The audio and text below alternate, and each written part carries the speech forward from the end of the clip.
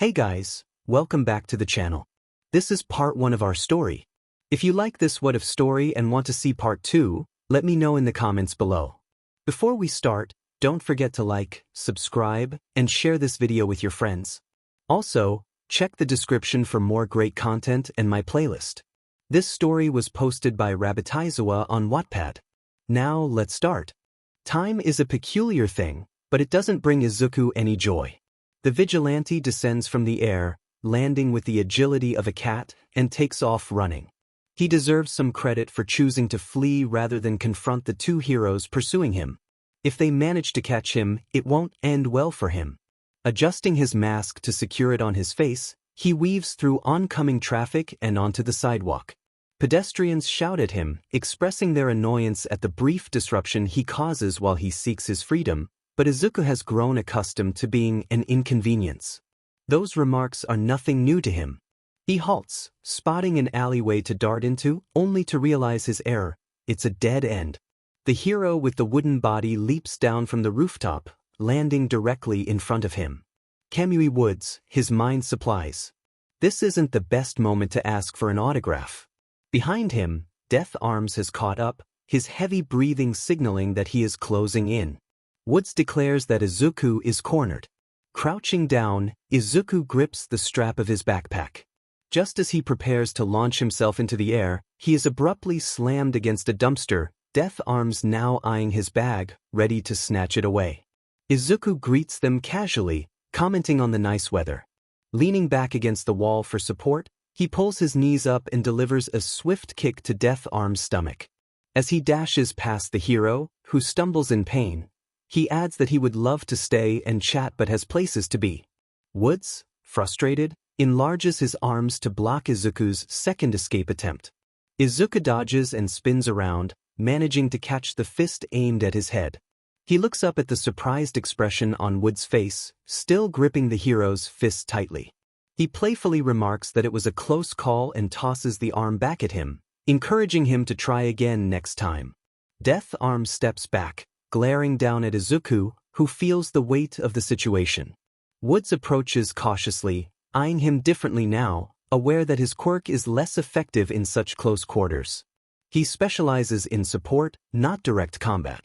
He asks Izuku how old he is. Izuku wonders why that matters and takes a couple of steps back, raising his hand in warning. He knows he should avoid hesitation, but curiosity gets the better of him. He questions why they are pursuing him. 𝗵𝗃𝗏 retorts that being a nuisance is a valid reason, prompting Izuku to giggle, wishing he could appreciate the hero more if he weren't trying to punch him. Woods shoots his friend an exasperated look, explaining that they are after him for public quirk usage without a license, armed assault, vigilantism, attempted murder, and other offenses he can't be bothered to name. He points out that Izuku is endangering many people, including himself, and that it's illegal. Feigning innocence, Izuku hums and adds that he can't forget grand theft and arson, which he worked hard for. He doesn't understand why his client needs the bag so desperately, but he has learned that some things are better left unknown. He simply completes his runs and collects his dues, keeping his head down and his thoughts at bay. He reassures himself that he isn't aiding villains. The people he associates with are morally ambiguous vigilantes who aim to rid the world of some, not dismantle society like most villains. Besides, he gets paid for his efforts, which he needs to survive. He contemplates whether this is better or worse than stealing money from the rich, which he still does occasionally, but only when necessary. This way, he earns his keep, and even if his work is technically illegal, it's preferable to foster care and going hungry every night. Woods, speaking more gently this time, suggests that if Izuku is as young as he sounds, they can help him if he turns himself in. Izuku knows it isn't that simple. He understands what the government does to people like him, and even if he isn't locked away in a prison, he would be thrown into the foster care system. He has no interest in either option. If there's one thing Izuku excels at, it's speed. He swiftly retrieves the weapon from his thigh and fires, a thin black cable shooting out and attaching itself to 𝗵𝗃𝗏's chest. He reels the hero toward him and sidesteps as 𝗵𝗃𝗏 retaliates with a punch. Woods raises a shield with his quirk just in time to absorb the impact as both heroes crash into the side of the building. Izuku calls out that it has been nice, crouching down and preparing to jump. This time, there are no interruptions. He launches himself upward, but just as his feet are about to touch the roof, wooden bindings wrap around his ankle, pulling him down. He grabs the edge of the building, wincing as pain shoots up his leg. In a swift motion, he pulls a knife from his shoe and throws it toward Woods. The hero deflects it, just as Izuku anticipated, and the bindings slip off his foot. Not wasting a moment, he notices 𝗵𝘃𝗏 heading for the fire escape and pulls out a grenade, tossing it. To be fair, it isn't a real grenade. It merely resembles one, complete with a pin and grooves. Izuku finds it amusing to see the look of panic on every hero's face when they think they are about to be blown up. The thrill is exhilarating. Upon hitting the ground, the device releases a burst of hot pink sludge and glitter, shaking the earth and splattering both heroes, effectively immobilizing them. 𝗵𝘃𝗏 exclaims in shock, demanding Izuku return. Woods, ever the level-headed one, interrupts, urging his friend to help him find a way out of the mess.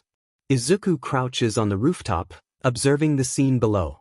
Both heroes are caught in a heated argument, and for a fleeting moment, he contemplates what it might be like to surrender and let them take him in.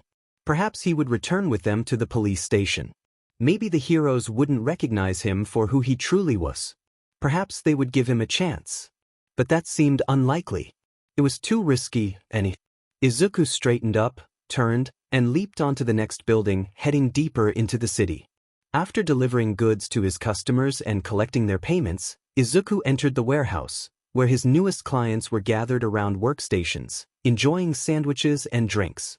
His stomach rumbled as he walked across the mostly empty space, largely ignored by the crew. He preferred it that way.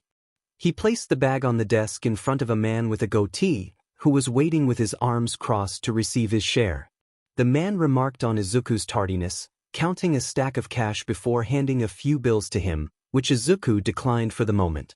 He frowned, his voice slightly muffled by his mask, expressing his displeasure at receiving only half of what was promised.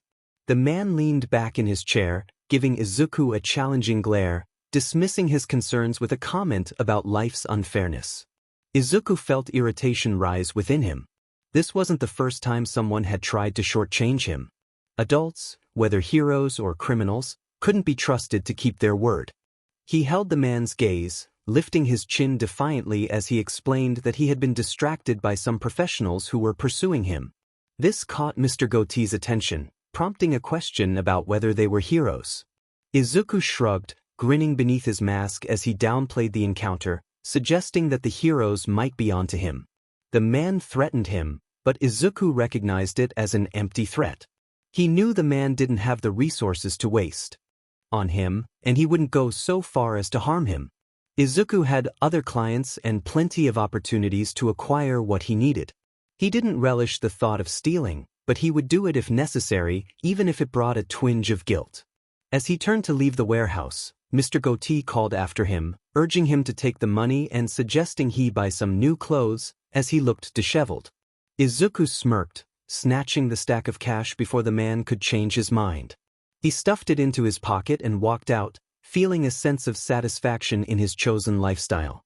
Meanwhile, the head of the police department rubbed his temples, glancing between the two pro-heroes in front of him. They were empty-handed, which was unexpected. Both heroes were seated on a bed in the medical wing while a nurse treated their minor injuries. The officer expressed disbelief that they had been outmatched by a teenage boy in a jumpsuit. 𝗵𝘃𝗏 shifted uncomfortably beside Woods, who defended their actions by explaining that they had stumbled upon the boy unexpectedly. The officer sighed, acknowledging that they had been trying to catch him for months without success. 𝗓𝗏𝗍𝗓, the detective assigned to the case, stepped forward to introduce himself. He had been monitoring the boy for some time and reassured the heroes that they had made progress. To illustrate his point, he pulled out his phone and shared security footage of the Vigilante, showcasing his agility and the unique weapon he wielded. He also played a video of the boy intervening in a mugging, turning the tables on the assailant. 𝗓𝗏𝗍𝗓 introduced the Vigilante as Rabbit, a thief who dealt in government property and crafted his own weapons from stolen technology. 𝗵𝘃𝗏 acknowledged the boy's strength, recalling how easily he had blocked a punch. Woods reminded them that Rabbit was working for criminals, but 𝗂𝗍𝗂 countered that most of his actions as a vigilante favored heroes and that he had never harmed them. The police officer questioned why Rabbit hadn't been apprehended yet, noting that 𝗕𝗏𝗏 was known for capturing vigilantes. 𝗂𝗍𝗂 reflected on 𝗕𝗏𝗏's reputation, recognizing the fear he instilled in criminals.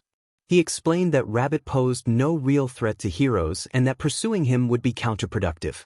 However, the officer argued that the Hero Commission wanted Rabbit off the streets, having issued an order for his capture. 𝗂𝗍𝗂 understood their concerns. They didn't want someone like Rabbit to fall into the wrong hands. Although Rabbit had never actively hunted heroes, 𝗂𝗍𝗂 feared that with enough influence, the boy's ideals could shift. He was torn between wanting to protect the teen and the uncertainty of turning him over to the Hero Commission. He appeared far too young to be considered a weapon, far too young, and someone like Rabbit had no place in any government facility. Woods expressed his determination, emphasizing the need to act quickly. The sooner they brought him in, the sooner he would be safe from the dangers lurking outside. 𝗂𝗍𝗂 interrupted, drawing the attention of the others. He assured them that he already had assistance with the case. He mentioned an underground hero experienced in such matters, someone capable of earning Rabbit's trust and persuading him to surrender peacefully. After a moment of contemplation, one of the officers acknowledged that it wasn't a bad idea. They began to speculate on how long it might take to capture the young boy. 𝗵𝗃𝗏𝗡 scoffed, rolling his eyes at the thought of apprehending a superpowered teenager, suggesting it would take an eternity. 𝗂𝗍𝗂 suppressed a laugh, realizing they were discussing a child in pajamas. Although the boy had outsmarted previous heroes, 𝗂𝗍𝗂 felt confident that this time would be different. The challenge lay in convincing Rabbit to turn himself in without resistance. He asserted that he would handle it, interrupting the ongoing speculation about when the underground hero would abandon the case after a likely failure. He informed the officer that he would communicate with the Hero Commission, ensuring that 𝗕𝗏𝗏 would not be involved. The officer frowned, likely prepared to lecture him on the importance of following protocol, but 𝗂𝗍𝗂 had a ready excuse. He apologized, claiming he had a meeting to attend, and began to retreat into the hallway, assuring them that he would initiate the operation as soon as possible. Once out of sight, he hurried to his office. As he passed the bulletin board, his gaze landed on the latest poster featuring Rabbit's face, his mask and features vividly illustrated. Removing the mask and bunny ears from the image, 𝗂𝗍𝗂 could see the signs of a troubled teenager. He sighed, knowing that Aizawa would not be pleased with the situation. Friday nights were special at Tony's, a small, family-run pizzeria where Izuku walked an hour and a half from his apartment to enjoy free breadsticks. Each moment spent there felt worthwhile. He cherished the solitude and the warm atmosphere, where he was treated like family rather than a homeless runaway. No one accused him of theft or bombarded him with questions about his life. At Tony's, it was peaceful with just a few patrons around, which was all he needed. Yet, sometimes he felt as if he were missing something, as if he were incomplete. He figured that was normal, though. He couldn't recall a time when his life felt whole. Even during moments of happiness with his mother or his friendship with 𝗂𝗏𝗏, everything had changed, leading him to become a vigilante. Adopting the persona of Rabbit had brought some fulfillment, but he still felt a sense of loneliness. Across from him sat a 5-year-old girl, who seemed to share a similar feeling. Her family was seated a few tables away, and he could see her coloring on the back of her menu with a pink crayon while her parents awaited their pizza. She proudly displayed her artwork, pointing out each stick figure and naming them, including the blob she identified as her baby brother. Her father expressed surprise at the mention of a sibling, while her mother fondly explained that her friend had missed a playdate due to her mother's LBR. Izuku stifled a giggle behind his menu, observing the girl as she focused intently on her drawing. He recognized that concentration, a sign of being completely absorbed in one's work. Ms. Hanako, an older woman with soft blue hair and familiar eyes, brought the family's pizza and a second glass of chocolate milk for the girl. Izuku's gaze drifted to the empty spaces at his own table, and for a brief moment, he imagined what it would be like to have a sibling or parents of his own. Perhaps he would enjoy their company, share laughter, and exchange jokes. However, he quickly redirected his thoughts, choosing to appreciate what he had rather than dwell on what could never be. He turned his attention to the television on the wall, which was always tuned to the news, partly due to the owner's lost remote and partly because it was the least problematic option available. The news reported on best jeanist stopping yet another incident in the 3rd district, with civilians expressing their gratitude.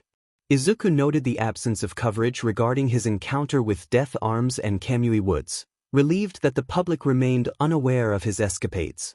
Ms. Hanako greeted him warmly, commenting on how long it had been since she last saw him. She appeared tired but friendly. He casually mentioned that he had encountered some trouble that morning but assured her he was fine.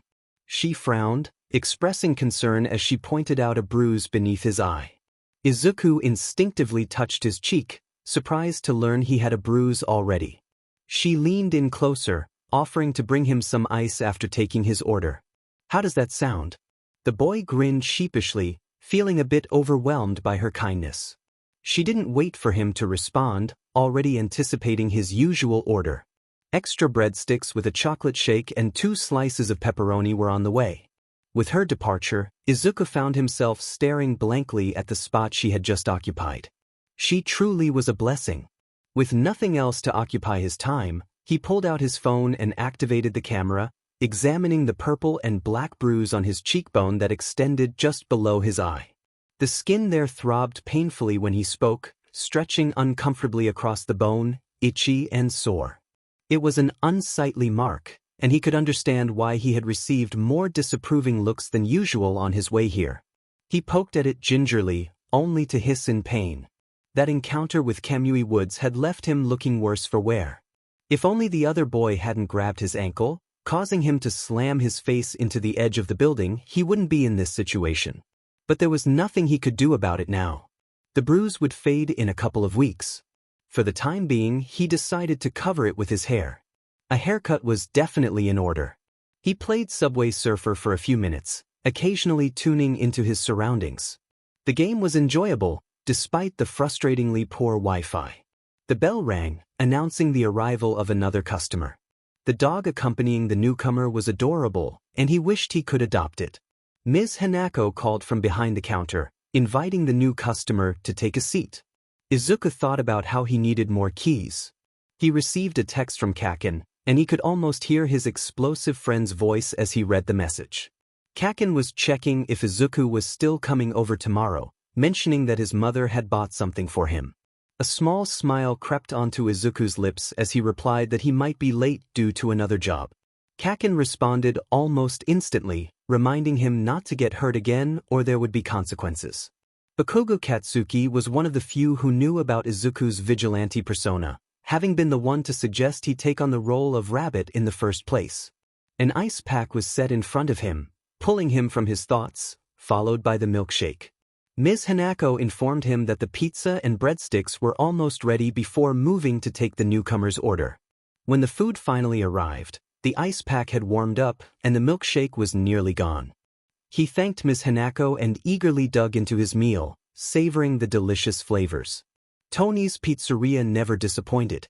He finished quickly and placed a stack of bills on the table before Ms. Hanako could protest. She always insisted he keep his money, claiming he was too underfed to pay for a little food. As he headed for the exit, he felt an itch at the back of his neck, his hair standing on end. Turning his head, he noticed the man who had just walked in was staring at him. The man had tired, sunken eyes, and his black hair was pulled back in a loose ponytail. He looked disheveled, dressed in dark clothing that gave off an unsettling vibe. The way he continued to stare at Izuku only intensified that feeling. What caught Izuku's attention the most was the large scarf pushed to the side of the table, coiled in messy loops. It appeared thick, likely meant to keep someone warm, but it was summertime. Why would anyone need that? After shooting one last glance at the suspicious man, Izuku called out a goodbye to Ms. Hanako and rushed outside into the fresh air. The library should still be open, and he had about an hour before closing to conduct some research on his new targets.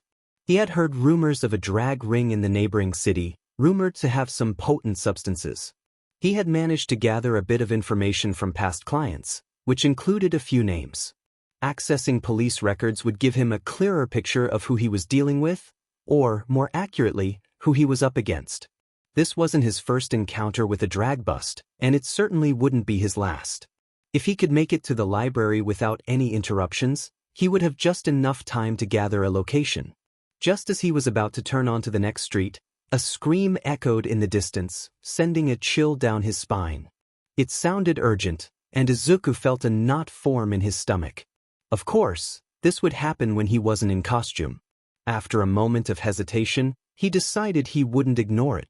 Slipping into the shadows, he utilized his enhancements to leap onto the roof of the nearest building, moving swiftly across rooftops to get closer to the source of the commotion. The screams grew louder, and he peered down into a lot behind a convenience store, spotting a young woman struggling against a masked figure. She pleaded desperately, promising not to tell anyone if he would just let her go. Her words were abruptly cut off by a harsh slap, and Izuku grimaced. Initially, he had thought it was a robbery, but now, seeing how the masked individual pressed her against the wall, he realized it was something far more sinister. It seemed the woman knew him, and there was no weapon in sight. It was now or never. Izuku dropped down from the roof, landing silently behind the man. The woman screamed upon seeing him, prompting the masked figure to raise his fist in warning. He threatened her, demanding silence. Izuku tapped the man on the shoulder just before he could strike, jumping back as the man instinctively swung at him.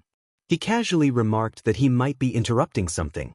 The criminal glared at him, his lips curling in disdain. Even in the dim light, Izuku could see the darkness in the man's eyes. He warned Izuku to back off while he was still feeling generous, insisting that this didn't concern him. Izuku folded his arms and motioned for the woman to escape, commenting that criminals needed to come up with better lines when he interrupted their plans. He was growing tired of hearing the same threats repeatedly. The man's patience seemed to be wearing thin, as he suddenly brandished a switchblade. Izuku noted that at least it wasn't a gun. Izuku felt a surge of gratitude as he observed the woman gasping on the sidelines.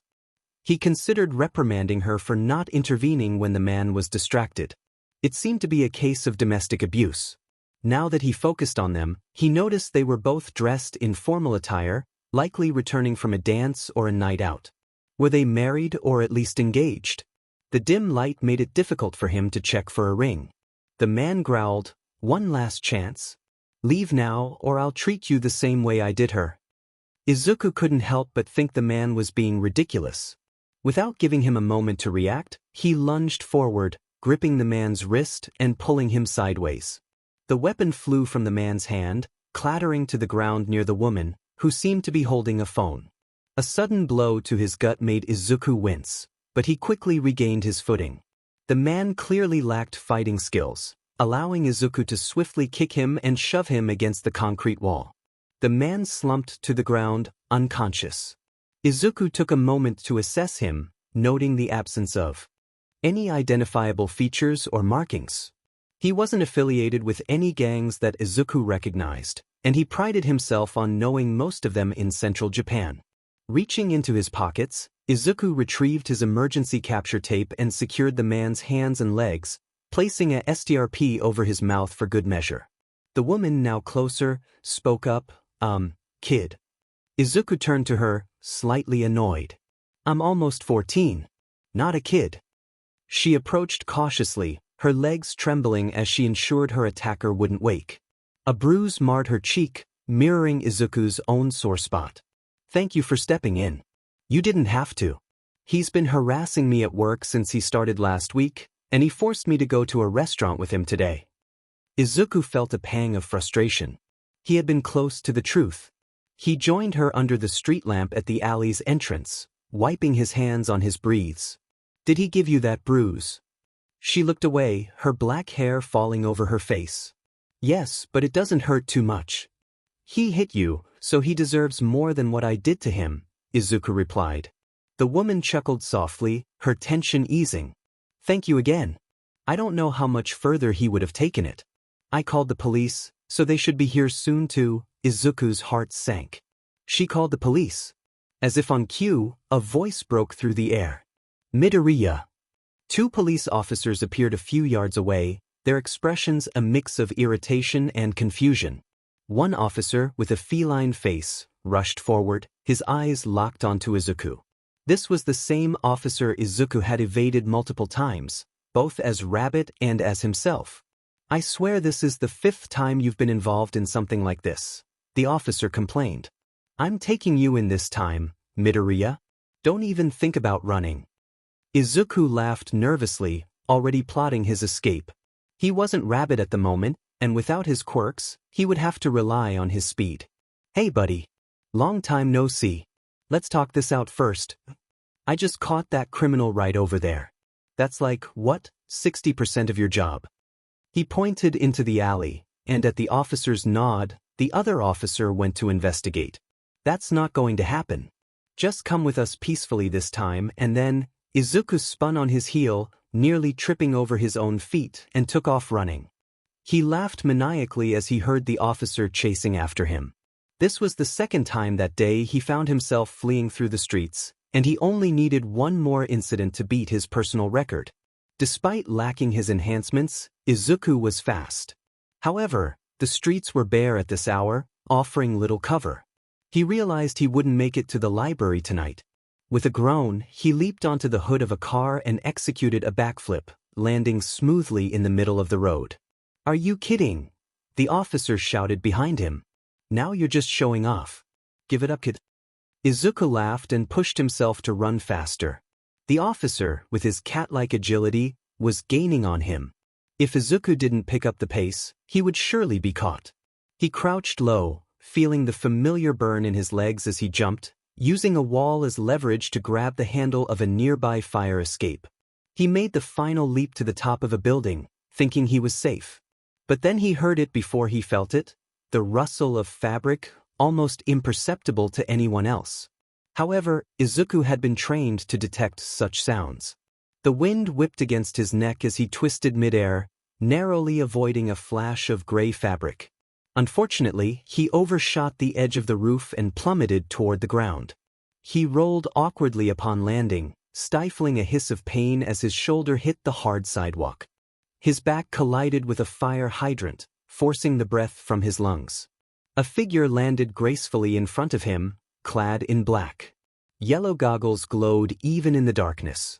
The figure approached silently, and Izuku struggled to muster the strength to flee, only to find himself unable to move. There was no quirk to rely on.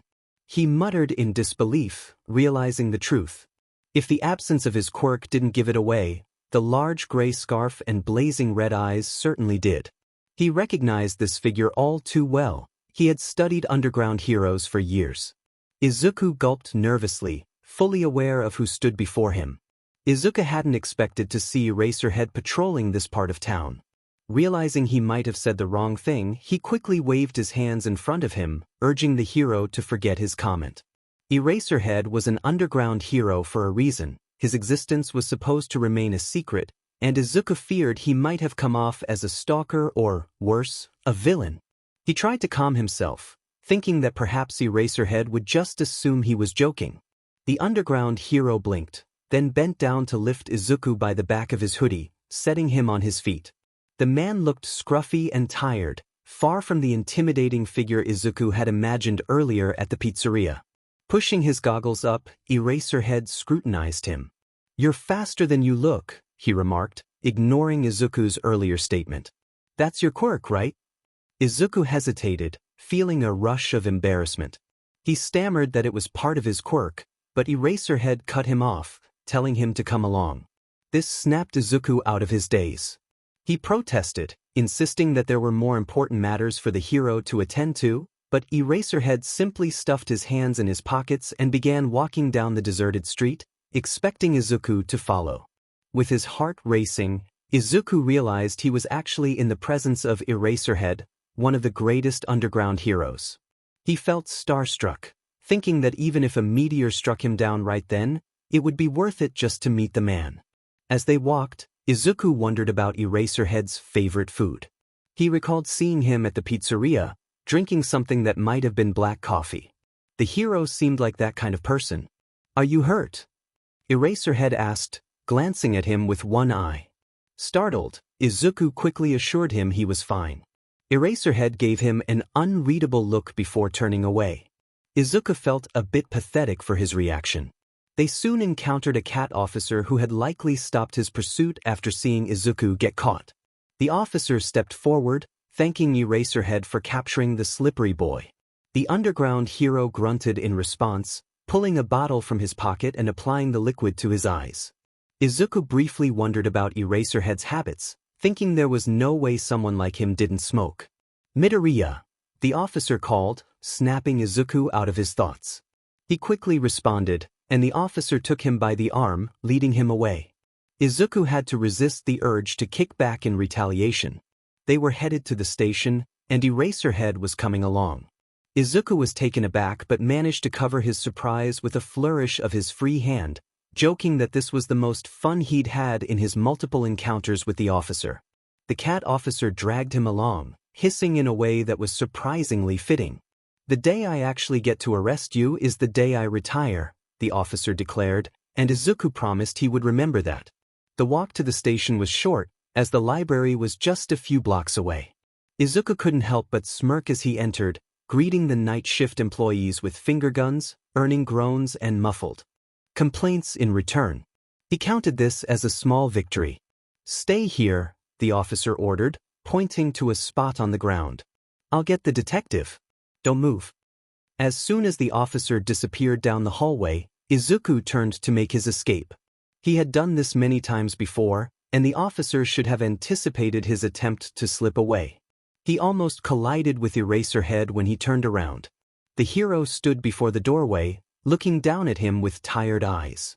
Izuku realized he had forgotten about him in the brief moment. Deciding against confronting one of his idols, Izuku took a few steps back and opted to annoy one of the other officers instead. If he had to wait, they would suffer the consequences of keeping him there. He felt restless, thinking about his imaginary plants and fish that needed care. He had no time to waste. Just as he was about to start bouncing off the walls, since quirk usage was allowed inside the building, Detective 𝗧𝗵𝗲 entered the room with a cup in hand, the aroma suspiciously resembling coffee. Izuku's eyes lit up at the sight of it. "You really shouldn't be surprised anymore," 𝗧𝗵𝗲 remarked, pinching the bridge of his nose. "Come with me, Midoriya." But Izuku was already making his way to one of the interrogation rooms down the hall. Moments later, he found himself seated in an uncomfortable chair, waiting for the detective to join him. He wondered what Kaken was doing at that moment, feeling a familiar pang of hunger. 𝗧𝗵𝗲 entered the room, papers in hand, likely Izuku's file. He set down a fresh coffee on the table and looked at the boy. "Tell me what happened, Midoriya." With a dramatic huff, Izuku crossed his arms and pouted, insisting that he was just on his way to the library this time. As Izuku walked down the corridor, he heard a scream that prompted him to intervene in what appeared to be a serious situation. He glanced at the wall opposite him, aware that another interrogation was taking place on the other side. He questioned why he was being held there, knowing that the victim was likely recounting the events to the officers. 𝗧𝗵𝗲, the detective, fixed him with a stern look and explained that according to Eraserhead, Izuku had used his quirk to stop the fight and had attempted to evade the officers. As the only other witness, he was essential to the investigation. Izuku maintained a neutral expression, his mind racing with thoughts. He wondered if Eraserhead had truly seen him intervene or if he was fabricating details to pressure him into confessing. He protested, explaining that his quirk was often active and difficult to deactivate at will. The detective raised an eyebrow, clearly skeptical. He informed Izuku that Eraserhead had arrived at the scene shortly after him and had observed him powering up, which 𝗧𝗵𝗲 did not consider accidental. Frustrated, Izuku felt the urge to bang his head against the table, realizing that his idol was not only watching him but also reporting on him. He abruptly changed the subject, asking if 𝗧𝗵𝗲's quirk worked over the phone, hoping to distract him. Before the detective could respond, the door opened, and an unfamiliar officer entered, announcing that the criminal they had brought in had regained consciousness and was resisting. 𝗧𝗵𝗲 looked more exhausted than ever as he prepared to leave, instructing Izuku to remain in the building but allowing him some freedom of movement. Once 𝗧𝗵𝗲 was gone, Izuku took the opportunity to explore. He knew the criminals were held in the eastern section of the station, while he was in the western part. He had initially intended to visit the library for information, but now he had a more immediate goal in mind. 𝗧𝗏𝗁's office was the largest and located a few doors down. After ensuring no one was watching, Izuku hurried down the hallway and slipped inside, quietly closing the door behind him. The office was tidy but somewhat sparse, reflecting the detective's straightforward nature. He made his way to the rolling chair and activated the computer, relieved to find it already on and displaying a random file. He retrieved a flash drive from his boot, hoping it had enough space left after his last library visit. After a few attempts, he successfully plugged it in and began copying files, determined to gather as much information as possible before 𝗧𝗏𝗁 returned. The computer contained a wealth of data, including files that dated back centuries, detailing organized crime groups, their hideouts, victims, and members. This was far more valuable than anything he could have found at the library. Suddenly, he heard voices in the hallway, and the door to one of the interrogation rooms opened. Panic surged through him as he quickly yanked the flash drive from the computer and tucked it into his sleeve, just as 𝗧𝗏𝗁 entered the office, looking annoyed.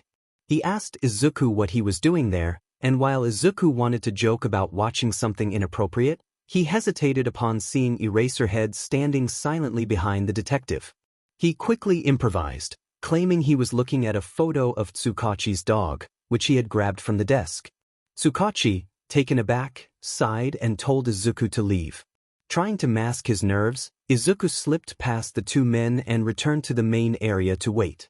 𝗧𝗏𝗁 eventually reappeared, explaining that he had only kept Izuku there to hear his side of the incident. He noted that since Izuku was underage, he couldn't charge him for this or his previous actions, but it would still go on his record. Izuku couldn't help but smile, sensing that 𝗧𝗏𝗁 had wanted to take a harsher stance. The detective then informed him that since it was past curfew, he would be going home with an SCRT, and to his surprise, Eraserhead was assigned to accompany him. The walk home was awkward, as Izuku noticed that Eraserhead walked briskly ahead of him, seemingly waiting for Izuku to take the lead. Izuku wondered if the hero had forgotten his purpose or if he was simply testing how long Izuku would allow the silence to stretch. Just as Izuku plans to slip into one of the alleyways and out of sight, Eraserhead glances back at him, as if sensing his thoughts. He remains silent, but the boy can feel the weight of his impatience in the air, silently urging him to move faster. Rushing to walk alongside the hero, Izuku attempts to calm his racing heart. The power radiating from Eraserhead is palpable, thrumming beneath his skin even when he isn't actively using it. The green-haired boy has to block out his own senses to focus on not rambling. Eraserhead is incredibly impressive.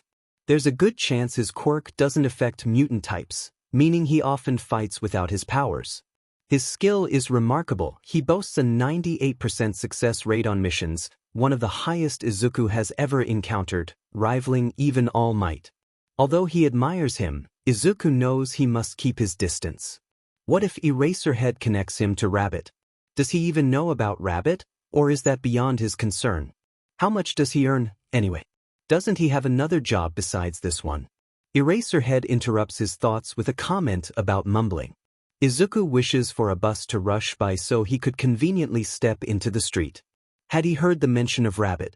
He couldn't have, otherwise he wouldn't be so relaxed. Izuku thought he had overcome this nervous habit long ago. He hasn't rambled aloud like this in years, not since. Suddenly, fabric wraps around his wrist, pulling him away from a pole, and preventing him from crashing into it. He stumbles, nearly colliding with Eraserhead again, but manages to regain his balance just in time. Apologizing, he covers his face with his hands, insisting that he isn't usually like this. The hero grunts in response, sounding somewhat annoyed, though that seems to be his usual demeanor. He advises Izuku to pay attention, and the boy quickly agrees, promising to do better. As they continue walking, Izuku begins to wonder where he can take Eraserhead. He can't lead him to his actual apartment, which is on the top floor of an abandoned building in a rough part of the city. If anyone discovers he's homeless, he could end up in an orphanage. He considers taking Eraserhead to 𝗂𝐭𝐴𝐻's house, but that risks exposing him to 𝗂𝐭𝐴𝐻's mother, especially since it's past midnight. The only sensible option is to find a random apartment complex and hope Eraserhead won't inquire about his parents. There are a few buildings a couple of blocks away from his place. He knows the owner well enough that she wouldn't let Eraserhead in if he follows after Izuku. That sounds like a solid plan. Now he just needs to put it into action. Gathering his courage, Izuku reminds himself that he's Rabbit. He shouldn't struggle to talk to a pro hero. Clearing his throat, he mentions that he lives near City Hall, about a 15-minute walk from their current location. Eraserhead grunts again, not saying much, which surprisingly doesn't irritate Izuku as much as he expected. Nervously, he shoves his hands into his pockets, feeling the flash drive he dropped in there. It likely contains a wealth of information, and he knows he won't be getting any sleep tonight. Perhaps he can gather more leads on that drag ring. As they walk, Eraserhead maintains a step or two ahead of him. The silence isn't uncomfortable. Izuku is accustomed to it. However, he senses that the underground hero is waiting for something deep in thought. What could he be contemplating? Izuku hesitates to ask outright but decides to take a chance and quickens his pace to take the lead. He inquires about Eraserhead's presence in this part of town, immediately regretting how aggressive he sounds. Eraserhead halts and gives him a scrutinizing look, questioning whether Izuku frequently reveals heroes' secrets to strangers. The boy quickly shuts his mouth, realizing he deserved that response. Apologizing, he watches as the hero glances up at the sky before returning his attention to Izuku. Suddenly, the boy becomes aware of just how tall Eraserhead is. The hero informs him that he can sense Izuku's thoughts from where he stands. He offers a deal. Izuku can ask one question, and then Eraserhead will ask one in return, allowing them to alternate. Izuku feels a wave of anxiety. What could Eraserhead possibly want to know about him? Unless he has linked Izuku to Rabbit, in which case, he'd better be ready to run. He tentatively asks if Eraserhead can use his quirk on multiple people at once or just one. The hero confirms that he can affect multiple targets and then questions how Izuku knows so much about him. The boy feels the familiar embarrassment creeping back as he explains that he enjoys studying people and their quirks, finding them fascinating. It's merely a hobby for him. Eraserhead prompts him to ask his next question, and Izuku eagerly inquires about the slits in his goggles, curious about the reason behind his choice of gear. They continue this exchange for the majority of their walk, with Izuku learning that most of his theories about Eraserhead are correct. His quirk operates through sight and wears off when he blinks, which explains the design of his goggles. It keeps villains from knowing where he is looking. The man fights essentially without any special abilities against mutants, using his capture weapon to assist in both long-range and close-range combat. He has trained his entire life to master these skills. Izuku wonders if he can reach that level someday. He pushes that thought aside. Being a hero feels like an unattainable dream. Although he has completed all his education online, making him eligible for a hero school if he chose that path, he feels he has no real choice. He cannot allow himself to be discovered. When he becomes Rabbit, he can do the same things a hero does. He just wishes he could do more for the people. Eraserhead suddenly asks if his parents allow him to be out this late at night, looking straight ahead. Izuku easily lies, saying he lives with his dad, who knows he goes out all the time and simply doesn't care. The lie feels heavy, almost like a truth. Eraserhead repeats the line about his father not caring, and Izuku freezes. He quickly clarifies that it's not that his father doesn't care, he just knows Izuku can take care of himself. Eraserhead gives him a sidelong glance but chooses not to pursue the topic further. Izuku tries to divert the conversation by asking more about Eraserhead's hero life, but the calculating look on the hero's face remains. A few minutes later, Izuku spots the building he mentioned. The owner works the night shift at the desk area, and he feels grateful for that. He waves at her through the lit glass doors, but she doesn't seem to notice. Turning to Eraserhead, he hopes the hero won't follow him inside. He thanks Eraserhead for the ride home and apologizes for wasting his time. Bowing low, he straightens up just in time to catch the momentary confusion on the man's face. Eraserhead grunts, and Izuku begins to ascend the steps to his supposed home. "Just one more thing, kid," Eraserhead says. Izuku turns to see what he's holding up between his fingers, a flash drive, one that looks very familiar. Panic surges through Izuku as he practically leaps down the stairs. He asks how Eraserhead got it. The hero, almost smug, demands to know what Izuku planned to do with 𝗧𝗏𝗁𝐻𝑖's files. It feels more like a demand than a question. Izuku digs his nails into his palms, insisting he meant no harm and just wanted to study some new people. Eraserhead questions if stealing police records was really a good way to pursue his hobby. Izuku feels a wave of frustration. How did Eraserhead manage to take it from him without him noticing? No one has ever been able to do that before. He fumbles with his hoodie sleeves, admitting he was heading to a library before an unexpected mugging disrupted his plans. You didn't have to intervene, Eraserhead points out, and Izuku falls silent. He knows the hero is right. It isn't his job to stop crime or put himself in danger for others. He just wants to be a decent human being. Yet, he acknowledges that stealing those files was wrong even if he doesn't regret it. He would do it again if given the chance. He hangs his head, promising to use the resources available to him next time and asks for the flash drive back. For a moment, he thinks Eraserhead will refuse, that he could easily report him for stealing government property. But then, to his surprise, Eraserhead steps forward and places the drive in his hand, turning to leave. He warns Izuku that there are other ways to obtain information, like the free legal archives in local libraries. Izuku's head shoots up in disbelief, thanking Eraserhead for returning it. The underground hero swiftly jumps away, his capture weapon extending to wrap around a pole and pull him up, reminiscent of a comic book hero from America.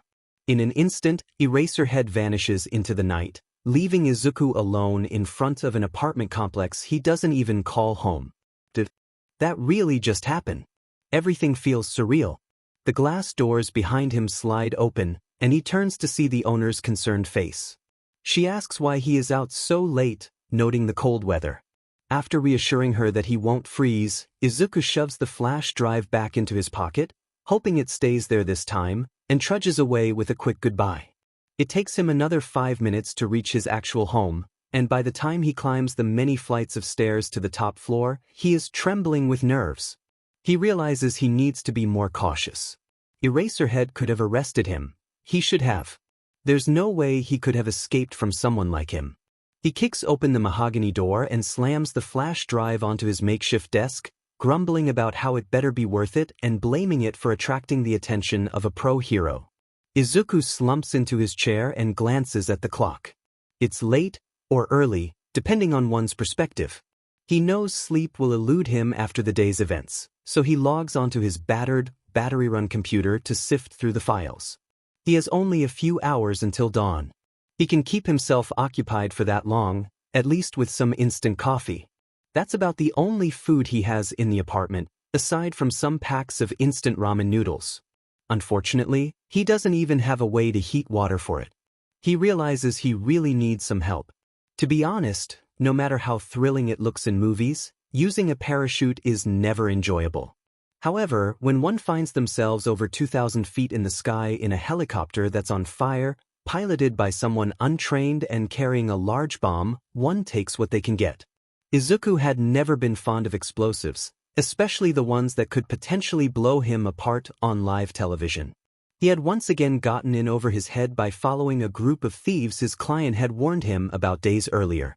They had assured him it would be simple. He would enter, set the place ablaze. After all, he had a penchant for fire, collect the drags, and save the day for the third time in as many days. But the world had other plans for Izuku. He could never do things the easy way. The thieves turned out to be major gang leaders he had imprisoned a couple of years prior. Imagine his surprise when he recognized their faces inside a base filled with weapons, drags, and a helicopter. Izuku would have been more excited had one of the henchmen not struck him in the knees with a crowbar right after he entered, leaving him with a painful limp. He never intended to board the helicopter, but when a small thug climbed in with an armful of weapons, he felt he had no choice. Sure, he could have called 𝗧𝗏𝗁𝗲, having obtained his number from files he had taken a week earlier, but it was Thursday evening, and Izuku knew the detective only worked night shifts on certain days. He probably wouldn't be able to help much since he was off duty. Plus, Izuku couldn't just let the criminals escape. What kind of vigilante would he be if he didn't annoy the heroes by doing their jobs better than they could? So, he clung to the landing skids as the helicopter lifted into the sky. In hindsight, he should have thought about what he would do after dealing with the bad guys, especially since he couldn't fly a helicopter. But luck seemed to be on his side today. He didn't have to worry about that because the small thug set off the bomb before Izuku could take him down. Honestly, who puts explosives in a helicopter? Now, here he was, dangling from the bottom of a spiraling aircraft. Izuku cursed under his breath, realizing he would be late for dinner at Kaken's house, just like he had been the previous week after being captured by Eraserhead. If he didn't meet his end jumping from this aircraft, Kaken would surely finish the job himself.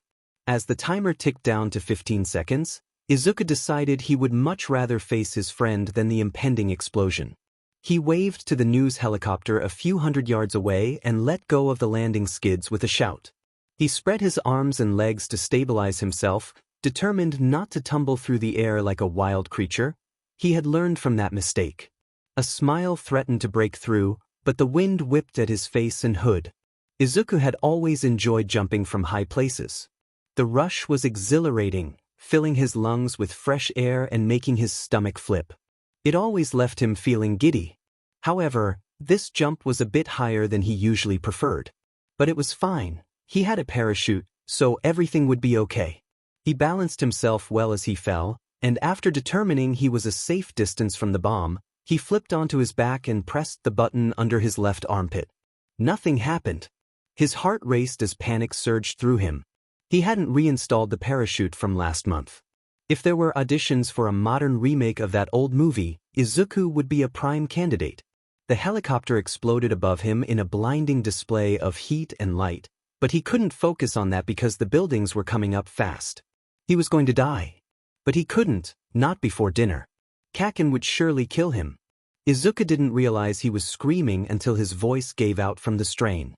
He plummeted past a skyscraper's roof and caught a glimpse of his reflection in the glass, his rabbit costume a dark contrast against the blue sky. He watched in horror as he descended closer to another building. He could do this. There was no telling who was recording. The media was likely capturing these moments, so he couldn't afford to use one of his more flashy quirks. Not that they would help much in this situation. He could use deflect to break his fall, but at the speed he was falling, the shield would probably shatter upon impact, ending him instantly. It wasn't strong enough to withstand that force. That was what he got for not training with it. The only other quirk he could use was pull, but that would only send him crashing into the side of one of the buildings. Concrete was too heavy for him to manipulate, so instead of the building coming towards him, he would be going towards it. It was basic physics, and it should work. Izuku just needed to wait a little longer for one of the lower floors. If he acted too soon, a hero might intervene and trap him in one of the higher levels. The closer he was to the ground, the better. As he sailed past the roof of a smaller hotel, he extended his arm desperately, letting pull manifest in his palm. The momentum was overwhelming, and Izuku's arm nearly dislocated as he flew toward the side of the building. This was going to hurt. In seconds, he crashed through the window, yelping in pain as his injured leg and arm were jostled again. He landed on a lower level, the polished tile of the hotel room littered with broken glass. Izuku sprawled against it, barely registering the screams to his right. Looking up, he saw a young girl on one of the couches, staring at him in shock. She clutched a small dog, which was barking and wriggling to escape her grasp, likely ready to bite Izuku. Oops. Time to go. Izuku struggled to his feet, raising his hands in a gesture of surrender before stumbling toward the door, past the startled girl. He was trying to think, but his body felt considerably numb. He apologized, though she likely couldn't hear him over her own strained noises, and assured her he was leaving. With a little too much force, he opened the door, nearly ripping it off its hinges, and stumbled into the hallway wall. He found his way to the stairs and ran. That had gone better than he expected. Izuku was regrettably over an hour late. He had to stabilize his knee and ensure any bruises and cuts on his face and body from the earlier confrontation were covered. His rabbit costume was a bit torn, but it would be fine with a wash. Overall, the mission had been a success. The heroes had probably searched through the base and tied up any loose ends, and it seemed the whole of Japan knew what Rabbit had accomplished that day. Izuku had earned a bit more money too, which was a plus. He needed to buy more fabric to patch up the tears in his costume. For now, he stood before the door, trying to gather his courage. 𝗂𝐽 was very serious about schedules. If Izuku were honest, he didn't think he deserved the punch to the gut he received as 𝗂𝐽 swung open the door before he could knock. The blonde yelled at him, furious about his lateness. Izuku fell to the ground with 𝗂𝐽 looming over him. He protested that it wasn't his fault and reminded 𝗂𝐽 that he had warned him he might be late. 𝗂𝐽 yanked him up by the front of his shirt, dragging him inside and slamming the door shut, claiming it was payback for last week. Izuku pointed out that 𝗂𝐽's anger was a recurring theme. 𝗂𝐽 huffed in irritation, stating that he was the one who had to listen to their mother complain about Izuku being in trouble again. He added that Izuku was lucky she hadn't called the police to report him missing. Izuku frowned as 𝗂𝐽 shoved him onto the couch. He thought about how one couldn't report someone missing unless it had been 24 hours. 𝗂𝐽 seemed to share his sentiment, expressing his frustration about their father always feeling unwell. Just then, a voice called from the top of the stairs. Mitsuki, 𝗂𝐽's mother, poked her head around the corner and smiled upon seeing Izuku on the couch. She came down the stairs, expressing her relief that he had finally arrived and asking where he had been. Izuku jumped to his feet and quickly bowed, apologizing for worrying her. He explained that he had been distracted by a villain fight, assuring her he was fine. He chose to ignore 𝗂𝐽's quiet remark about his excuse being less than convincing, as he wasn't technically lying. Mitsuki wrapped Izuku in a tight hug, swinging him from side to side in her usual fashion. She then turned to 𝗂𝐽 with a glare, reminding him to be quiet since their father had a migraine. 𝗂𝐽 snapped back, claiming it wasn't his problem. The two began bickering loudly enough to wake the entire neighborhood. Izuku sighed, accustomed to their dynamic. He couldn't deny that he enjoyed it. He decided to head into the kitchen to help with dinner. Although he didn't cook much these days due to financial constraints and laziness, he knew his way around the kitchen. Cooking had been a way to pass the time during his solitary years, and he found it enjoyable. Living alone had forced him to learn how to take care of himself. Tonight, it seemed Mitsuki was making katsudon, judging by the pork and eggs on the counter. His stomach rumbled at the thought. It was his favorite meal, and the entire Bakugo family knew it. He thought to himself that he didn't deserve such kindness from her. The only thing left to do was finish the rice, which was easy enough. He hummed a tune as he took out plates and set the table, a task he had done often enough that it felt second nature. The Bakugas invited him over once a week, usually on Thursday nights, for dinner or breakfast. They were the closest thing he had to family. Yet, he wouldn't admit that to anyone. If anyone discovered how he felt about them, it could complicate everything. He spread the rice over the plates and prepared to serve the food, the delicious aroma making his mouth water. All the action earlier had left him starving. A heavy hand landed on his shoulder, causing him to jump when 𝗂𝐽 scoffed beside him, asking if he was hungry. Izuku flushed, realizing he had been staring intently at the food. He retorted that it had been a long day. 𝗂𝐽's expression shifted to something more suspicious. He crossed his arms and demanded to know where Izuku had really been, insisting he not lie. Izuku tried to explain again, but 𝗂𝐽 interrupted, urging him to tell the truth. 𝗂𝐽's palms sparked dangerously, but Izuku remained unfazed, knowing his friend would never truly hurt him. 𝗂𝐽 insisted he didn't have time for excuses.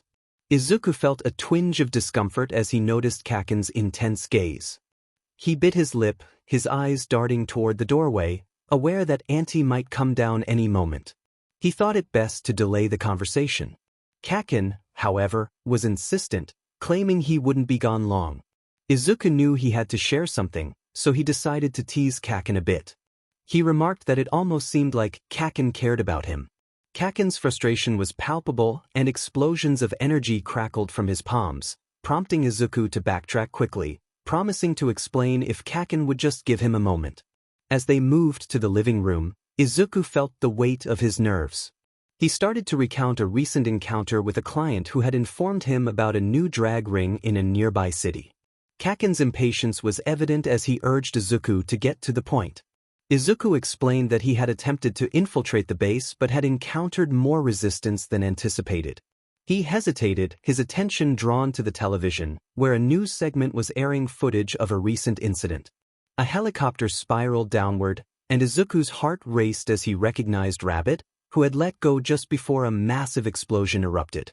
The timing of the broadcast was uncanny, and Izuku felt a chill run down his spine. Kaken's expression darkened, and Izuku sensed the tension in the air. Just then, Mitsuki's voice called from the top of the stairs, announcing that dinner was ready.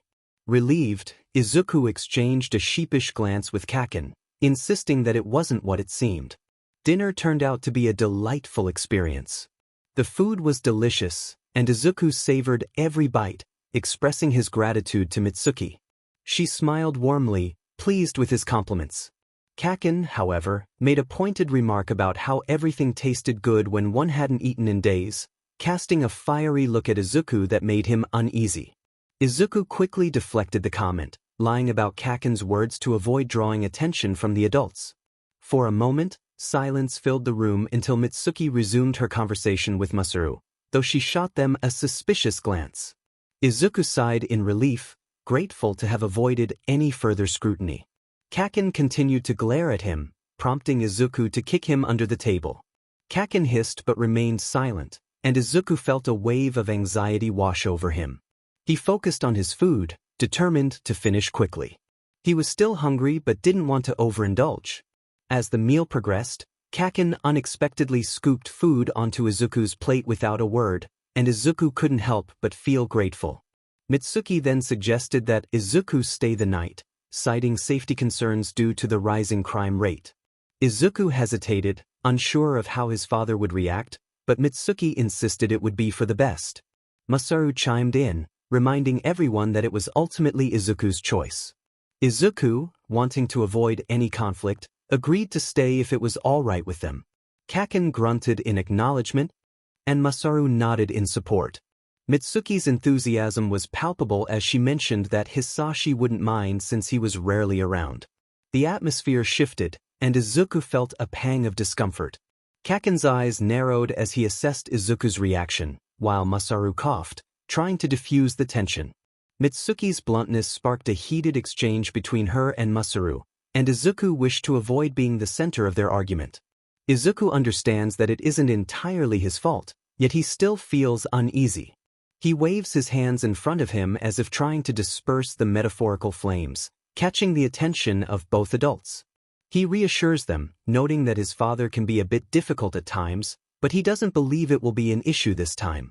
Mitsuki's face brightens immediately. She stands up to gather the plates, announcing that dessert is in the oven and instructing Izuku to stay put while she retrieves it. She quickly exits the dining room, and Masaru leans over the table, apologizing for the earlier tension. He acknowledges that they both know how Mitsuki can be. Izuku hides a grin behind his hand, affirming that it's all right, as his aunt is correct. When Mitsuki returns, she presents a peculiar pie filled with chocolate and cream.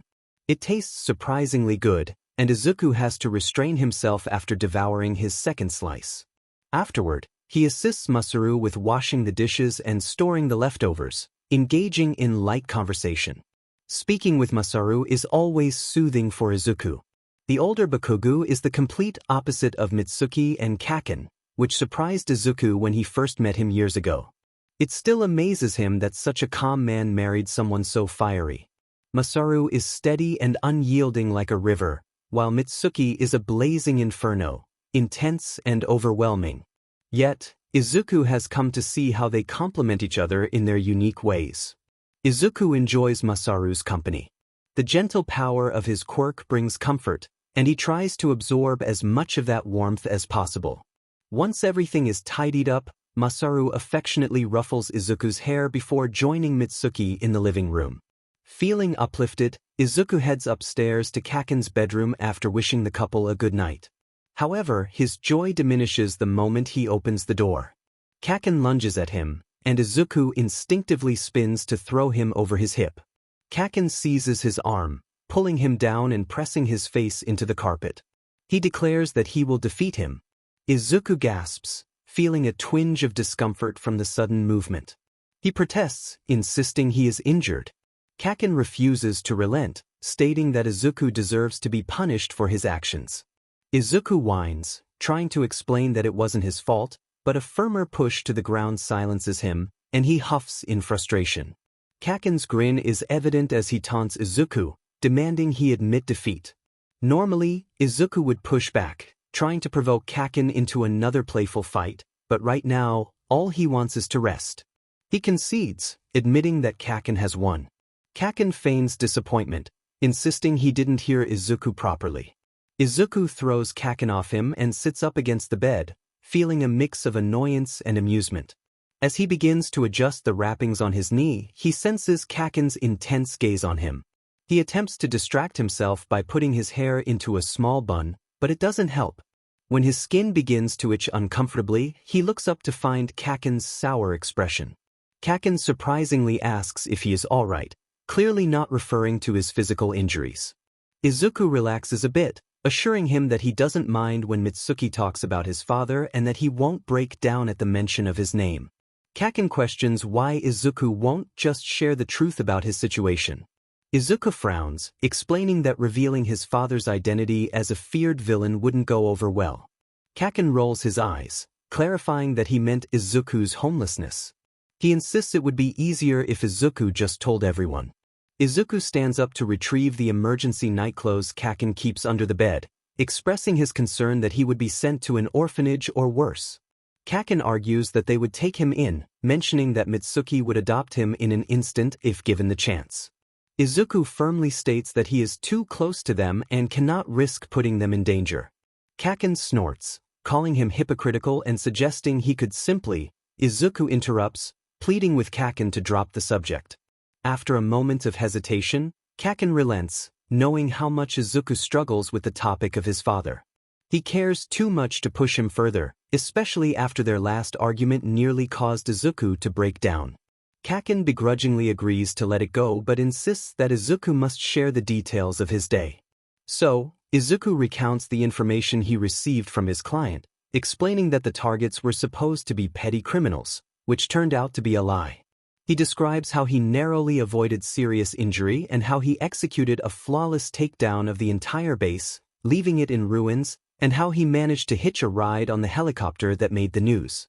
Kaken laughs and reacts at all the right moments, gradually easing Izuku's tension. However, when Izuku reaches a particular part of the story, he frowns, mentioning that the helicopter exploded with the villains still inside. They were unconscious, but still. Kaken responds without remorse, stating that it doesn't matter because they were villains. He expresses that he feels no sympathy for them. Izuku shakes his head, arguing that they were still people and likely had families waiting for them. Kaken remains steadfast, asserting that Izuku did their families a favor and that he won't feel bad for lowlifes who got what they deserved. Izuku studies Kaken's expression, trying to determine if he is joking. Finally he sighs, calling Kaken insufferable. Kaken tells him to go to sleep, reminding him that it's already past 9. Kaken flops onto the bed and turns on his fan, kicking off his slippers. Izuku smirks, settling onto his side of the mattress, teasing Kaken for acting tough while still going to bed early like a child. In response, Kaken kicks him in the stomach, sending him tumbling off the bed. Izuku lands face down on the carpet, giggling to himself. He doesn't bother getting back up, as he prefers the floor to the bed anyway. They were too gentle for him. Izuku rolled onto his back and gazed at the ceiling, the soft sound of Kaken's breathing providing a comforting backdrop. A blanket and pillow were tossed his way, and he quietly expressed his gratitude, though he received no response. Overall, today had been a good day. A warm dinner was the cherry on top. It always was. Cooking fascinated him, and today deepened his appreciation for it. He considered picking it up again. He used to cook often, but now he prioritized other things over food. He crafted his own gadgets and saved his earnings for necessities like his phone bill. Technology was essential for creating his support items. Speaking of which, he needed to make more of his pink sludge bombs. He rarely felt hungry, so why waste food if he didn't need it? It was better to conserve his resources for more important things. But that wasn't the main point. He felt full and content after successfully completing another mission. It had been more challenging than he anticipated, but he had succeeded, pocketing a significant amount of money the gang had hidden away. With the day being eventful, all Izuku wanted was to rest. However, his mind had other plans. He didn't actually drift off until the moon hung low in the sky and the first light of dawn began to filter through the window. He pretended he hadn't been awake all night when Kaken got up for school. He hadn't intended to stay up. Insomnia had a way of sneaking up on him. Aizawa Shoyuta felt overwhelmed with life at that moment. His day had started well. He woke up at a reasonable hour, enjoyed his favorite coffee, had breakfast with his loudly cheerful husband, and then headed off to work. Although he had expelled his entire homeroom class a few months prior, he still had other lessons to teach at UA. 𝗫𝗍 didn't allow his teachers to slack off, even when they technically didn't have a class. But everything had started off fine. He felt relaxed and content, so much so that it made him suspicious, as good days like this were rare, especially on a weekday when he had to work. Around lunchtime, he received a call, and just by glancing at the caller ID, Shoyuta knew his instincts had been right. He sighed and set down his chopsticks, wondering if he would ever finish his teriyaki. The detective on the line chuckled lightly. "Don't sound too upset, I think you'll enjoy your visit this time." Shoyuta picked at his food, aware of Hizashi and Namuri watching him. "You want me to come to the station again?" "If you can. I only need a few minutes at the very least. I'll see if 𝗫𝗍 will let me leave early after my last lesson." "What do you need?" "I'm sure you saw the news last night." The hero snorted. "Of course I did. It's all anyone is talking about right now." The vigilante known as Rabbit had once again embarrassed all the pro-heroes in the city by dismantling a drag ring that local authorities hadn't even been able to locate. Shoyuta hadn't watched the coverage live, as he was preparing for his patrol, but Hizashi had recorded it for him. Not that he needed to. Every news station within a 50-mile radius had been replaying the scene of Rabbit jumping out of the helicopter like a wild card every few minutes. It was getting rather tiresome. "Well, I think it's time to start the process, Aizawa." Shoyuta didn't need to ask what that meant. They had been planning it for a while. He had been keeping an eye on Rabbit for weeks.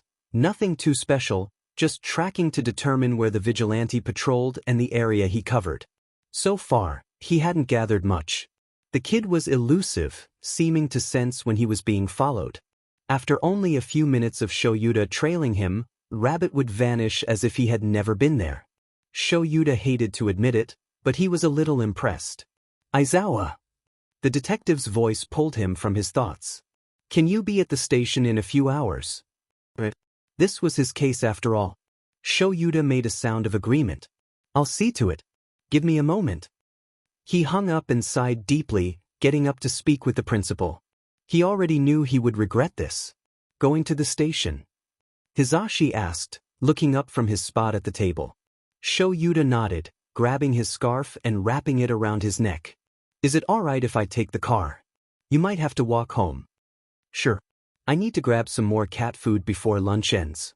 We ran out this morning, so I'll be leaving soon." Yawning, Shoyuta nodded and picked up his sleeping bag from the corner by the door, feeling the onset of another headache. He headed to his office to gather materials for his next class. 𝗫𝗍 would likely agree to his early departure, as he never had an issue with it before. As he passed the teacher's lounge, he chose to ignore Hizashi's loud laughter as the voice hero playfully scolded Namuri for taking the last of his teriyaki. He would get her back tomorrow. Izuku despised bullies. To be fair, most people did. It took a special kind of person to support bullying, especially against those who didn't deserve it. That's why it was easy for Izuku to stand up to bullies. It was the right thing to do.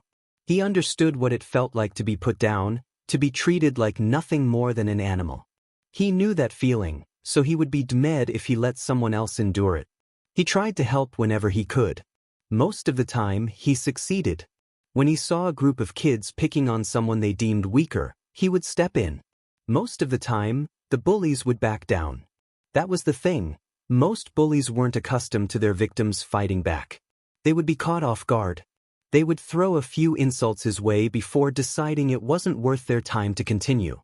But it wasn't truly an exit, it was a display of cowardice, more of an escape than anything else. Some bullies, however, were relentless.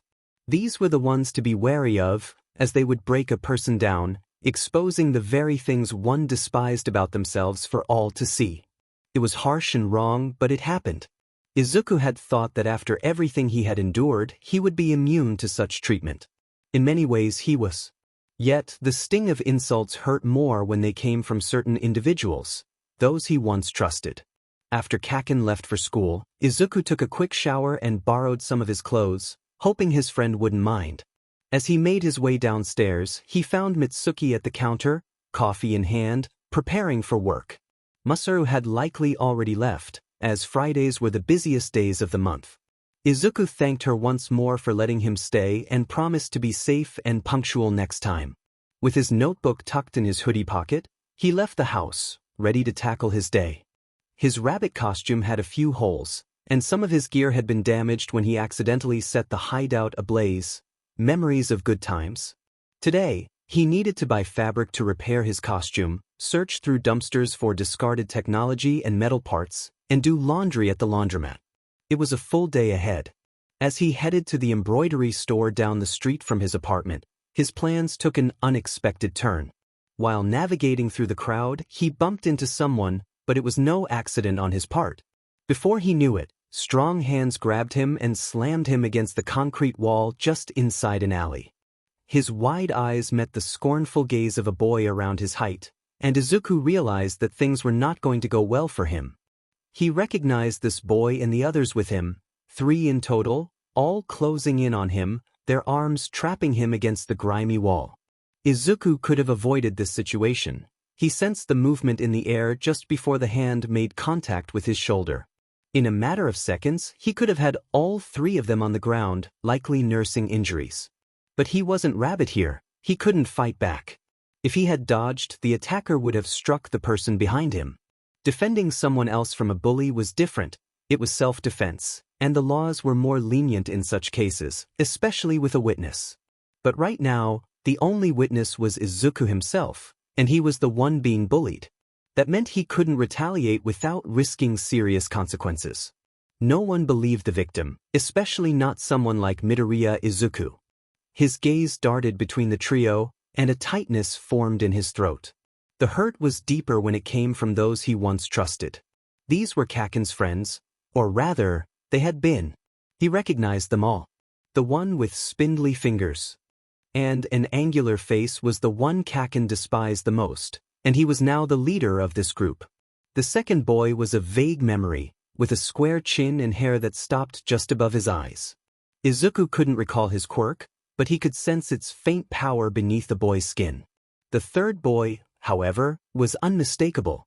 He was round and slightly chubby, with crimson wings folded neatly on his back, their leathery texture and talons more pronounced than the last time Izuku had seen them.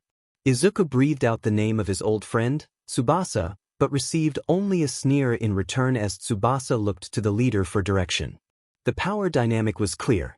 The leader pressed Izuku harder against the wall, his breath warm against Izuku's cheek. "Midoriya," he scoffed, his voice attempting to sound tough, as if he were trying to imitate an edgy teenager. "Didn't think we'd find you here of all places." To an outsider, it might have sounded like a casual conversation, but Izuku knew better. It was the calm before the storm. They would build him up, make him think he was their friend, only to strike when it hurt the most. They were nothing but bullies, pretending to be tough. Izuku could identify the problem and even devise a solution, but executing it was another matter entirely. A sudden slap jolted him from his thoughts, and he stumbled slightly, reminded of the pain in his knee. Escaping wouldn't be easy. "I asked you a question, Deku," the leader said, leaning closer. "You don't want to be rude, do you? Answer me." The name stung, a reminder of the nickname Kaken had given him long ago. It had started as an insult but had transformed into a term of endearment, only when Kaken used it. Now, this boy was trying to resurrect its old meaning. Izuku felt a surge of anger. He should stand up for himself, drag these boys through the mud until they begged him to stop. "Shouldn't you guys be at school?" he asked instead, clearing his throat, hoping he didn't sound as defensive as he felt. It wasn't the right time for this to happen. He anticipated the incoming blow and braced himself, relaxing his face as he had been taught. The impact sent his head snapping sideways, and Izuku found himself facing the street, only able to catch glimpses of the world beyond the two boys closest to him. He inhaled deeply through his nose, trying to ignore the harsh laughter surrounding him. It grated on his nerves like nails on a chalkboard. The forgotten boy, the one Izuku could barely remember, spoke up, his voice high-pitched and almost artificial. It was clear he thought he had the upper hand. Izuku wished he had been patrolling as Rabbit at that moment. He would have dealt with them decisively. They had either been kicked out or were skipping school, most likely the former. A sudden kick to his shin nearly caused him to buckle, aggravating his already injured knee. He had to stay upright. He had endured worse before. He just needed to maintain the facade long enough for them to lose interest or for someone to intervene. Their taunts were familiar, more like background noise than real insults. Words like worthless, creep, and Bakugu's little witch echoed in his mind, but he brushed them aside. As a few passers-by glanced into the alley, Izuku hoped for help, but they simply turned away, continuing on their way. He wasn't surprised, but the anger inside him flared nonetheless. He forced it down. This was not the place to lose control. People likely thought they were just kids, roughhousing and having fun. But there was no way they couldn't see what was happening. To make matters worse, he spotted a police officer across the street, scanning the crowd for anything suspicious. Their eyes met, and for a few agonizing moments, Izuku waited, hoping the officer would intervene and stop the assault. But the officer looked away, as if he had never noticed Izuku at all. As the insults continued to rain down, Izuku found himself on the ground, and that was when Tsubasa landed a weak kick to his stomach. They kept going, but the pain was minimal. His high pain tolerance served him well in situations like this. Besides, they weren't inflicting serious harm. If they were targeting him, it was better than someone else suffering in his place. He wanted to fight back, but a part of him understood that they didn't know better. They had never learned how to manage their emotions, which didn't excuse their behavior but provided some context. Kaken could have easily ended up like them if Auntie hadn't insisted on therapy. Izuku couldn't draw attention to himself in this alley. If he had to be the target for a while, perhaps they would leave someone else alone. He could be that sacrifice. He fantasized about defeating them and handing them over to the police. Oh, how Tsukachi would love to deal with bullies. But he knew he would likely end up in trouble himself. There was no proof of what was happening, and even with the detective's quirk, the truth could be subjective in court. The only option left was to fight back just enough to keep them entertained and off someone else's case. He could humor them a little. After all, this was good practice. As a steel-toed boot aimed for his nose, he instinctively grabbed it, twisting the leg and ankle so the attacker stumbled. The ringleader fell beside him, yelling louder, just as Izuku had hoped. After all these years, the trio remained predictable. They would undoubtedly take the bait he laid out for them. But when long fingers reached into his hoodie pocket, he startled. His analysis notebook, filled with his notes and theories about recent villains and heroes, was snatched away and tossed into a puddle next to a dumpster. He couldn't believe it. As he protested, Tsubasa's fist flew toward him. In a flash, Izuku grabbed Tsubasa's wrist and yanked him forward, sending him crashing into the wall with a loud thud. Oops. So much for being gentle. The forgotten boy gasped and stepped back, clearly the weakest link. Izuku had sensed he would falter when one of his friends went down. Jumping to his feet, he rushed for his notebook, but the ringleader seized the back of his hoodie and swung him around. He reminded himself not to hurt anyone. Ducking under the ringleader's punch, he kneed the other boy in the stomach, causing him to stumble away. Tsubasa had recovered and now held the notebook, fury etched on his face. Izuku tried to reason with him, holding his hands out in a placating gesture. He needed his notebook back. Suddenly, a rush of wind signaled the third boy's slap across his face. The sting was sharp, and Izuku tasted BLD in his mouth, but he shook off the daze. The ringleader blocked him on one side, while Tsubasa stood triumphantly before him, wings spread wide. He needed that notebook, and it was clear they wanted him to fight for it. They were likely hoping he would get arrested. At this point, he decided to go all in. He needed his notebook back, no matter the cost. He had invested too much time into it, including his own analysis of his quirks. Crouching lower, he clenched his fists.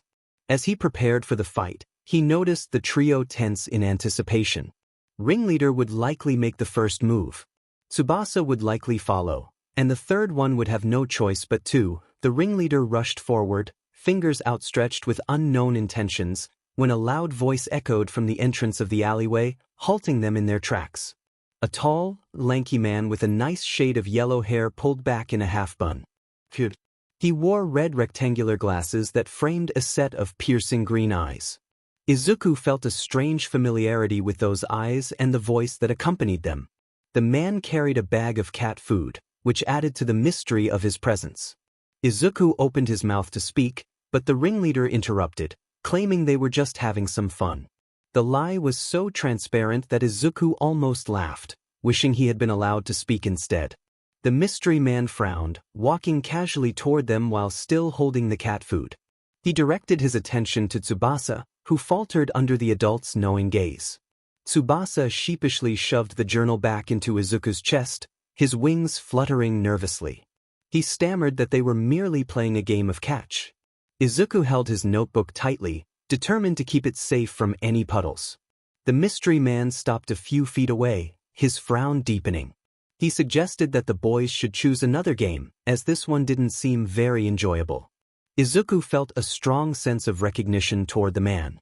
The intruder, more like a savior, gestured toward the mouth of the alley, prompting the boys to scramble away.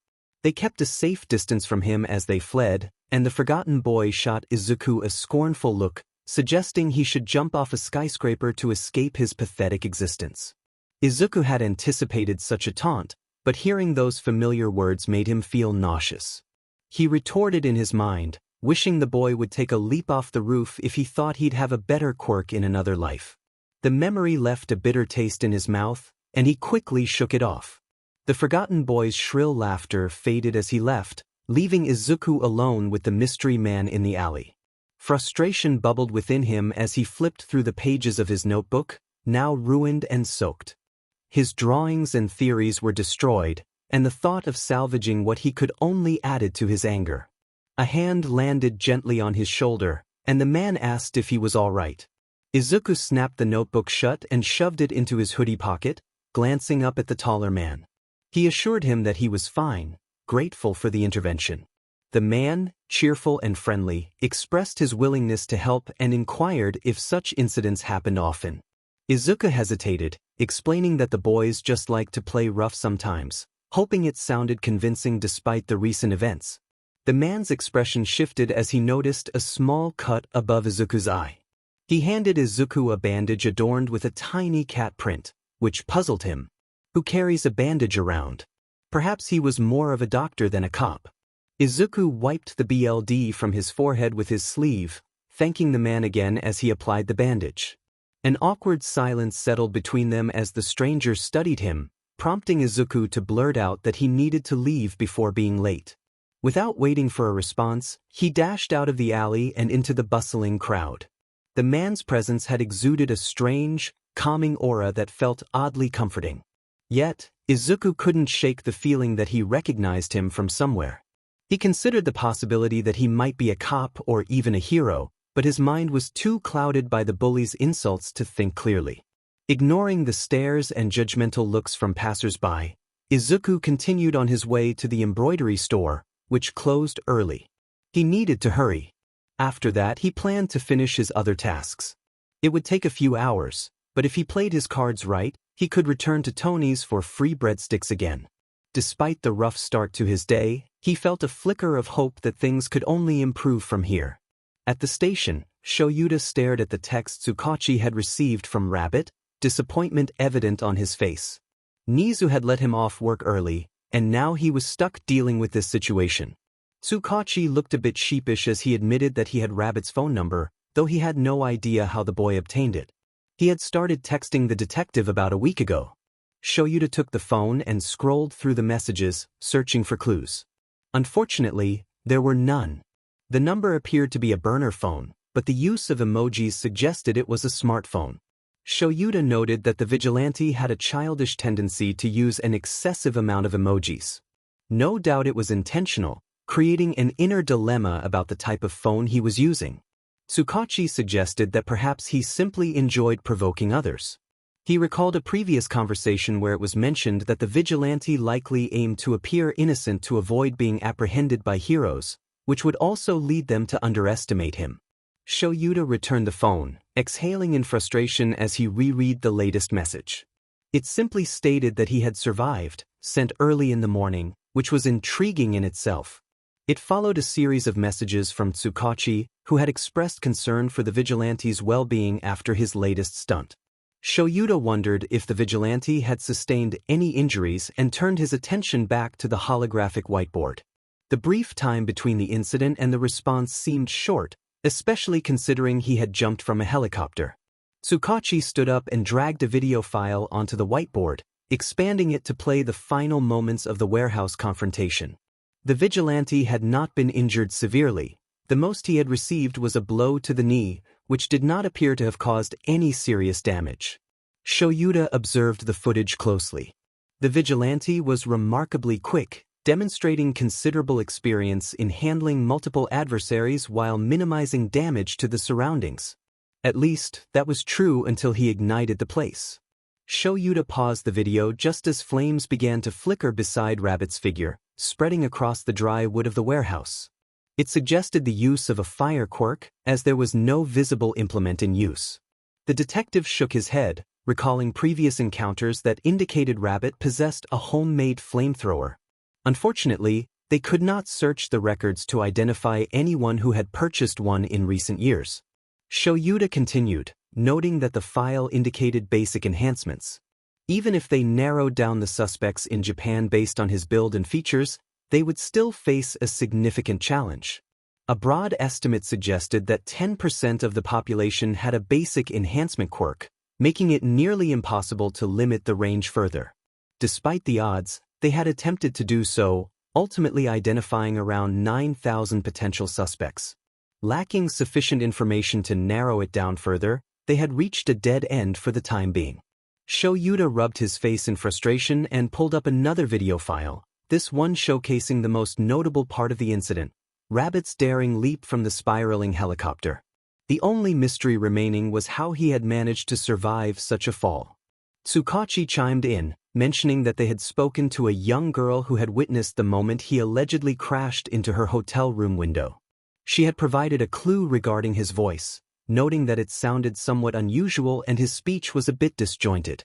This sparked an idea in 𝗧𝗪𝗪's mind, one he had been contemplating for some time. The vigilante might be using a voice changer. It was unlikely he had purchased it, given how smooth his voice sounded most of the time. Just like the flamethrower, he likely crafted it himself. 𝗬𝗁𝐻𝗂 agreed, noting that all the weapons the vigilante had used were unique. He pulled up a few grainy images of Rabbit's support items, including a prominent bowstaff, several knives, and capture wires. His team had been unable to locate any of these items on the market, even through illegal channels. 𝗧𝗪𝗪 acknowledged the vigilante's intelligence, or perhaps the possibility that he had some exceptional clients. 𝗬𝗁𝐻𝗂 added that there was also a chance he wore contacts, a theory they had to keep in mind despite lacking evidence. He hoped 𝗧𝗪𝗪 could gather more information from him. This prompted 𝗧𝗪𝗪 to look at the detective, his hands buried deep in his pockets. He felt weary and reluctant. 𝗬𝗁𝐻𝗂 suggested he should initiate Phase 2, but after a moment's thought, he advised against capturing the vigilante just yet. Instead, he recommended discussing what they were offering, hoping the vigilante might reconsider his stance. 𝗧𝗪𝗪 couldn't help but scoff, feeling that the vigilante was likely aware of his surveillance and would be defensive upon their meeting. 𝗬𝗁𝐻𝗂, however, was optimistic, suggesting that the only way to gauge his reaction was to try. With a heavy sigh, 𝗧𝗪𝗪 resigned himself to the task, longing for the comfort of his sleeping bag. He agreed to attempt a conversation with the vigilante in the coming days, though he warned that he did not expect significant results. He had encountered individuals like the vigilante before, and it was likely he would simply laugh and vanish again, perhaps for good this time. If he failed, everything they had worked for could unravel, and for the sake of the kid, 𝗎𝗎𝘅 hoped that would not come to pass. As he pondered this, Izuku realized he had never visited Tony's pizzeria at such an early hour. It was around 3 in the afternoon, just before Kaken finished school. He wasn't sure why he felt compelled to keep an eye on his friend, but the bully's taunts echoed in his mind, and he wanted to ensure Kaken was alright, even though he knew he likely was. The explosive teen had a resilience that Izuku both envied and resented. Typically, Izuku visited Tony's in the evening, just before going on patrol or heading home. However, passing by the pizzeria today felt like a chance to break that routine. While waiting for his order of Dr. Pepper and a side of breadsticks, Izuku took out his damaged notebook along with a new one he had just purchased after gathering supplies to repair his costume. The new notebook came with 2 pens and sticky notes, making it ideal for his analyses. He was pleased to have gotten it at a discount, likely due to the manager's surplus stock. Izuku suspected the discount might also have been influenced by his disheveled appearance, but that was beside the point. He opened both notebooks and placed them side by side, comparing their pages. It was evident that his original journal was beyond repair. The paper had dried out completely, leaving streaks of black and red ink from his previous notes. He could read a little of the information as the puddle had only been shallow, but his sketches were mostly ruined, along with his analyses of the recent pro-heroes and villains. Fortunately, he didn't care much about those. He had already memorized everything in those sections. Each time he studied a new person or group, the information lodged itself in his mind, becoming common knowledge. What concerned him most was the notes he had taken about himself, particularly regarding his quirks. He was still adding to those sections gradually, sometimes daily and sometimes every other day, depending on his discoveries.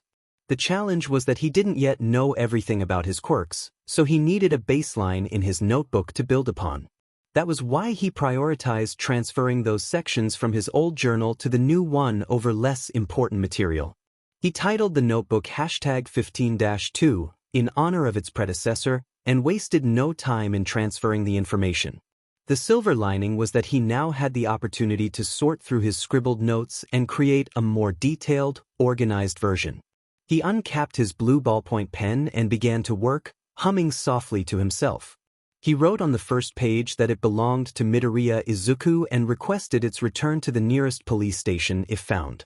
He wasn't about to include his phone number or address. What address could he provide, he thought bitterly, considering the abandoned building he had claimed as his own. Izuku had a criminal record, though not a violent one, so if he lost the notebook and it was turned into a police station, it would likely end up back with 𝗧𝗏𝗁. At least he hoped it would. He made sure to write in code in case someone found it and intended to use the information against him. Other than that, it took a relatively short time for him to get through the various sections. Ms. Hanako brought him his Dr. Pepper in the middle of his focused writing, and she didn't seem surprised by the cat band-aid on his forehead. She wisely chose not to mention it, and he mentally noted to give her a good tip, planning to run fast so she wouldn't try to return it. He wondered how much money he had left. He might need to cash in his checks later at the club. But that was a concern for later. For now, Izuku enjoyed his soda while finishing his writing. The pen glided smoothly across the paper, making the task a little more enjoyable than it probably should have been. He outlined his quirks, noting that one required both hands for activation and only worked with skin-to-skin contact. It was not a copy quirk. Its effects were permanent and could not be given away. It was a mutation of a parent's quirk, raising questions about whether one could steal from the other and if it would superimpose on itself. He planned to add more on that later. The cons included pain for both parties and moral dilemmas, while the pros suggested it could save someone in danger due to their own quirk. He resolved to use it only on villains as a last resort. The next quirk he detailed was one that forced activation. It required only one hand on the skin and could be used on 2 people at once, allowing him to attack others afterward. However, he could not control the input or output, pushing the victims to their limits, sometimes to the point of exhaustion. The cons were that it was painful to use and drained a lot of energy, while the pros included its effectiveness in quickly removing someone from a fight. He described another quirk as a transparent shield, which could be better described as invisible glass that shattered under around 350 pounds of force. It activated when his arms were crossed in an X shape, but he could only hold it for a limited time, no more than 7 seconds, before it caused a bloody nose and chronic migraines. Still, it was useful for defensive measures and blocking projectiles. Izuku hadn't trained much with this quirk. He had used it briefly as Rabbit, but only in the dark, so no one could see it. It had been more instinctual than anything else. He was confident that with more training, he could extend the time limit. He noted his final quirk, which provided basic enhancements. It offered an incredible supply of energy, boosting strength, stamina, speed, and possibly even sight. He used it daily, almost always keeping it active. The cons included a higher metabolism that required tripling normal medicinal doses and food intake. Wow.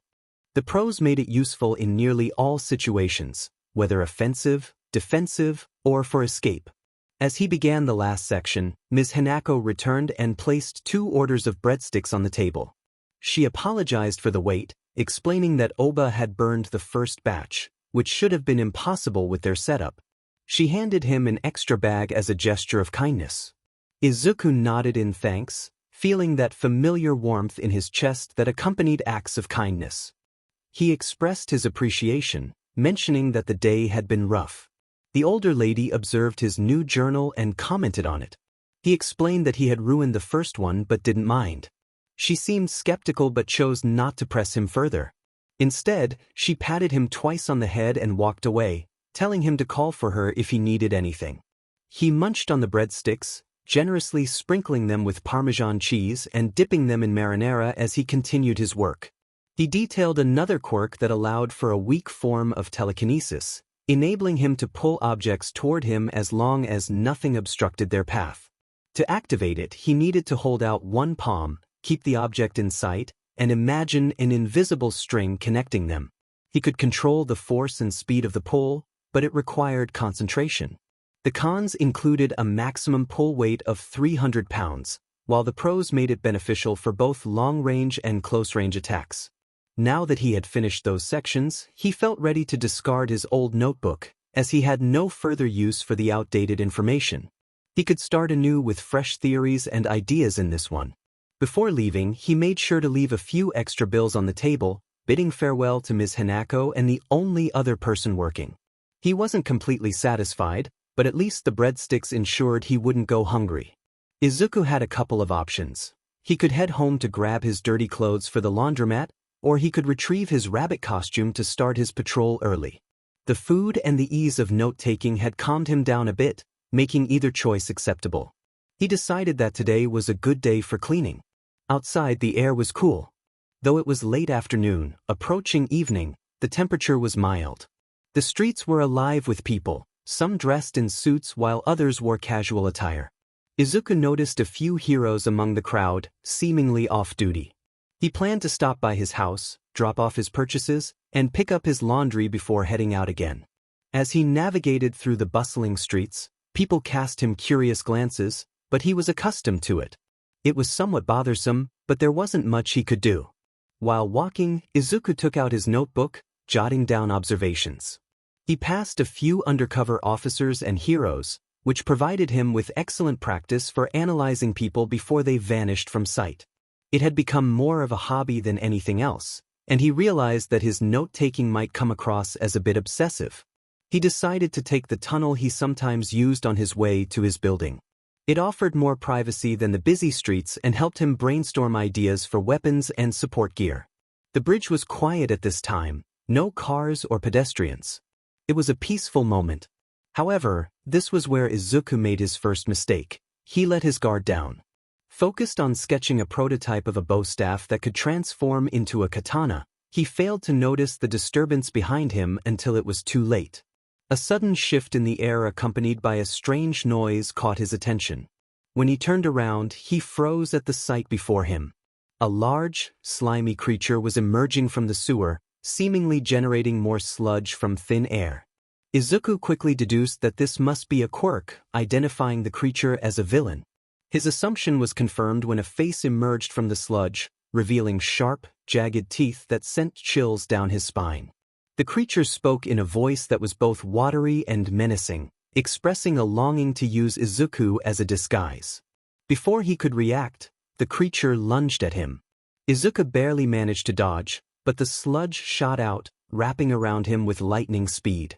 He was pulled in, engulfed by the green and brown slime, his notebook and bag of supplies flying from his grasp.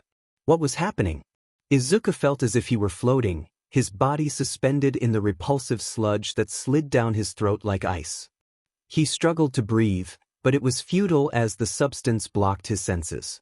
He felt as if he were drowning, yet strangely he also felt weightless. He could barely make out the villain's taunts, which included remarks about needing to leave soon and not expecting to find him in town. Izuku wished he could ask the creature who it was. Choking slowly, he felt a burning sensation in his lungs, making him feel as though he were on the brink of death. The memory of a bully's cruel words surfaced, intensifying his pain. Surely, there was a reason behind the bully's taunts, a reason for dredging up memories from their elementary school days. But in his current state, Izuku couldn't think clearly. He fought against the suffocating grip of the villain, desperate to escape, but he was completely surrounded. The slime was not warm and comforting as one might expect. It was cold, frightening, and painful, just like the words that haunted him. Summoning the last of his strength, he called upon all his quirks to fight back against the goo that was suffocating him. Black spots danced at the edges of his vision, and it felt as though his lungs were about to burst. Was he really going to die here, at the hands of this creature? Just when he thought it was over, and he would become a suit for this villain, the cold suddenly vanished, and he was dropped to the ground. His vision blurred, and he thought he saw stars behind his closed eyelids as he lay on the grass, completely still. He didn't bother to get up, his body was already working to regain its energy, and he didn't want to interrupt that process. Perhaps a short nap would be fine, even if it was in the middle of a pathway. A hand began to gently slap his cheek in quick succession. A hushed voice reached his ears, sounding rough yet urgent. It called for him to wake up. Izuku blinked against the sunlight, focusing on the shadowed figure above him. He frowned, wondering who had disturbed his rest. Then his vision cleared, and he let out a startled gasp. There was no way All Might was standing just a few feet away from him. His first thought was disbelief, followed by a wave of excitement. Izuku knew exactly who this man was. He was the symbol of peace, the embodiment of justice. But Izuku also understood the implications of being near him, especially concerning his father. He knew he should leave. If Hisashi discovered that he had come within a mile of All Might, there would be consequences. But it had been 4 years. Izuku realized it was time to stop worrying about Hisashi and what he would think. The man probably won't even find out, though Izuku doubts it. All Might comments on how well Izuku is moving, and the boy realizes he is still making a loud noise. He abruptly stops, his fear transforming into excitement. In just a couple of weeks, he has met 2 of his idols. Izuku quickly scans the ground, searching for his notebook and pen. He finds his discarded journal, only to discover it has already been opened to a page. His eyes widen in delight as he sees All Might's signature sprawled across 2 pages in black ink, something he never imagined he would possess. Izuku expresses his gratitude, but as he looks up, he sees All Might preparing to leave, tightening the lid of a bottle tucked in his cargo briefs. It seems the hero is containing a villain within it. This is fascinating. It's like slime that needs to be contained. All Might announces he must be going, crouching as if ready to leap away. Izuku realizes he has to ask him something important and rushes to grab his breathed leg, not considering the consequences. In an instant, the world blurs around him, and he realizes he is flying. All Might's voice, nearly lost in the wind, reaches him as he tries to dislodge Izuku. The boy clings tighter, feeling the rush of air against his face. He insists he cannot let go because they are flying and he might get hurt. All Might pauses, acknowledging the boy's point, recalling a past incident. As they land on a rooftop, Izuku shakes off the disorientation and turns to All Might, who is attempting to escape again. He pleads for the hero to answer just one question. A cloud of smoke envelopes them, revealing a tall, lanky man with blonde hair and piercing eyes. This is not the All Might he knows, but it is, just in a deflated form. Izuku decides to call him Small Might. He realizes that the hero's time limit is decreasing with each passing day, and it seems this was an unfortunate accident rather than a revelation he would willingly share. Small Might's astonishment pulls Izuku from his thoughts as he questions why Izuku is not surprised. The boy realizes he should at least pretend to be shocked. He contemplates whether to scream again but decides against it, opting instead to be honest. He admits he had kind of guessed the truth, having studied All Might's moves and appearances. Small Might's reaction is unexpected, and Izuku quickly clarifies that he did not know about the other forms specifically, it just seemed plausible. Once Small Might recovers, he gives Izuku a serious look and warns him about the importance of the secret. Izuku feels a bit insulted by the implication that he would share it. He assures Small Might that he would never disclose such information, understanding the potential consequences. After a moment of awkward silence, Small Might encourages Izuku to ask his question. The boy flushes, explaining that the question is for a friend. He takes a deep breath and asks if someone with a villain's quirk can become a hero. Small Might pauses, intrigued by the question. Izuku shuffles his feet, feeling the weight of the moment. He explains that his friend wants to help people and be someone they can look up to. Small Might studies him thoughtfully, contemplating something beyond Izuku's understanding. He eventually states that anyone can be a hero if they try hard enough, emphasizing that a quirk does not define a person. Izuku feels a surge of hope at this affirmation, but Small Might continues, noting the challenges faced by those with villainous quirks. He suggests that pursuing a different profession, like police work or medicine, might be a better path. Izuku absorbs this advice, realizing it makes sense. Small Might's words imply that it might be easier to choose an alternative route. In response to Izuku's question, Small Might affirms that while it is possible for someone with a villain's quirk to become a hero, the struggles they face can be significant. He advises that it may be better for everyone involved if they consider other options. Izuku feels a lump in his throat at the implications of Small Might's words. He stands in silence, lost in thought, and when he finally comes to, All Might is gone, leaving him alone on the rooftop. Izuku is left to ponder the unexpected depth of their conversation. He had not anticipated a meaningful answer from his idol, yet he finds himself reflecting on the truth in Small Might's words. The truth had been clear to him all along, he just hadn't wanted to face it. A heavy feeling settled in his stomach, making him regret the breadsticks he had eaten earlier. He felt a wave of nausea wash over him. Hearing those words from one of his idols only reinforced the barriers he had built around his mind and heart. He questioned why he cared so much. Why was he feeling so upset, so sad, and so angry? Izuku had asked a question, and All Might had responded. But who was truly to blame for this turmoil?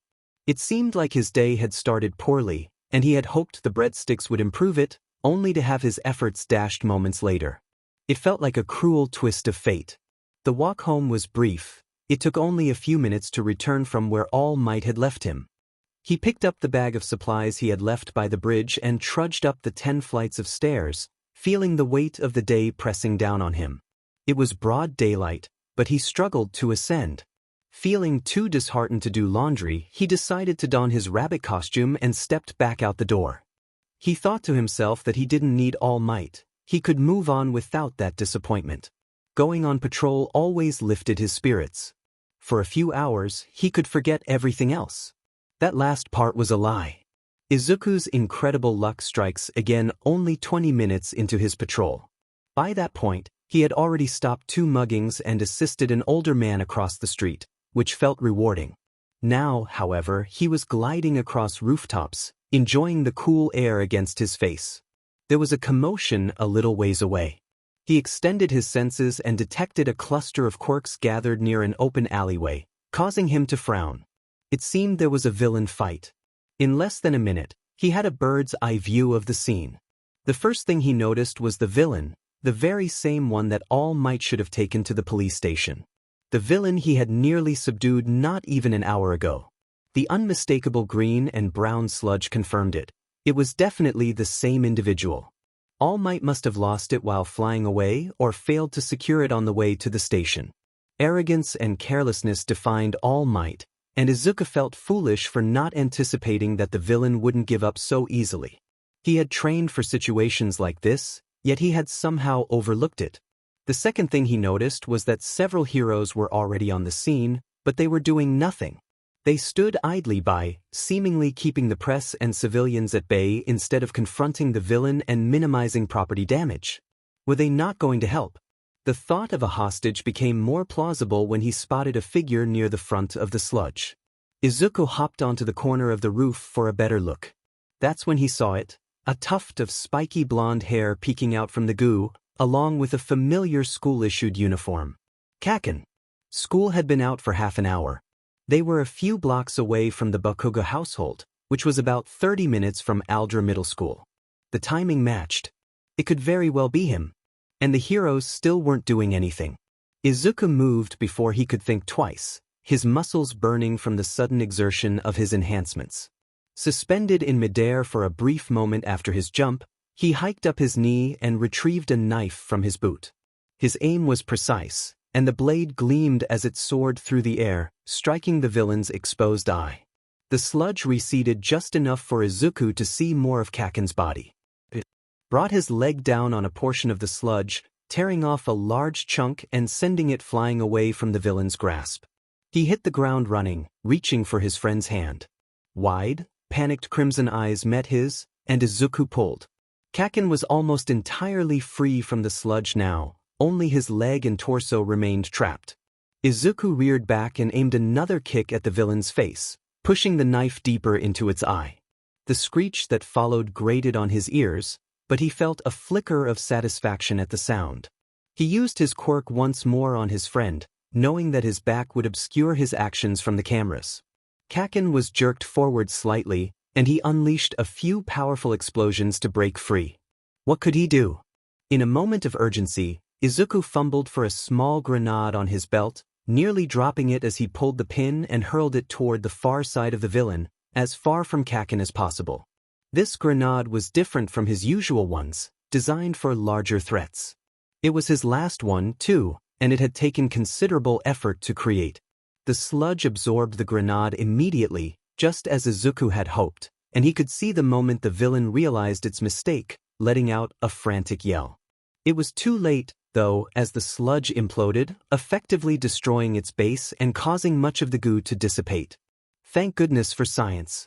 𝗂𝐿 slipped free, stumbling to the ground and coughing up dark liquid.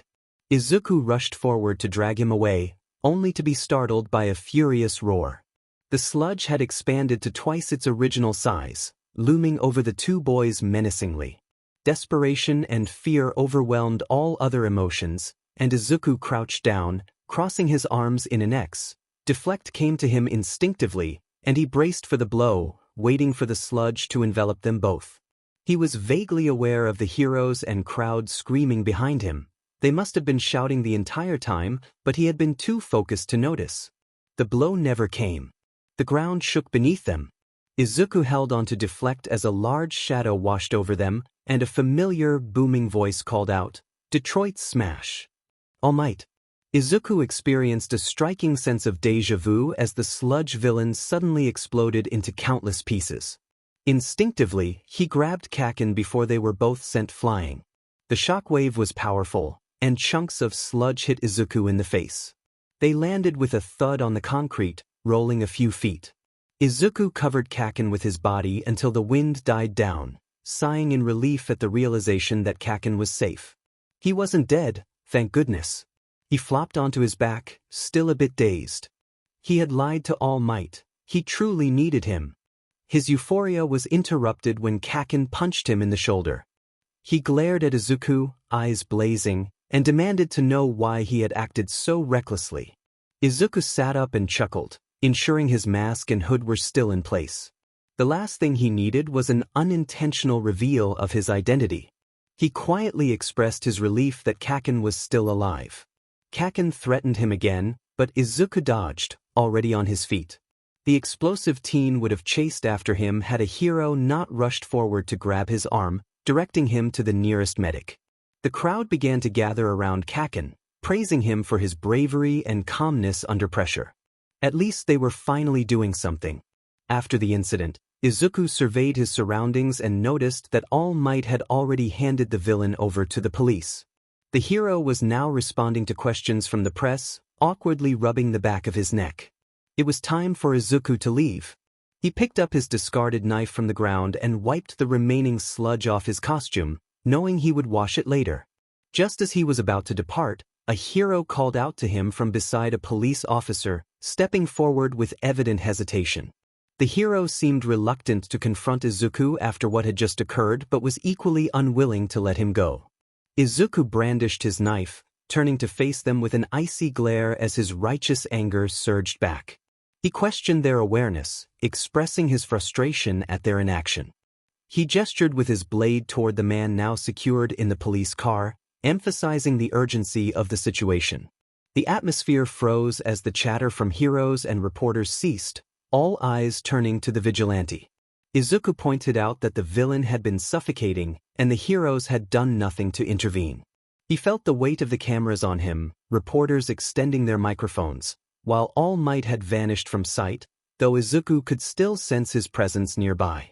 A woman on the far right shifted her stance defiantly, explaining that none of their quirks were suited for the job and that their involvement might have worsened the situation. Izuku challenged her, questioning how any situation could be worse than allowing a child to die due to their inaction. He advanced, flipping the knife nervously in the air, expressing his disbelief at their complacency. Another hero, with hoses for hands, insisted they had a plan. Izuku dismissed him, frustrated that they had chosen to do nothing while a child was in danger. The silence that followed was palpable, with many heroes and police officers looking ashamed, shifting uncomfortably and avoiding eye contact. Izuku found it somewhat amusing how they resembled children caught in a scolding. Surprisingly, no one attempted to apprehend him. He had just helped save Kaken from a villain, and the cameras had likely captured the moment. Arresting him now would likely provoke a backlash. Crossing his arms and gripping the knife tightly, Izuku questioned whether Hero School had taught them anything.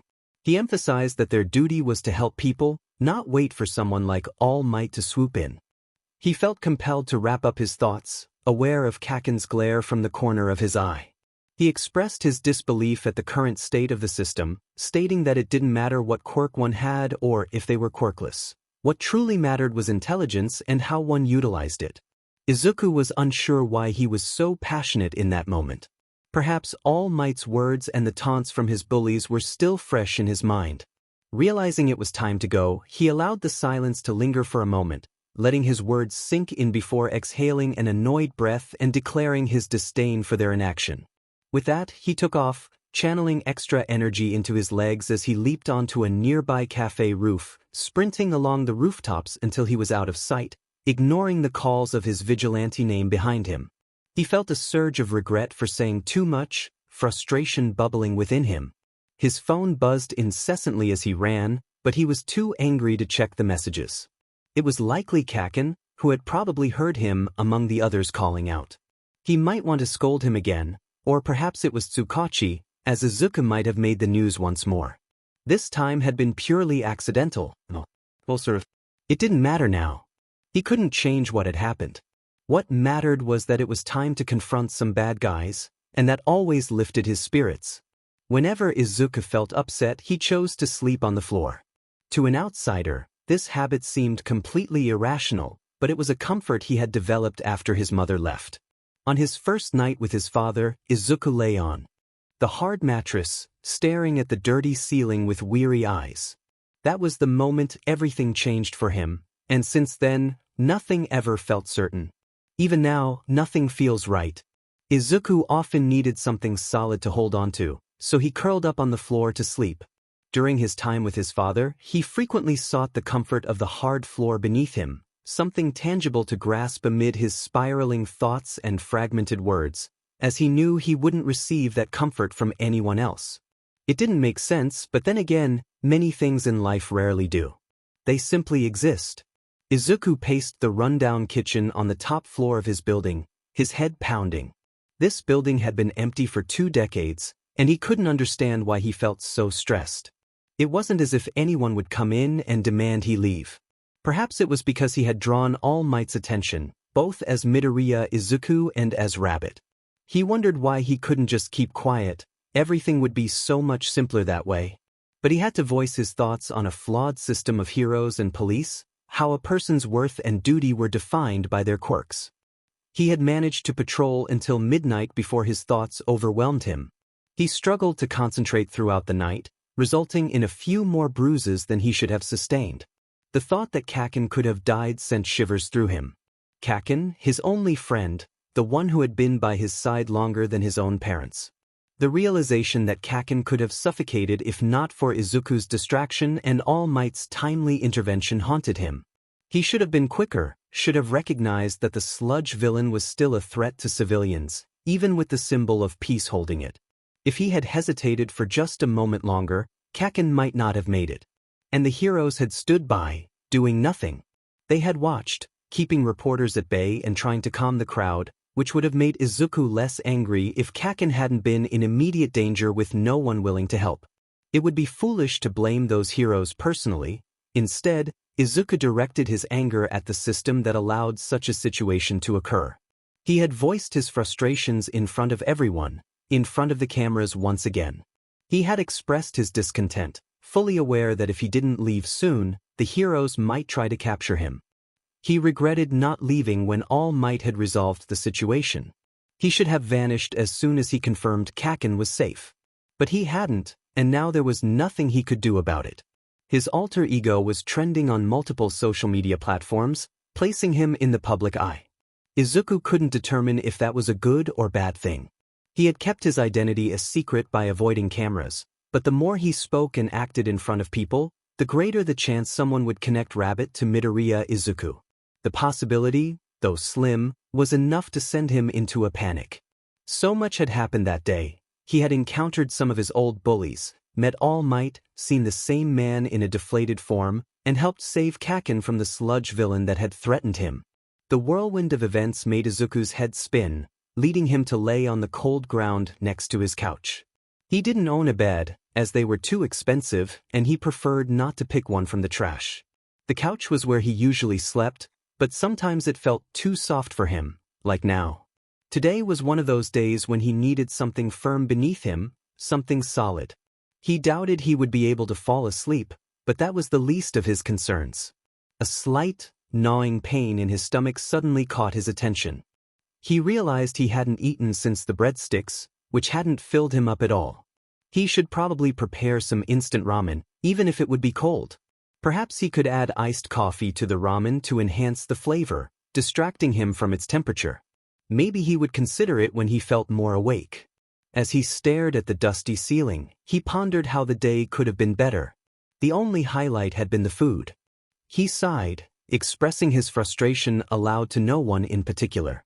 The silence that followed enveloped him like a blanket, and Izuku closed his eyes, pretending to sleep until morning, hoping the next day would be a little brighter. Izuku felt like a contradiction. He stole but also prevented theft. He broke into places yet stopped muggings and robberies. He hurt people, but only those who posed a threat to others. While the individuals he harmed weren't good people, he understood that didn't justify his actions. Despite this, he felt a compelling need to do what was right. He also needed food and money, which his clients provided when he completed his tasks. Sometimes, survival meant breaking the law and getting on Detective 𝗬𝗁𝗁's last nerve, which he found to be an added bonus. He would do anything, commit any crime, no matter how small, if it meant he could survive another day. Living meant he could help others, and that was the reality of being homeless. Occasionally, Izuku got lucky. Some people were so grateful for his help as Rabbit that they offered him money or food if they could spare it. Initially, this made him uncomfortable.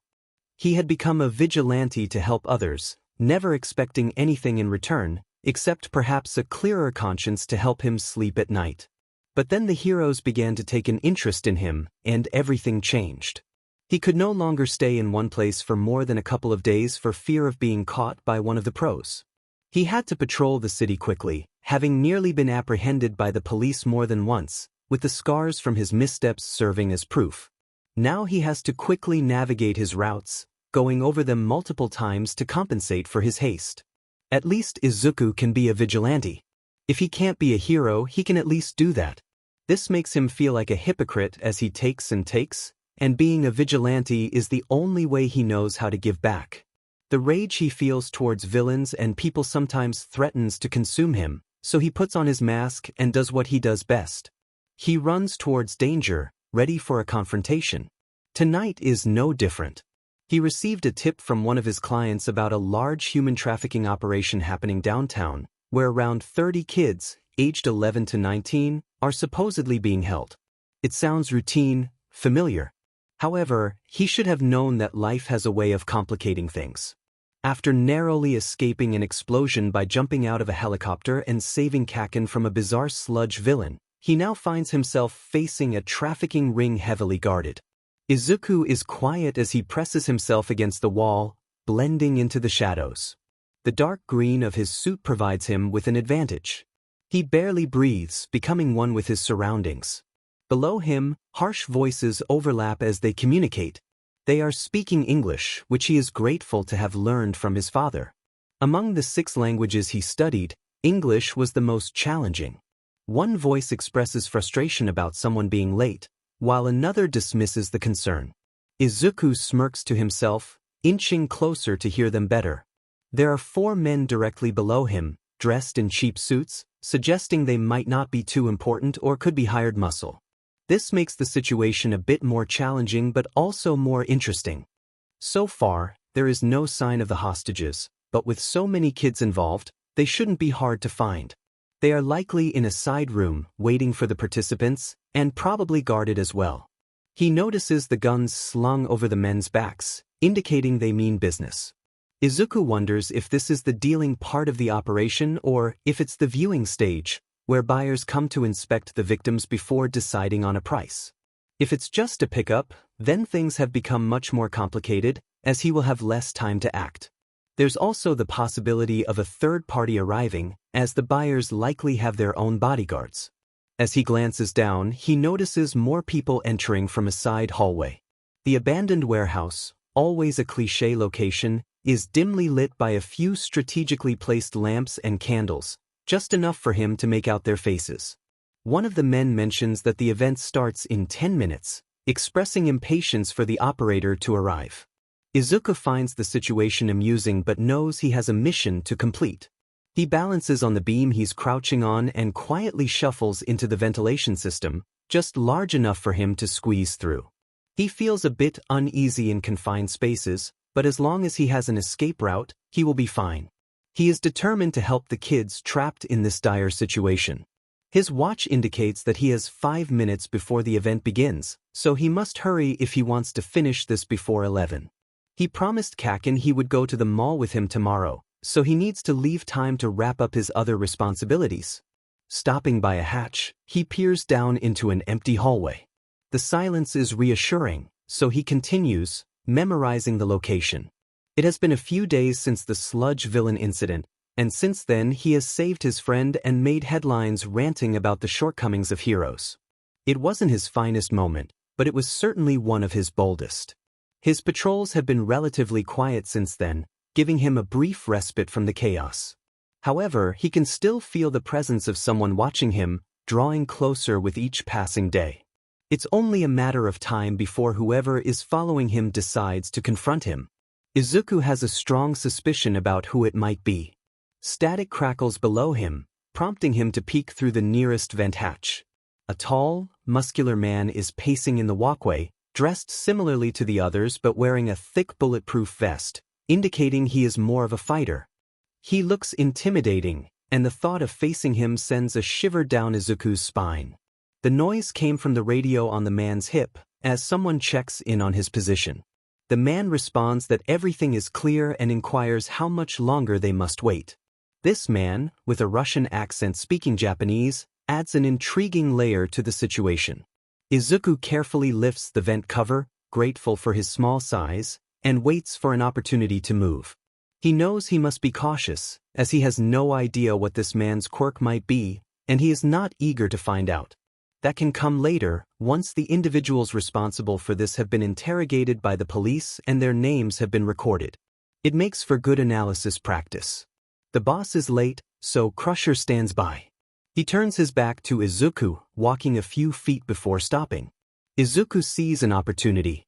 The voices in his head remain silent for once, and he drops down quietly, moving stealthily until he is right behind the man. He surprises Crusher, who 𝗬𝗫𝗫s around with wide eyes, instinctively reaching for his weapon. Izuku doesn't give him a chance to react. He pulls back his fist and strikes with considerable force. The impact sends Crusher to the ground, unconscious. Izuku frowns at the sight of blood trickling from the man's nose. Was it excessive? Was it necessary? Absolutely. He bends down to take the gun from Crusher's grip, quickly assessing its type.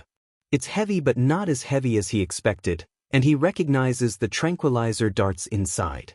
So, Crusher must be one of the keepers, tasked with ensuring the kids behave. That means the children must be nearby. Izuku slings the gun over his shoulder and moves Crusher aside, hoping no one will find him and raise the alarm. He walks quickly down the dark hallway, peeking around corners and opening doors as he passes. Time is running out. Suddenly, he nearly collides with a woman rushing by. Instinctively, he drops to the ground and slides forward, knocking her off balance. She fires a tranquilizer dart, which narrowly misses him and shatters against the floor. Now behind the kneeling agent, Izuku PPS his own gun and aims 2 darts at her, preferring not to engage in a full confrontation. He is about to continue his search when her radio crackles to life. Nova, what was that sound? Nova. That's an intriguing nickname. She likely possesses a force quirk or perhaps a fire quirk. It reminds him that he's going into this mission without prior knowledge. Normally, he would already know the participants and their powers, allowing him to devise a suitable plan. But now, he realizes he might need some backup. Nova. The radio crackles again. It's time to move. Izuku digs into his pockets for his phone and quickly sends a text to a certain detective with the warehouse address. After a moment of thought, he adds the number 30, hoping the detective understands. He includes a single emoji, a clown face. With determination, Izuku takes off, extending his senses as far as they will allow. He urges himself to search, to feel their energies. Extract not only enables him to absorb quirks and their properties but also grants him a heightened awareness of the quirks around him. Sometimes, he can identify individuals based on the energy their quirk emits. However, the splitting headache that often accompanies this ability usually prevents him from using it to its fullest extent. While he can sense the energies of those closest to him daily, he struggles to feel them from a distance unless he is actively searching. To the left, he senses a group of people in a storage room ahead. Izuku rounds the corner, swiftly taking down the 2 guards closest to him while dodging a bullet that grazes his ear.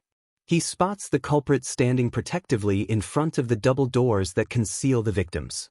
The guard is smaller than his companions but stands tall nonetheless. "Get out of here, kid, if you know what's good for you." Confident and cocky, he speaks in Japanese. Izuku leaps onto the wall and bounces off, attacking the guard like a feral cat.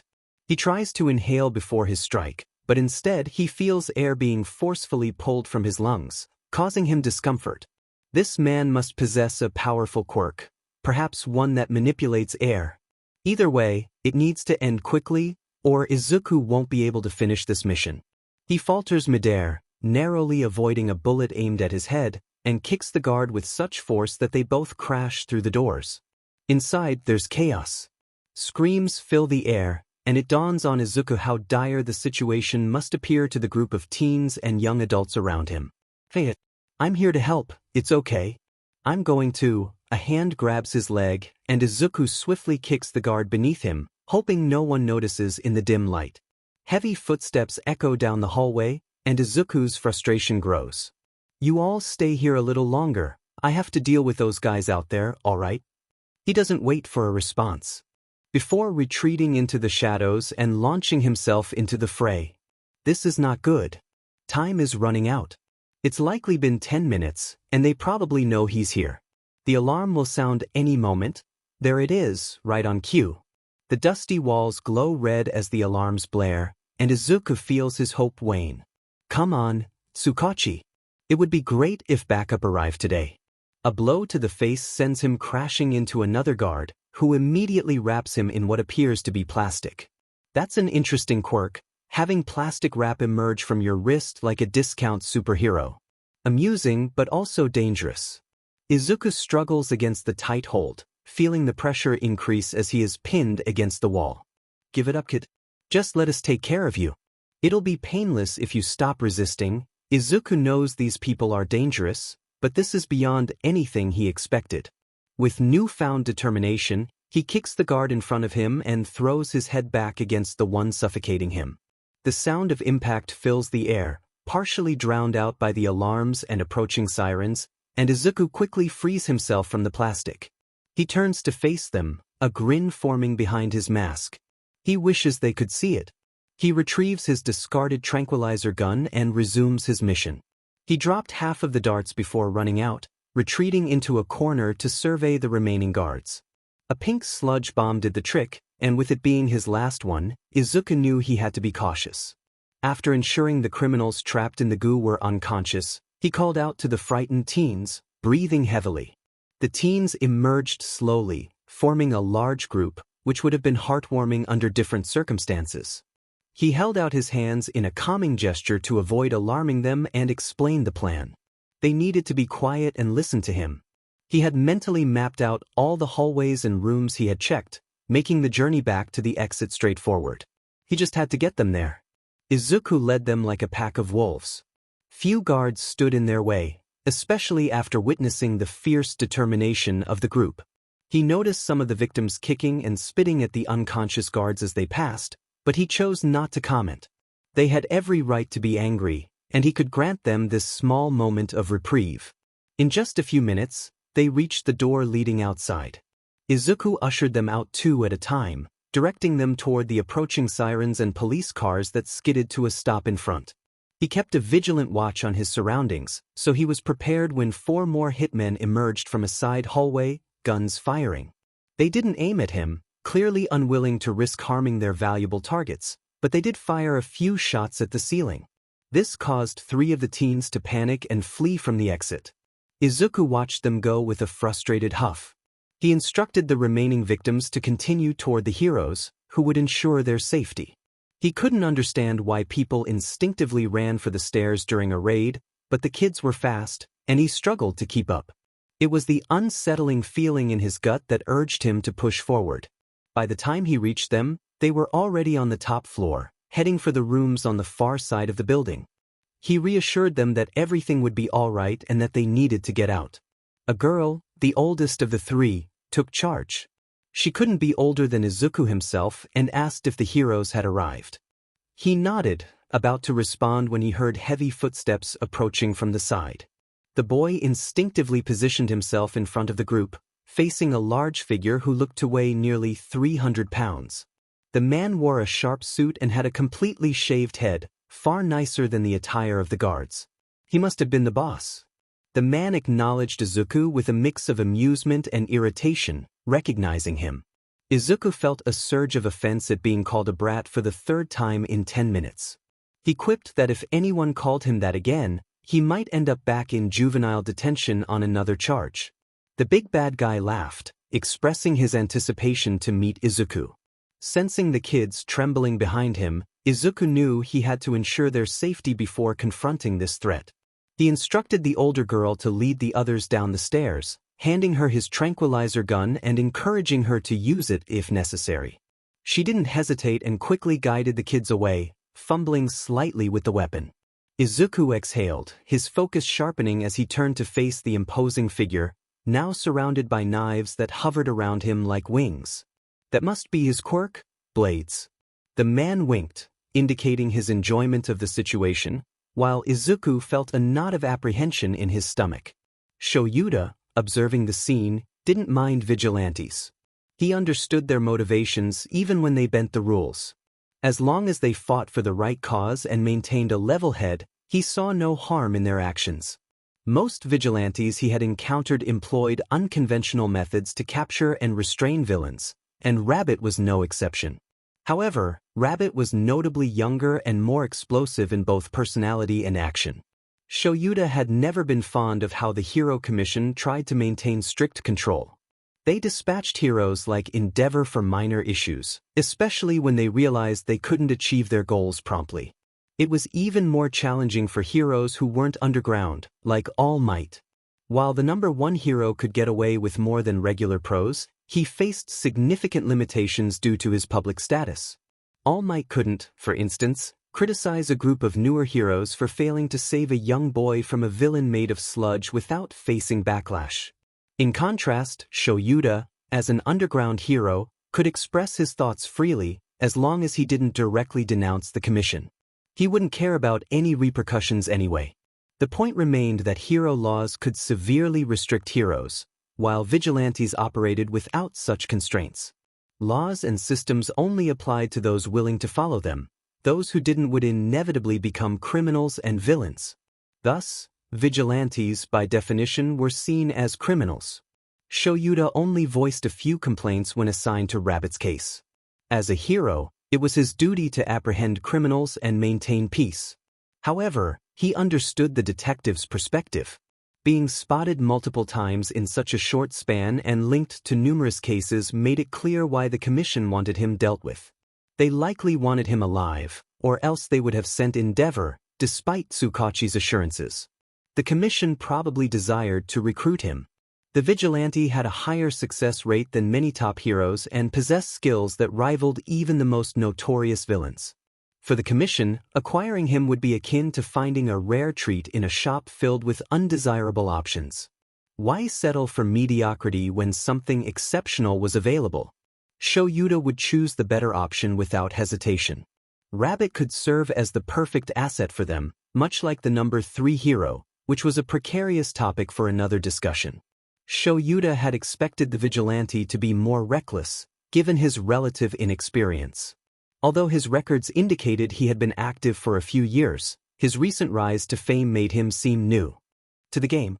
Aside from a couple of recent incidents, Rabbit operated like a phantom. Criminals often claimed they hadn't seen him coming, unable to identify his face or even his quirk.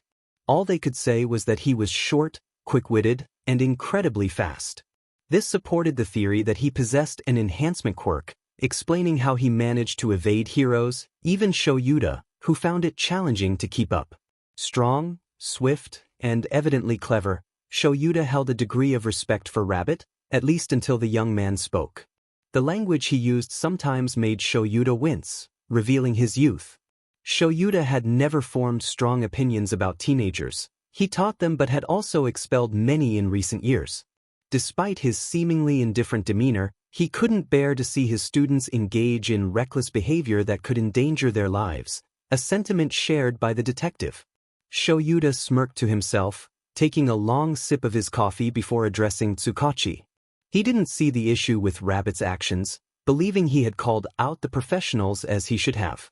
𝗧𝗏𝗁𝗁, however, expressed his frustration, pointing out that the video of Rabbit was trending across multiple social media platforms, not just in Japan. The board was furious, and it reflected poorly on everyone involved. 𝗎𝗎𝗪 questioned whether the outrage stemmed from Rabbit's truthfulness. 𝗧𝗏𝗁𝗁 found 𝗎𝗎𝗪 insufferable at times and reminded him that he was partly to blame for the situation, as he was supposed to speak with Rabbit earlier. A few hours prior, 𝗎𝗎𝗪 had visited the station after seeing the news. 𝗧𝗏𝗁𝗁 had been in the midst of a breakdown, surrounded by scattered papers and coffee stains on his attire. 𝗎𝗎𝗪 knew his friend was contemplating whether to track down the vigilante himself to set him straight. While he felt pride in Rabbit for speaking the truth, he also recognized the potential consequences of such actions, which could further anger the hero commission and attract unwanted attention from villains. Suddenly, 𝗎𝗎𝗪's phone rang, pulling him from his thoughts. He skidded to a stop on the rooftop. 𝗧𝗏𝗁𝗁 was on the line, speaking hurriedly. Rabbit had sent an address, indicating he was breaking up a trafficking ring and needed backup. 𝗎𝗎𝗪 quickly inquired about the situation and learned that 𝗧𝗏𝗁𝗁 had dispatched his closest officers, who had managed to secure most of the children but were still hearing gunshots from within the building. After receiving the details, 𝗎𝗎𝗪 took off, sprinting toward the location. He was only 2 miles away and could reach it quickly if he pushed himself. As he glanced at the text again, he frowned at the number mentioned after the address, 30 what? Guards. Minutes. Victims. Victims seemed the most likely, prompting him to ensure the police and other heroes were aware of the count to avoid leaving anyone behind. The sound of gunfire drew closer as he approached the scene, where several heroes were evacuating nearby residents. 𝗏𝗪𝗓 utilized his capture weapon to propel himself forward and reached the police officers stationed outside. Numerous ambulances were parked nearby, tending to what appeared to be victims. He announced the estimated number of victims, capturing their attention, and asked how many they had counted. The nearest hero reported 27, noting they hadn't yet checked the upper floor, suggesting there could be more. 𝗏𝗪𝗓 decided to investigate the upper levels while instructing them to call for firefighters. He sensed that fire might become a factor due to Rabbit's involvement. Upon entering the building, he was immediately struck by the sight of bodies on the ground as paramedics rushed past him to attend to the unconscious criminals. None of them appear to be dead, which is a relief. Gunshots echo from above, faint due to the distance, and 𝗏𝗪𝗓 squints to adjust to the darkness. The alarms continue to blare, aggravating his dry eyes. He nods to the paramedics before heading toward the stairs on the far side of the room. The warehouse is spacious, and 𝗏𝗪𝗓 takes large strides to avoid tripping over the criminals sprawled on the ground. As he looks closer, he notices the tranquilizer darts embedded in their skin. That explains a lot.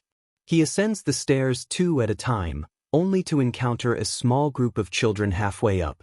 They recoil in fear, and a girl steps forward, ushering the 2 boys behind her. It seems they were trying to go down when 𝗏𝗪𝗓 blocked their path.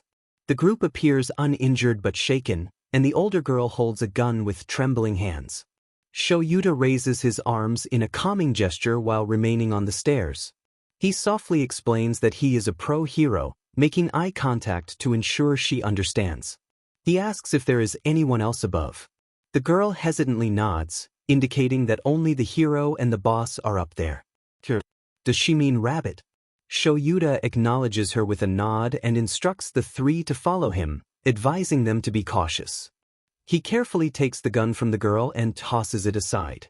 Suddenly, an explosion shakes the building, and 𝗏𝗪𝗓 instinctively pulls the 3 children close, leaping over the side of the stairs as flames engulf the upper level. He uses his capture weapon to secure the children against him before rushing toward the exit, the heat urging him on. Rabbit is definitely here. They had 27 outside, and these must be the last 3. 𝗏𝗪𝗓 plans to assist Rabbit after ensuring the children are safe with the police and paramedics. The girl offers a shaky thank you, and he responds with a curt nod before turning back to the blazing building. The bottom floor appears clear of criminals, so things should improve from here. The heroes are almost finished dragging the guards out to prevent them from being burned. 𝗏𝗪𝗓 pauses to offer help, but after being waved off, he heads back up the stairs. Gunshots ring out, accompanied by more heat and shouted voices. He races up the long, metal stairs and sees several bodies being dropped from the railings on the uppermost floor. There are no heroes or police this high up, so it must be Rabbit. The Vigilante seems to be handling things well without him, but 𝗏𝗪𝗓 knows he must help and see it for himself. This event might aid in resolving 𝗏𝗪𝗓's current dilemma of needing to catch the elusive Vigilante. The files 𝗧𝗏𝗁𝗁 provided didn't clarify what kind of person he was dealing with, prompting 𝗏𝗪𝗓 to investigate everything he could about the teenager, including his frequent patrol routes and timings. Rabbit seems to be a generally good person, but 𝗏𝗪𝗓 knows that behind the mask, he could be entirely different. He has never heard the Vigilante speak except in recordings, which may have been altered with a homemade voice changer. Their knowledge of Rabbit is limited due to how well he conceals his true identity. 𝗏𝗪𝗓 has barely seen the Vigilante, having only a few interactions while trying to tail him but always being too slow to capture him. Evidence suggests that Rabbit is a cheerful, rebellious Vigilante who isn't afraid to voice his opinions and do what he believes is right. He is also incredibly intelligent and skilled. 𝗏𝗪𝗓 realizes he might be in over his head. However, his thoughts are interrupted when he spots a dark green figure illuminated by the flames behind him, heading for the window after seemingly catching his breath. This is his chance. Izuku hadn't intended to get shot. The big bad guy had set off an explosion right before their fight, drawing all of Izuku's attention. In his focus on the boss, he had let his guard down, not noticing the guard to the side until it was too late. Izuku had seen the flash of light reflecting off the gun's barrel, but the darkness had made him assume it was a tranquilizer gun. Confident in his enhanced metabolism, he believed a tranquilizer dart wouldn't affect him. He didn't want to risk anyone else getting shot, so he chose not to dodge. Instead, he parried another hit from the big bad guy, taking the dart in his abdomen. He had not expected the wave of pain that followed or for the bullet to be a hollow point. Now, he has several small pieces of metal lodged inside him, and not in a pleasant way. Izuku yanks the gun away from his opponent, darting forward to kick the man's legs out from under him before tossing him over the ledge of the top floor. Let the heroes handle him, they are like sharks, after all. Another knife flies toward him, and Izuku blocks it with one of his own, grabbing the discarded blade before throwing both knives at the big bad guy. The man ducks just in time, but it provides Izuku the distraction he needed. He lunges forward, foot outstretched, only for his ankle to be caught, sending him crashing to the ground. His breath escapes him as the big bad guy looms over him, drawing another knife with his quirk. Izuku lurches to the side, narrowly dodging the blade as it embeds itself in the wood beneath him. That could have been disastrous. He quickly wraps his legs around the man's throat, trying to catch his breath before making his move. This is where the villain is supposed to falter, Izuku thinks as he lunges forward, driving his fist into the man's temple. The big bad guy sways, and Izuku doesn't wait to see if he remains conscious before releasing his legs and rolling away, watching as the man collapses to the floor. Is he out? Izuku hoped for the best. He felt incredible, almost godlike. As he turned away, he noticed the broken window. He needed to escape.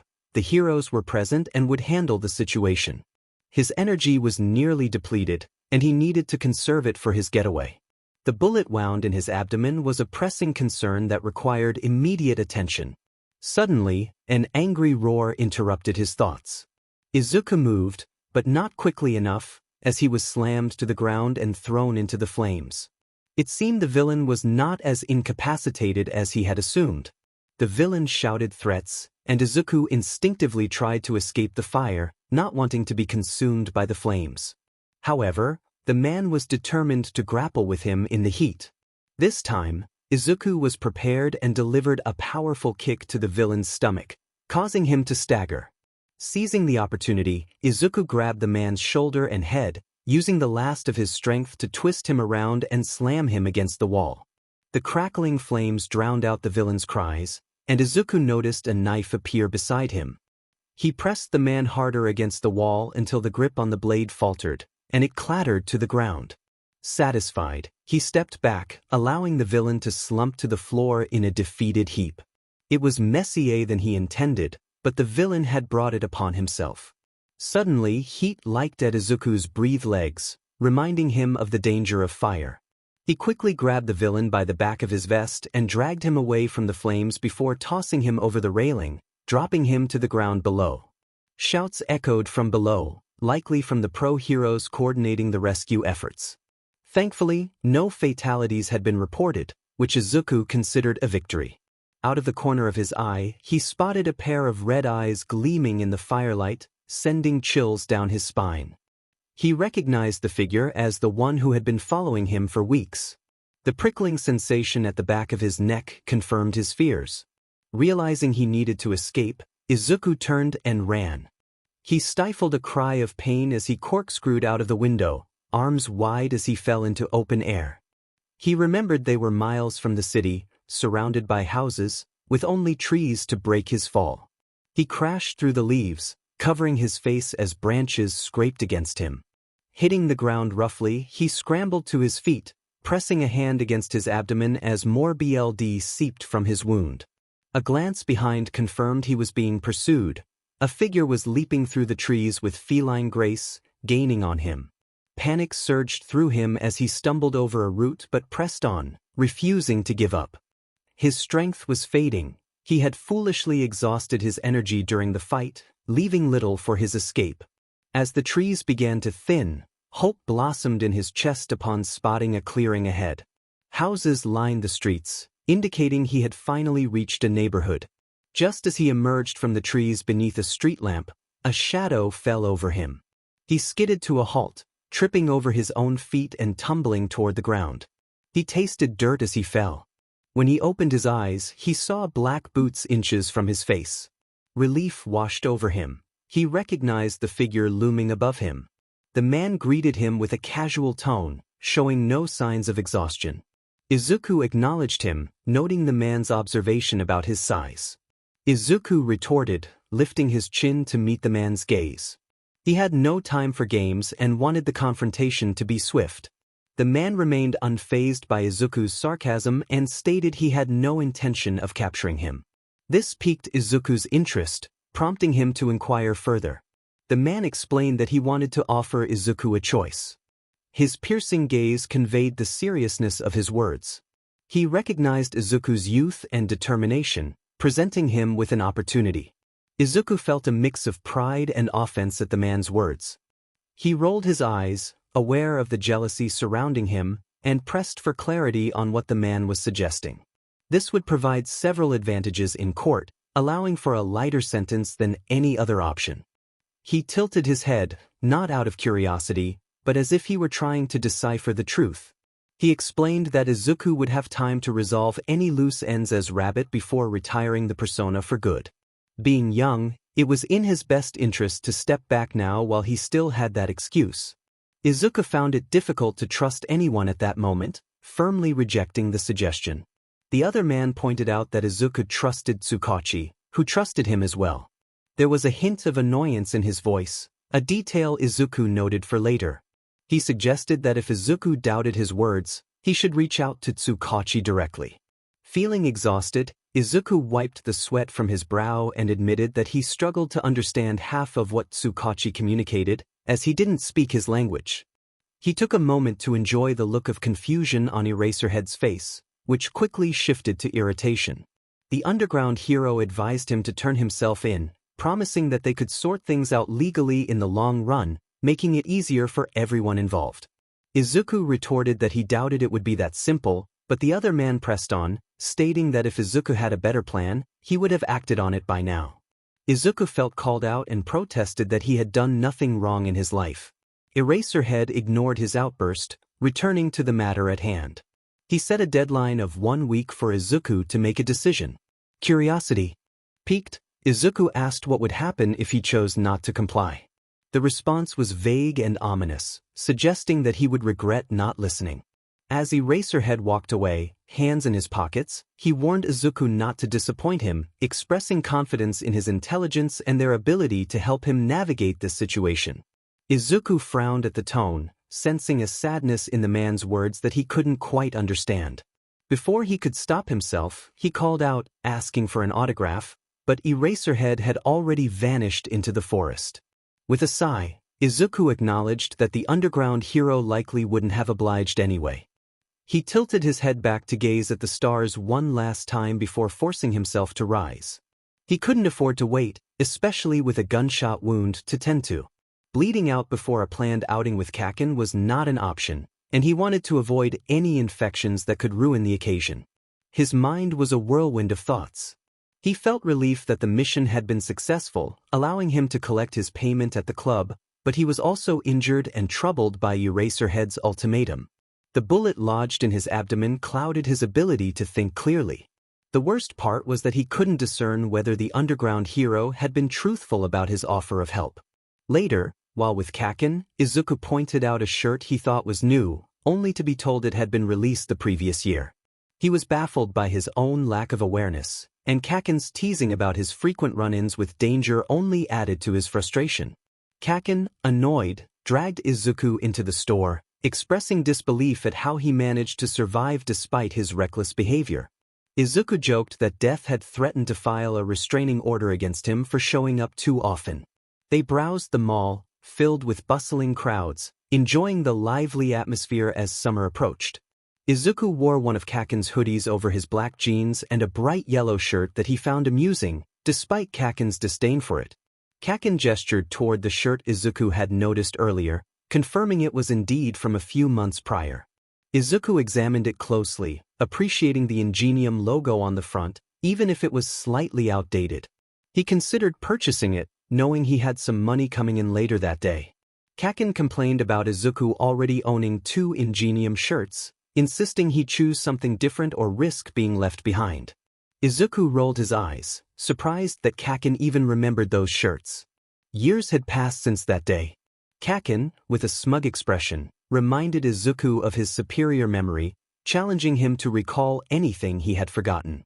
Izuku pointed out that 𝗂𝐭𝐸 had forgotten him in the parking lot last month when they had sneaked into the amusement park. 𝗂𝐭𝐸 claimed it was intentional, prompting Izuku to playfully hit him back. Their time at the mall flew by, filled with light-hearted banter, though 𝗂𝐭𝐸 seemed irked for reasons unknown.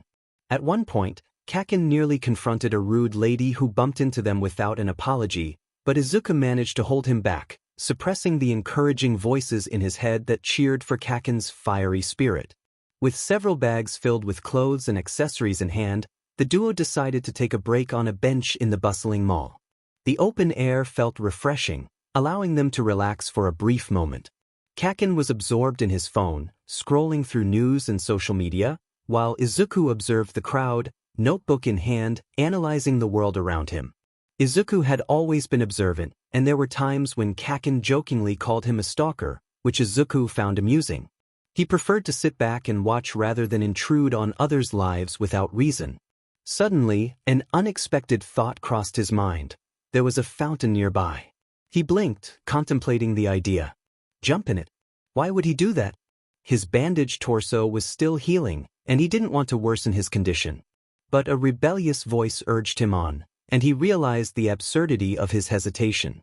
In a moment of reckless decision-making, Izuku removed his hoodie, revealing an unusual shirt beneath, and took off his shoes to avoid ruining them. 𝗂𝐭𝐸 glared at him, incredulous. He couldn't believe Izuku would consider jumping into the fountain after what had happened just hours before. Izuku shrugged off 𝗂𝐭𝐸's concerns, insisting that it didn't matter. He was determined to take the plunge, deflecting thoughts of the previous night's events. As he prepared to leap, 𝗂𝐭𝐸 warned him, but Izuku was already in motion. He dashed toward the fountain, leaping off the edge and splashing into the water with a loud belly flop. Gasps and laughter erupted around him as water sprayed everywhere. For a moment, he reveled in the joy of the moment until he heard the shouts of mall security. Panicking, Izuku scrambled to his feet and dashed back to where he had jumped in, slipping on the tiled floor as he did so. The laughter from the crowd only fueled his adrenaline. He quickly grabbed his shoes and bags, urging 𝗂𝐭𝐸 to run with him. They sprinted through the mall, Izuku playfully calling out phrases that echoed 𝗂𝐭𝐸's usual bravado. 𝗂𝐭𝐸 caught up to him, refusing to repeat the silly chant, and they continued to flee from the security guards. They ducked into a small restaurant, believing they had successfully evaded capture. 𝗂𝐭𝐸, however, insisted that Izuku put his hoodie back on. Seated across from each other, 𝗂𝐭𝐸 threatened Izuku, claiming he deserved the trouble he had caused. Izuku retorted with a quip about friendship, which only made 𝗂𝐭𝐸's eye twitch in annoyance. Just as tensions rose, a cheerful waitress approached, interrupting their banter.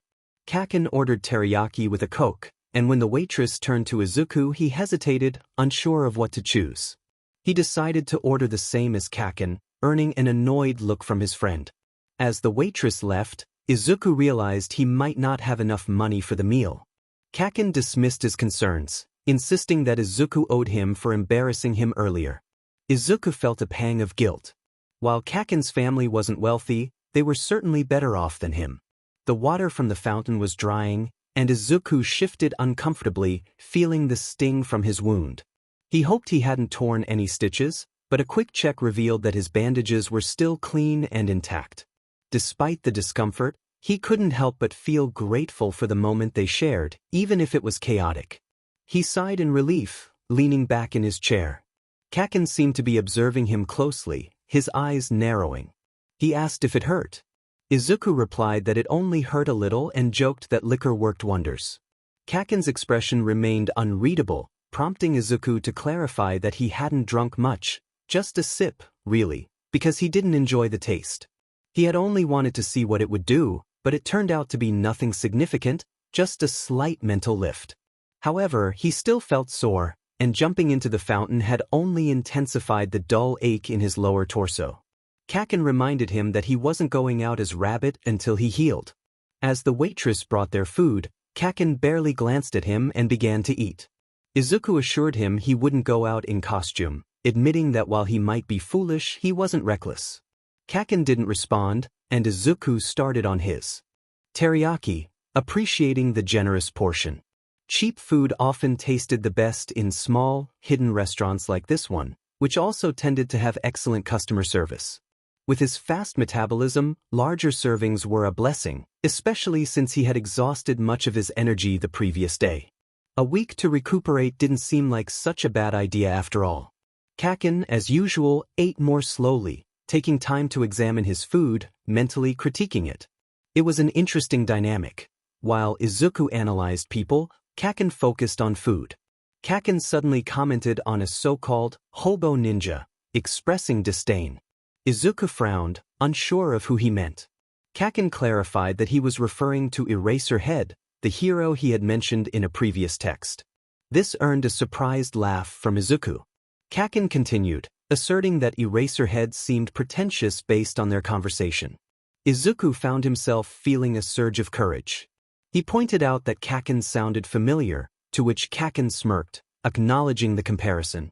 He added that at least Izuku still followed him around, implying that he might not want anything to do with Eraserhead now.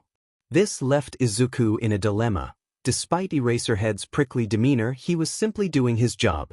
The hero could have easily taken him in without giving him a chance to tie up loose ends, which Izuku considered generous. A part of him wanted to defend Eraserhead, to express his admiration for the hero, but another part craved chaos and an excuse to rebel. 𝗂𝐿, noticing his distraction, pressed him on what he planned to do about his feelings. When Izuku hesitated, 𝗂𝐿 grinned mischievously and revealed he had spray paint. In that moment, Izuku felt a surge of affection for his friend. 2 hours later, they found themselves sprinting away from a training officer who appeared overwhelmed by the situation. The officer called out weakly as they dashed through the crowds, cans of spray paint still in hand, their colorful attire making them look suspicious, yet no one attempted to stop them. 𝗂𝐿 hesitantly repeated a phrase that sent Izuku into fits of laughter. They had chosen a spot without cameras to express their creativity, donning gas masks to protect themselves from the fumes. Eventually, they slowed to a stop, realizing the officer had likely given up the chase. 𝗂𝐿 declared he was heading home, casually warning Izuku to avoid trouble and expecting him at his house on Thursday. Izuku nodded, returning the borrowed gas mask and breathing out a goodbye as he began his walk toward the city's edge.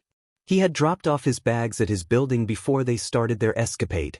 Pulling out his phone, he searched for a new contact. Initially hesitant, he felt more confident after their adventure. He sent a quick message to the man, trying to be as mysterious as possible, hoping to provoke a reaction.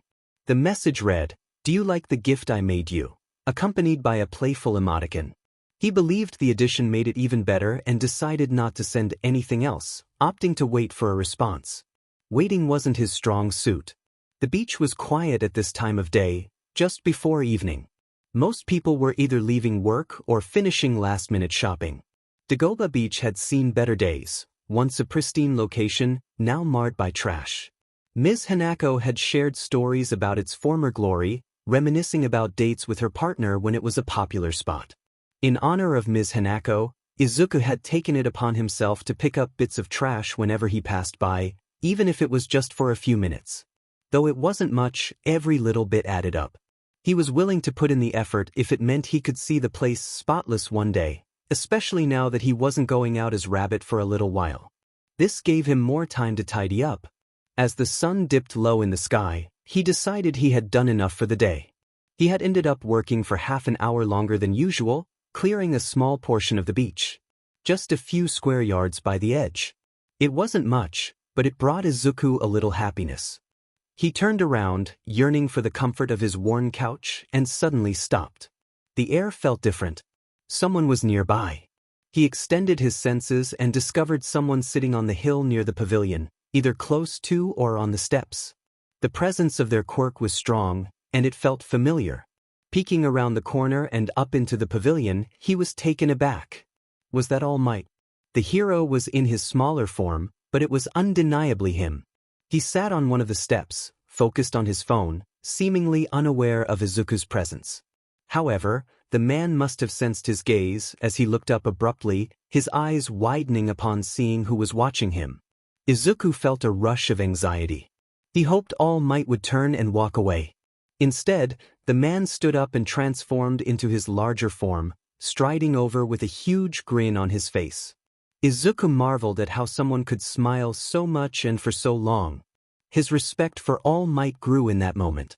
The hero exclaimed that he had been searching for Izuku all over the city, expressing relief at finding him.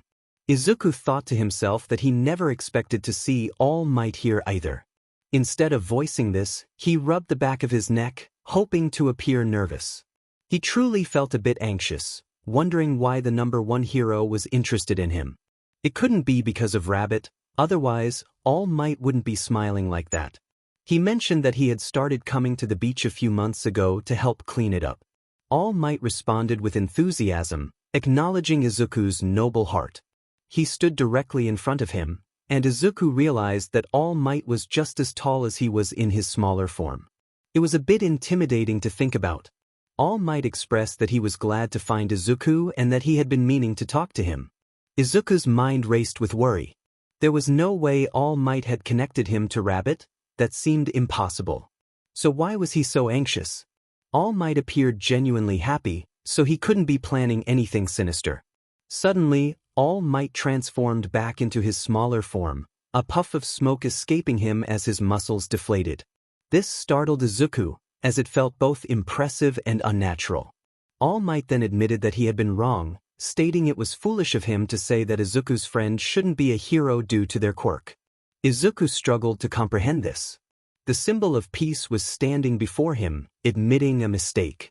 All Might bent over, lowering his head and asking for forgiveness, hoping for another chance. Izuku panicked, unsure of how to respond. He instinctively reached out, but stopped short of touching the man. He assured All Might that it was fine, urging him not to bow like that. All Might hesitantly straightened up, looking a bit serious. Izuku, feeling the weight of the moment, spoke rapidly to fill the silence, insisting that he hadn't taken All Might's earlier words to heart and that no harm had been done. He continued to express his admiration for the hero, believing that All Might hadn't meant what he said. All Might chuckled awkwardly, as if he wasn't accustomed to such a reaction, and remarked on Izuku being a big fan. Izuku blushed, avoiding eye contact. He had lied about not taking All Might's words to heart. They had cut deep. But now, hearing All Might's apology, he felt the irritation and shame begin to fade. He coughed, crossing his arms for comfort. Being in the presence of his idol, the arch-nemesis of his father, made him feel flustered. He asked what All Might was doing in that part of town. All Might replied that he was looking for Izuku, as if it should have been obvious. Izuku sputtered in disbelief, questioning why All Might hadn't given up after the sludge villain incident days ago. All Might looked sheepish, admitting he felt bad about his previous words. He confessed that he had been foolish and wanted to ensure Izuku knew the truth. Izuku wondered if All Might was trying to make him emotional. He glanced away, focusing on the piles of garbage around them, and quietly asked what had changed his mind.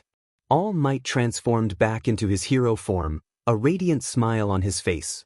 He explained that he had been inspired by something he heard later that same day after saving Izuku. He had witnessed someone say that it didn't matter what your quirk was, it was your actions that defined you. Izuku's heart raced. There was no way All Might was referring to what he thought he was. All Might continued, affirming that Izuku's friend could indeed be a hero, regardless of their quirk. He emphasized that actions were what truly mattered, striking a heroic pose against the backdrop of the setting sun. Those words resonated deeply within Izuku. Anyone could be a hero. He was anyone, which meant he could be a hero too, despite his background, his nature, his father, and his quirk. It was a dream he had held onto, a thought he had kept tucked away in the back of his mind. 𝗂𝐭 had always insisted that they would become great heroes together. He had even threatened to push Izuku into heroism, but hearing it from someone else felt different. 𝗂𝐭 had known him his entire life, so his words could be biased. For All Might to say that Izuku could be a hero, even with a quirk like his own, was almost enough to bring him to tears. All Might suddenly called out to him, looking down at the ground. Izuku introduced himself, stating his full name, Midoriya Izuku, thinking All Might want to know. The hero's face lit up with a smile, and he leaned down slightly to meet Izuku's gaze, asking if he would like to train with him. Izuku's mind felt overwhelmed as if it might crash. All Might then posed the life-changing question, asking if he wanted to be a hero. Izuku found himself at a crossroads. He had always dreamed of being a hero, but doubts crept in. Could he really aspire to that? Did he even dare to dream so big? Caught in a dilemma, Izuku hesitated. If he admitted he couldn't be a hero, All Might not accept that answer after his passionate speech. Instead, he decided to take a different route. He expressed uncertainty, saying he wasn't sure if he wanted to be a hero, at least not at that moment. For a brief moment, Izuku noticed a flicker of disappointment on All Might's face, but it was quickly replaced by his usual enthusiasm. All Might reassured him that the training was not solely for becoming a hero, it was also about helping him become the best version of himself. He added, almost hopefully, that if Izuku changed his mind about heroism, that would be wonderful too. Izuku thought to himself that he wouldn't change his mind, yet he found himself nodding along. All Might celebrated the moment, declaring they could meet every morning for training. He suggested using Izuku's method of cleaning the beach to strengthen his body and expressed his hope that Izuku was ready for the challenge. Izuku felt overwhelmed by the rapid pace of everything happening.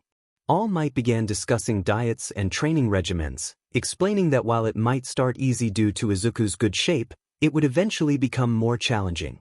They even exchanged phone numbers, but Izuku struggled to focus, still in shock that he was about to train with All Might. He reflected on how 5-year-old Izuku would have been in disbelief, and even Kaken would have been taken aback. However, Izuku noticed that All Might didn't mention One for All at all during their conversation. He didn't discuss its history or the process, which Izuku had somewhat anticipated. It was curious why All Might was so determined to train him after such a brief interaction. Izuku felt unworthy of All Might's attention. He was just a kid who had nearly been harmed by a villain and had been saved by the hero himself. All Might likely saved countless people daily, so why was he focusing on Izuku? Was he truly worth this opportunity? He felt guilty as All Might spoke excitedly, shifting between his larger and normal forms, occasionally showing signs of strain. Izuku couldn't help but see him as an oversized golden retriever, a thought that brought a small smile amidst his turmoil. Despite his reservations, Izuku decided he couldn't back out now. This might turn out to be a mistake, but only time would reveal the outcome. The Underground Club was precisely what its name suggested, an underground establishment. Hidden beneath a law firm, it operated in secrecy, though the firm was aware of its existence as they managed it. This club was unlike any other, serving as a gathering place for vigilantes, anti-heroes, and the occasional underground hero. Izuku felt fortunate that Eraserhead had never crossed paths with him there. He doubted the man even knew about it, given how discreet everything was. The club could be seen as a common room for those who didn't strictly follow the law but weren't outright villains. It featured drinks, food, a pool table, and card games, resembling a bar more than a club.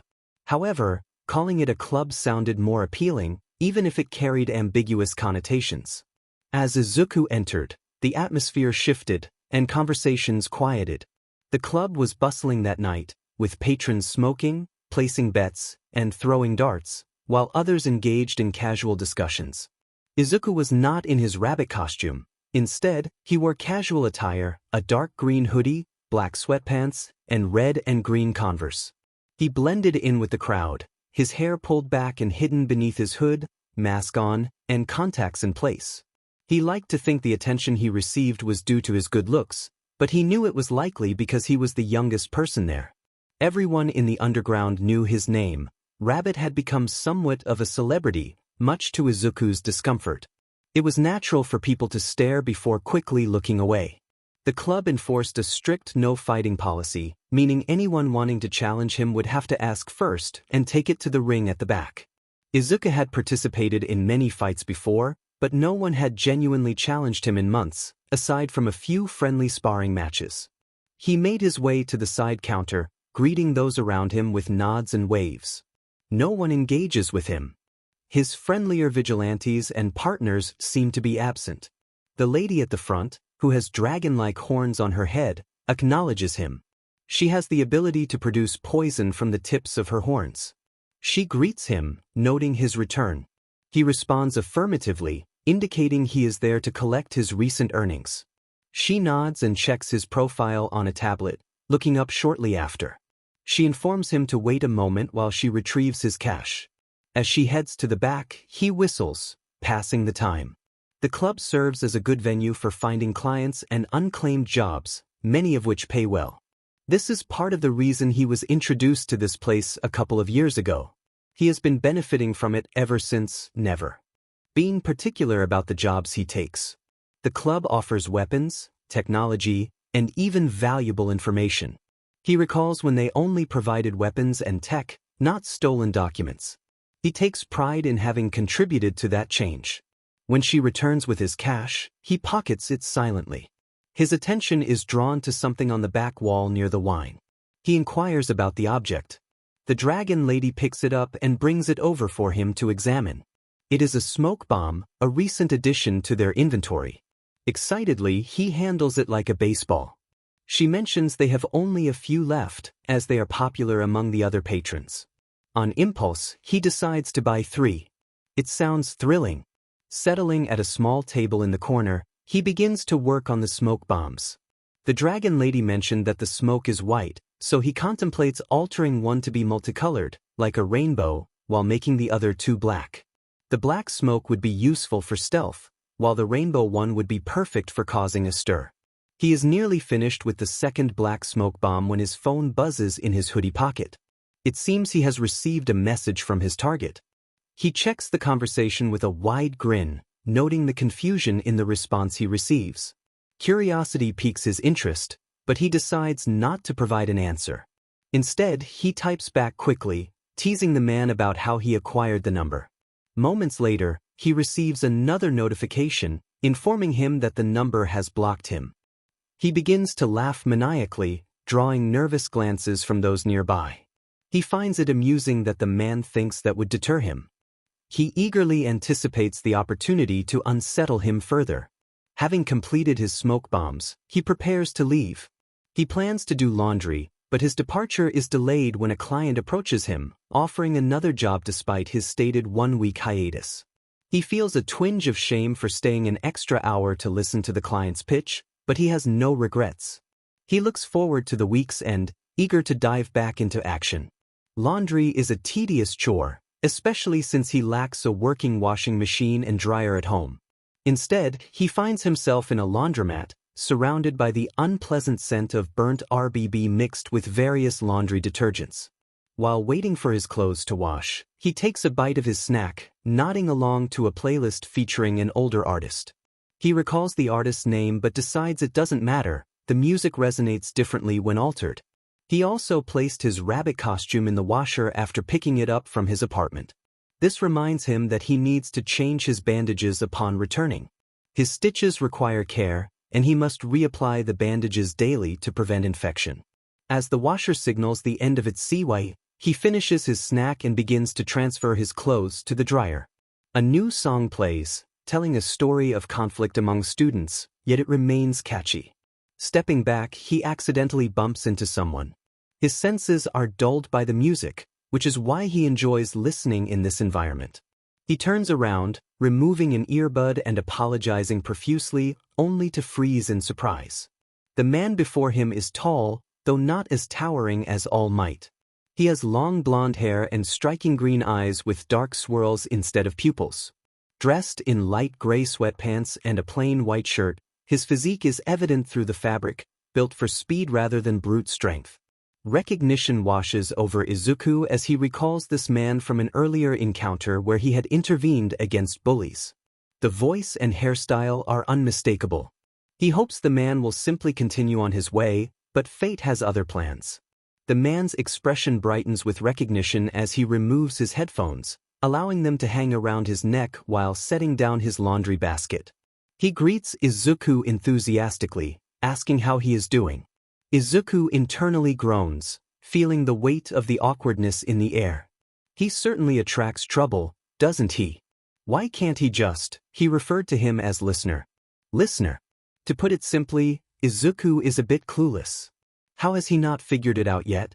The blonde hair, the vibrant personality, the swirling eyes reminiscent of a cockatoo. This man had even called him listener back in the alley when he saved him. This is present Mike. Izuku feels lightheaded. First Eraserhead, then All Might, and now present Mike. Just how intertwined is his life becoming? Is he really the main character? He used to listen to Present Mix radio show all the time, and he had admired this man, still does actually. The pro has been steadily climbing the hero rankings, and Izuku knows that much. However, he hasn't kept up with the man's life and doesn't know where he stands or how his show is doing. This feels surreal. Kiddo. Right? He had asked him a question. Izuku stumbles, stepping back to lean against the washer and dryer, trying to give the man more space. He insists he's fine and has been doing great. Well, that's good, the hero replies with a warm smile that seems genuine. The cut above your eye healed nicely, right? I'm glad you're okay. He remembered that. Why does Izuku feel so elated about it? Present Mike. Can you sign my notebook, please? You don't have to, I was just wondering. So you do know who I am, he responds, amusement in his tone. I thought you might with those clothes you're wearing. Izuku suddenly feels self-conscious, even though he knows the voice hero didn't mean it negatively. It's strange how he didn't care about his appearance or attitude around All Might or Eraserhead, but when it comes to Present Mike, a hero who loves fashion as much as he loves to shout, everything suddenly feels more significant. Izuku probably looks quite disheveled in his oversized Hawks t-shirt and Ryukyu pajama briefs. He's relieved he didn't wear his 𝗓𝗏𝗧𝗏 socks as well. Present Mike tosses his laundry into his own washer, continuing to talk to him even with his back slightly turned. And of course, I'll sign your notebook, kiddo. This prompts Izuku to rush back to his seat, pulling the journal from his bag and frantically flipping to a page. The voice hero gives him a teasing look when Izuku hands him the Ingenium-themed pen. Oh my goodness! This is really happening. Izuku is practically vibrating with excitement when the man hands the notebook back to him, and he hugs it tightly to his chest as he bends down low, thanking him profusely. The voice hero responds with a casual acknowledgement before finishing his laundry, already starting to whistle a tune to himself. Izuku feels like he's in paradise and has to force himself out of his daze before he embarrasses himself. He doesn't want to be mortified, no way. Melanie Martinez continues to play in one ear, and he pops his earbud back in, replaying the song that had started. With about 20 minutes until his laundry is done, he decides to sit and do what he does best, analyze. He opens his notebook back to Present Mix page and begins crafting a new analysis. He sketches the man in his hero attire, having memorized it by now, and jots down more notes about his style choices. His personality is quirky. He's known to be a kind, sweet teacher for his students at UA, but also a formidable pro hero who doubles as a radio host. The man is remarkable, and his intelligence is impressive. Someone pokes him in the shoulder. Izuku jumps, snapping his notebook shut and pulling out his earbud as he turns to see the source of the poke. Present Mike is looking at him with a hand outstretched, sitting a seat over and appearing a bit concerned. Oh, he must have been trying to get his attention. Sorry. Izuku exclaims, feeling his cheeks heat up. What did you say, Present Mike? It's all right, listener. I was just wondering why you're out here so late at night. It's past curfew for kids your age. Curfew. Izuku suddenly remembers that a curfew exists for minors. He often forgets about it since he rarely follows the rule. Most of the local officers know him, and as long as he's not using his quirk in public or causing trouble, they usually overlook his late-night outings. That doesn't stop them from reporting him to 𝗧𝗏𝗏𝗏, though, which usually leads to another lecture the next time they meet. Present Mike must see the worry on his face because he offers another reassuring smile. You're not in trouble or anything, I was just curious. I wasn't a stickler for that rule either. It sounds sincere, but Izuku hates how easily he believes him. He also dislikes how effortlessly the lie slips from his lips. My dad told me to do the laundry, but I kind of forgot. He's getting back from a business trip in the morning, so, yeah. For a moment, present Mike simply studies him. He doesn't respond, and the dim light in the laundromat makes it hard for Izuku to gauge his expression, so he waits anxiously for a reaction. After what feels like an eternity, but is probably just a few seconds, he hums. That's fair. And by the way, listener, I'm off duty right now, so you can just call me Yamada. Yamada. That's his last name. Being a well-known pro hero, most people are aware of it. It's not a secret. Izuku opens his notebook again, still a bit rattled. He doesn't like the look Yamada gave him during the brief pause. The man is very perceptive.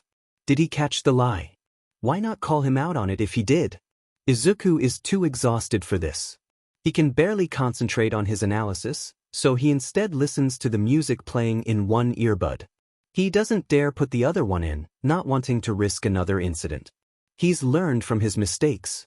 And so he actually hears what happens next for the first time. Yamada is giggling, like a schoolgirl. Izuku frowns, wanting to ask what's so funny, but he stops himself. It's none of his business. He has no right to inquire, so he continues writing. Yamada, however, doesn't seem to think so, glancing at him with bright eyes. My coworker just had an impromptu painting of him on a billboard today. A vigilante in the area had taken action against him for his previous behavior. He quickly blocked his mouth, apologizing for the language he used. Izuku, however, paid no mind to the curse. He had heard and used far worse himself. He suddenly felt a chill, as if frozen in place. This couldn't be happening again. Yamada leaned closer, showing him a picture on his phone. It was the mural that Izuku had spray-painted with Kaken just hours earlier. Unfortunately, it appeared to have been partially painted over, as the impressive depiction of Eraserhead, an underground hero, was not meant for public viewing. They must have acted quickly to remove it.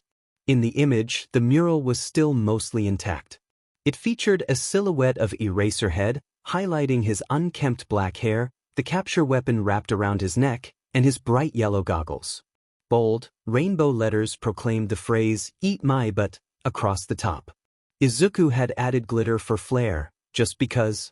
Yamada attempted to cover the inappropriate words with his hand, but it was irrelevant. Izuku hadn't written it, after all. His coworker didn't appreciate the artwork as much as he did. He marveled at the detail, acknowledging that while it had been done in haste, it still looked fantastic. Izuku gazed at Yamada with newfound admiration, thrilled that someone recognized his artistic talent. He felt the sense of camaraderie as they shared a laugh, though he couldn't help but wonder if Yamada would still smile at him if he knew the truth. Given Yamada's straightforward nature, he probably would.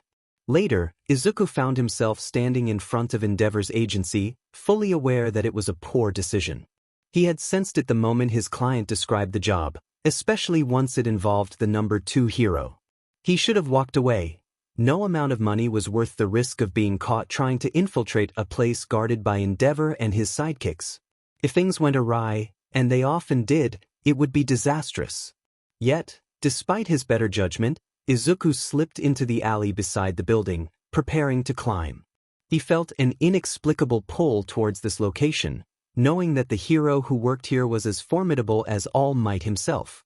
Sometimes, he pondered whether the symbol of peace would be disappointed in him if he ever learned about his vigilante alter ego. He also wondered what All Might thought of Rabbit, if he even considered him at all. Izuku hadn't stood out recently, except for the incident with the sludge villain weeks ago, so there was little reason for someone as powerful as All Might to notice him. All Might represented justice and hope, a beacon for the people of Japan and beyond. He encouraged everyone to contribute to maintaining peace, regardless of the challenges that arose. Standing at the base of 𝗵𝗵𝗻's agency, Izuku realized he was doing the exact opposite of All Might's ideals. He was seeking trouble instead of resolving it. Though he justified his actions as a means of survival, this mission was about more than that. He was searching for something he couldn't quite define. With his hood pulled over his head to avoid any hindrance, Izuku began his ascent.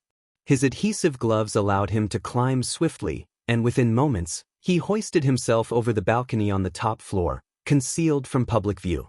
This was the same balcony he had seen Endeavor leap onto countless times after his patrols.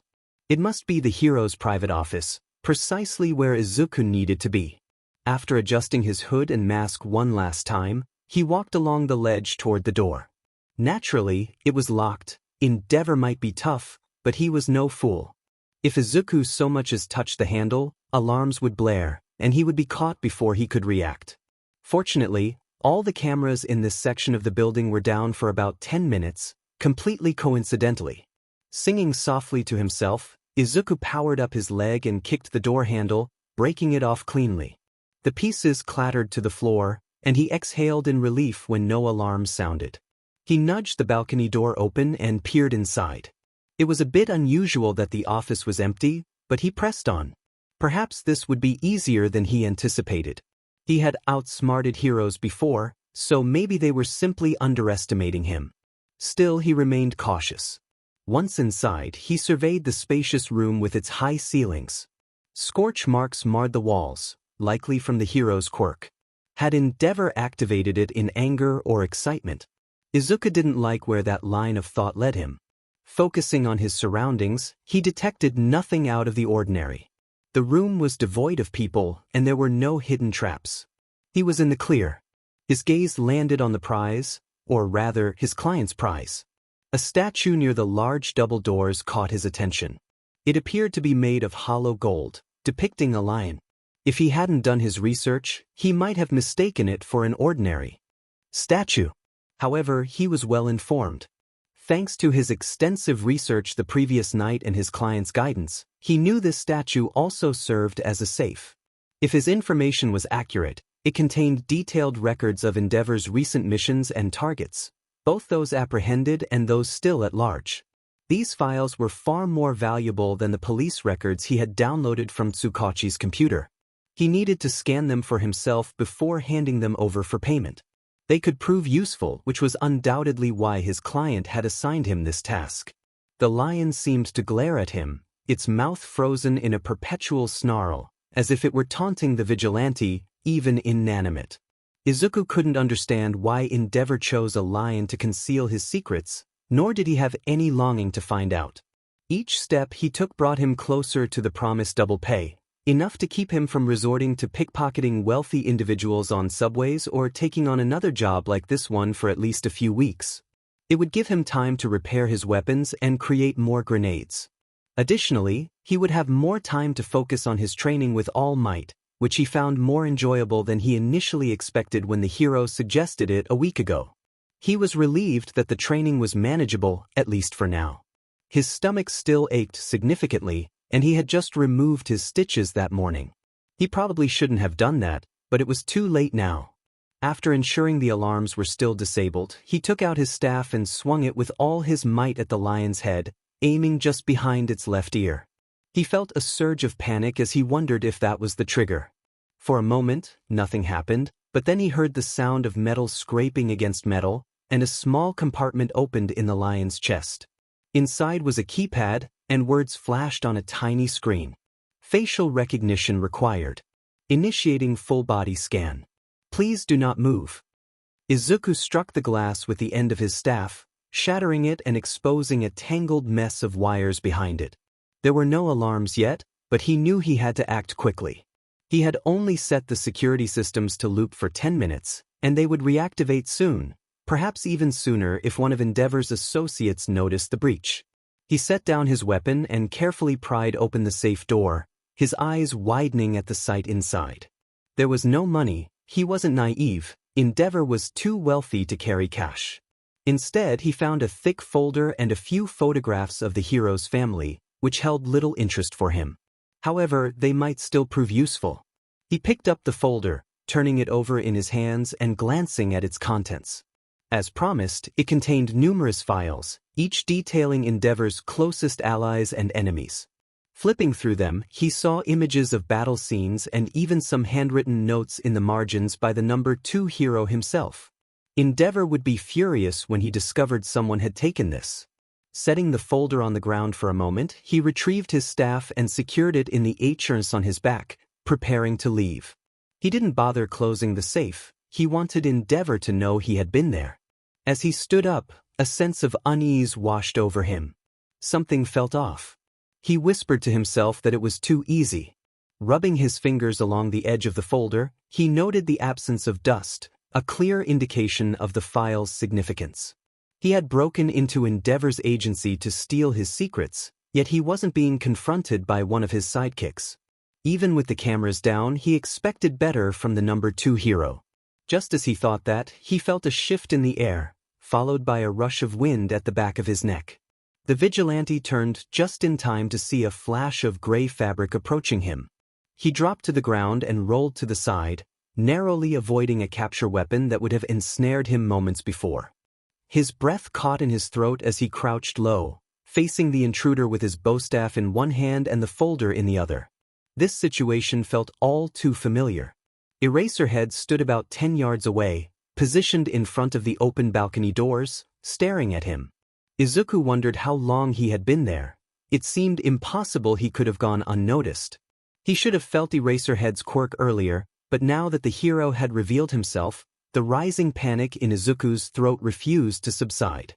"You look like a moth," Izuku blurted out, surprised by his own words. He straightened from his crouched position, trying to regain composure. "Has anyone ever told you that, Eraser?" "Once or twice." "What's in your hand?" Eraserhead's tone was crisp and direct, indicating he knew exactly what was happening.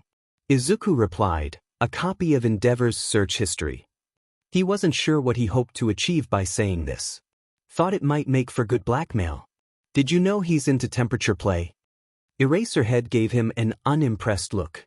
"I thought you only stole from bad guys." Izuku wanted to argue that Endeavor was a bad guy, but he held his tongue.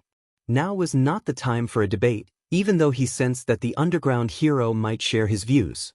"I don't recall ever saying that," he said instead, attempting to distract Eraserhead. He was frantically trying to devise a plan while grappling with the realization that Eraserhead had found him so quickly that he was there in the room, and that Izuku had failed to notice. And that shouldn't be possible. "Didn't have to," Eraserhead replied, taking a slow, deliberate step closer. "Your records told me a lot about you." Izuku felt a surge of anxiety. He had taken extensive measures to protect his identity. Eraserhead couldn't possibly know anything he didn't want him to, could he? He took a few steps back to create distance, but Eraserhead halted his advance. "It's been a week," the hero continued, his tone suddenly serious. "Have you come to a decision?" Decision? For Izuku to make a decision, he would first need a choice. There was no choice for him. He had already considered it and discussed it with Kaken. Izuku trusted 𝗬𝗁𝗁. He genuinely believed the detective wanted the best for him. He didn't need a lie-detecting quirk to sense the truth in that. But if he turned himself in, it would feel like a death sentence. Not literally, since he was still a minor. At worst, in the public's eyes, he would face some time in jail or be placed under house arrest for the foreseeable future. He would be subjected to a program like any other juvenile delinquent, and he would have to live with the label of ex-vigilante on his record for the rest of his life. However, that was not the reality he faced. The doctors would examine him and they would discover his quirk. No quirks. They would connect him to his father, and then he would be taken away. The government was adept at such operations. No one would question the disappearance of a vigilante once the commission became involved. He would then endure a fate worse than death, worse than whatever 𝗬𝗁𝗁 or Eraserhead believed would happen if he did not turn himself in. Izuku allowed the bitterness to seep into his voice as he contemplated his situation. He needed time to consider his options, not wanting to disappoint anyone. Eraserhead winced, a reaction that surprised Izuku. The man took a step forward but paused when Izuku raised his bowstaff in warning. He acknowledged that he could have approached their previous conversation with more tact. Izuku thought it was more of a monologue than a conversation. The man cleared his throat, maintaining an indifferent expression. He admitted it was wrong to approach Izuku in that manner. Izuku had no reason to trust him, and Eraserhead recognized that he had no right to act as though Izuku owed him anything. Despite being labeled a criminal, Izuku had done a lot of good for people. Izuku replied quietly, acknowledging that Eraserhead was just doing his job. He could not blame him too much, considering the man could have simply captured him without hesitation.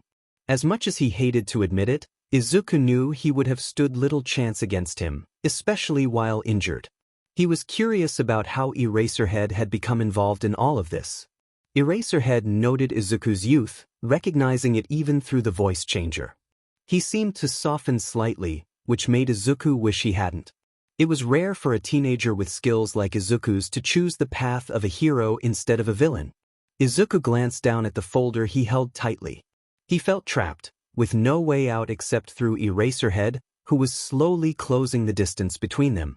The hero moved cautiously, as if Izuku were a frightened animal ready to flee or fight.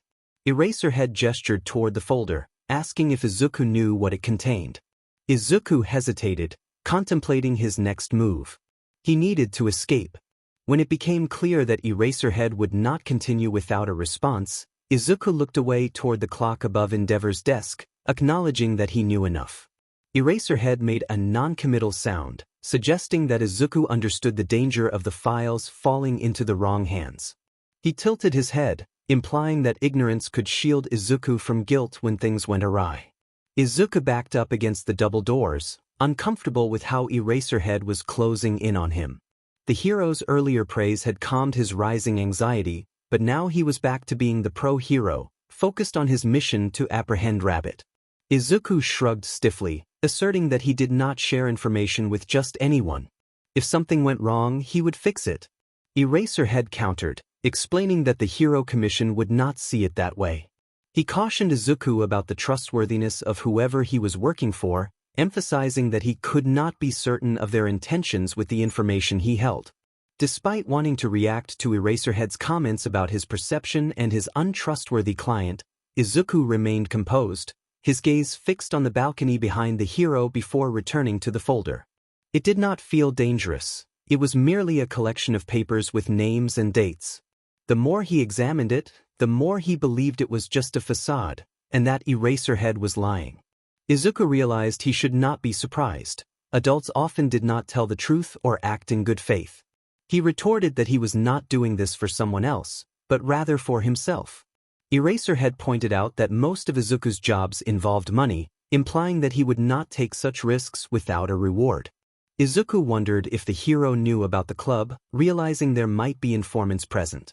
Alternatively, Eraserhead could be bluffing, attempting to manipulate him without revealing his true intentions. Izuku's eyes darted toward the doors and windows, yearning for freedom, while he noticed Eraserhead tracking his movements. The hero urged him to hand over the folder, insisting he should do the right thing, for himself, if not for Eraserhead or 𝗧𝗏𝗄𝐻𝗄. When Izuku questioned if he could simply walk out, Eraserhead clarified that he would never be allowed to leave without consequences. However, if he surrendered the valuable government property, Eraserhead promised to help him. The notion of help was again presented, and Izuku felt a surge of frustration. He wanted nothing more than for the hero to leave him alone.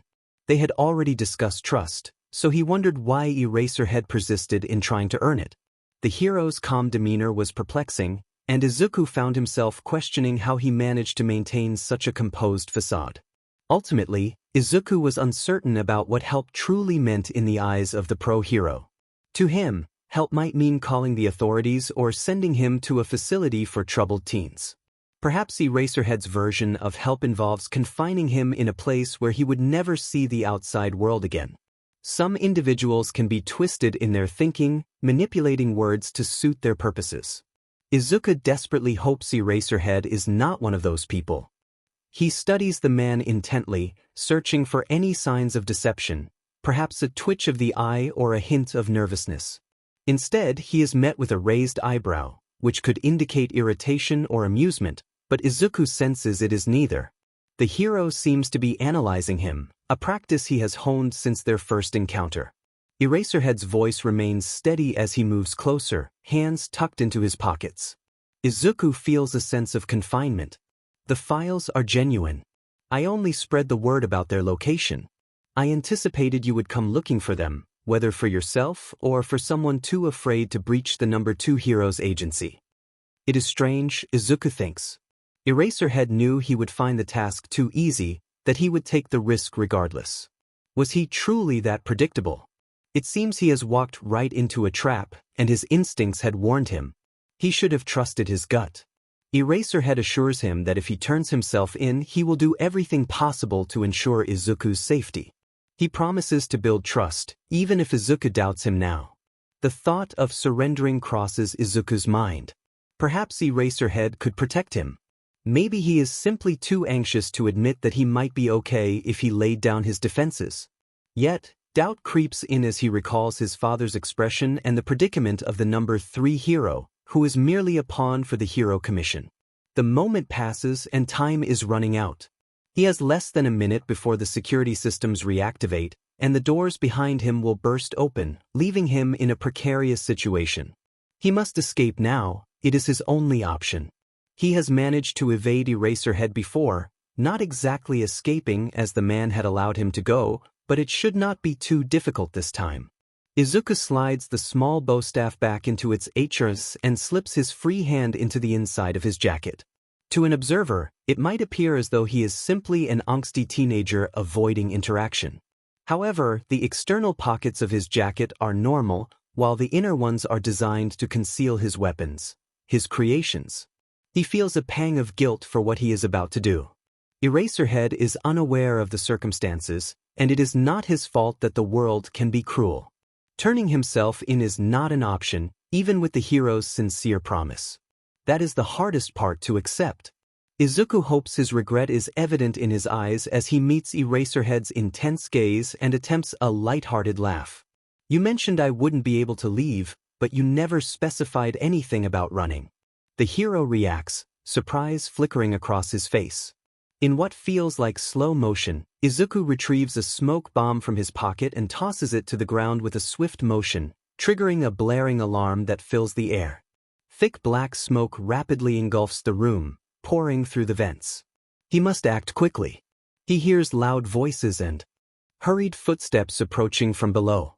Endeavor's office occupies the entire top floor. It comes down to a choice: Rabbit versus Eraserhead or Rabbit versus Endeavor's sidekicks. With the underground hero charging at him, capture weapon extended and smoke swirling around him, the decision becomes clear. Izuku bursts through the doors behind him and flees, hoping that Endeavor's sidekicks are not as skilled as their reputation suggests. 𝗏𝗪𝗏 feels foolish more than he ever has. He is astonished that the trap actually worked. He did not expect Rabbit to take the bait. He had assumed that only a petty criminal or thief would be desperate enough to act this way. Clearly, he was mistaken. Money must be a motivating factor for Rabbit, and that thought troubles 𝗏𝗪𝗏. The Vigilante is young and should still be living with his parents, so he shouldn't need the money, right? It is hard to believe someone as intelligent as Rabbit would risk everything for a financial gain. Yes, his life is at stake. If Endeavor had been present, having cancelled his meeting or left early, Rabbit would likely be in grave danger. The number 2 hero would not hesitate to take down a Vigilante for breaking and entering, so 𝗏𝗪𝗏 is grateful Endeavor is absent. However, that may change soon. Endeavor must be receiving updates about the situation wherever he is. If he had been there from the start, escaping would have been nearly impossible. He would have disapproved of Eraserhead's presence in his agency, particularly on his private floor. 𝗏𝗪𝗏 wonders what Rabbit is thinking and why he suddenly has smoke bombs. This is the first time he has seen Rabbit use one, at least to 𝗏𝗪𝗏's knowledge. He makes a mental note to ask 𝗧𝗏𝗁𝐻𝗄 about it once this is resolved. He descends the stairs, adjusting his goggles as he listens for the young Vigilante. The windows on Endeavor's floor are bulletproof, which explains why Rabbit did not attempt to escape through them. He must be planning to target the windows on the next floor down, as the entrance to the agency is likely secured. If 𝗏𝗪𝗏 isn't mistaken, the locks engage automatically when any alarms are triggered. There's no reason to head for the base level. He lands at the bottom of the first flight of stairs and curses as he takes in the chaotic scene before him. Rabbit is bouncing atop the rows of desks, using the walls for leverage as he evades the 3 heroes lunging at him. The interns are scrambling back, trying to distance themselves from the seemingly wild Vigilante and the ongoing struggle. Endeavor's sidekicks are banding together, attempting to restore order amidst the chaos. There appear to be 10 of them present, which isn't surprising. 𝗎𝗓𝗏 knows 𝗓𝗏𝗏 has over 30, so many must be out and about at this time of day. Most of the sidekicks are holding back, protecting the interns while observing the 3 others trying to subdue the vigilante. They likely can't all engage him at once. Their quirks might complicate close-range combat or teamwork. Suddenly, another smoke bomb goes off, this one rainbow-colored, and 𝗎𝗓𝗏 takes it as his cue to rush forward, capture weapon in hand. He leaps onto a side table and crouches low, straining to see through the smoke. One of the sidekicks, a woman with long, flaming green hair that 𝗎𝗓𝗏 vaguely recognizes as 𝗵𝗏𝗏, turns to him with dark eyes. She shouts to be heard over the noise of the other sidekicks and the alarms, and 𝗎𝗓𝗏 glances at her before scanning the smoke again. He informs her that he is a pro tasked with capturing the vigilante and offers his assistance. She looks skeptical but seems to recognize him somewhat, nodding before disappearing into the fog to find the others. 𝗎𝗓𝗏 looks up. The smoke doesn't rise high, it thickens near the ground, much like moisture in a cloud. And there he is, just as 𝗎𝗓𝗏 predicted. Rabbit is sticking to the wall, his head pressed against the ceiling. 𝗎𝗓𝗏 suspects the gloves are what allow him to do that, and now that he can see the vigilante's boots, he notices something glossy painted on the bottoms. Something that enables him to adhere to surfaces. 𝗎𝗓𝗏 wonders if the gloss is permanent or if it needs daily reapplication. The smoke begins to clear slightly, and 𝗎𝗓𝗏 observes that the boy has deliberately thrown desks around to create obstacles, slowing down the sidekicks. They are unaware that he is above them, not running around. 𝗎𝗓𝗏 realizes suddenly that Rabbit is waiting for an opening. No, for the right angle. He seems intent on escaping through the window, not wanting to fight or harm anyone. 𝗎𝗓𝗏 sees the moment it happens. Rabbit's head snaps to the side, and 𝗎𝗓𝗏 follows the movement. A sidekick is moving out of the way, heading deeper into the fog, leaving a clear view of one of the larger windows, big enough for a teenager to fit through. Then the boy springs into action, shooting across the room with surprising force and speed. Instinctively, 𝗎𝗓𝗏 flings out his capture weapon, feeling his quirk flare. His hair rises from his shoulders, and the gray fabric of his scarf wraps around the vigilante's ankle. 𝗎𝗓𝗏 yanks HRD on the fabric, and in the next moment, the figure is jerked toward him. But Rabbit remains silent, twisting midair, his free hand suddenly gripping his bow staff. His finger moves quickly across the metal, and the weapon extends to reveal, was that a katana at the end of it. 𝗎𝗓𝗏's eyes widen as he watches, frozen, while the vigilante's arm comes down swiftly, the blade slicing through the smoke. A piece of 𝗎𝗏𝗏's scarf is severed just inches from the boy's ankle, setting him free. It was cut through as if the scarf were made of nothing but soft fabric. Yet Rabbit is still propelled toward him by the leftover momentum, and 𝗎𝗓𝗏 raises his hands to shield his face, forced to blink against the sudden rush of air. His quirk fizzles out, a realization hitting him a fraction of a second later. Rabbit meets his gaze, and this close, 𝗎𝗓𝗏 sees the boy's eyes, a dark crimson, glinting even without light. They seem like contacts. The sharpness is still there, the emotion too profound, too bright at the center. It must be artificial.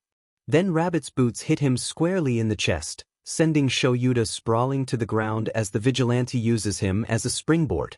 Rabbit flies back toward the window like a torpedo, and the sidekicks rush after him, the fog clearing due to the commotion.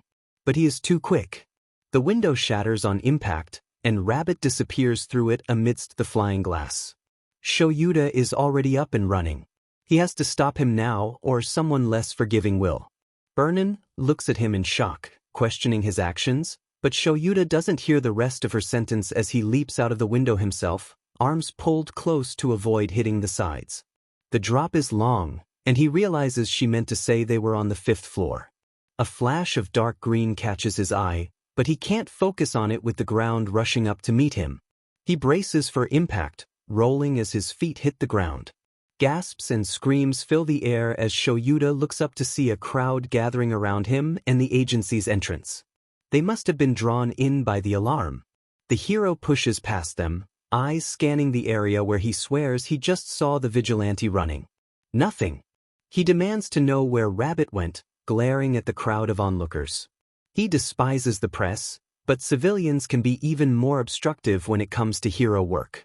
A man with cat-like eyes points to a building across the street, and 𝗎𝗪𝗪 doesn't bother responding before taking off. He has a feeling he won't find him.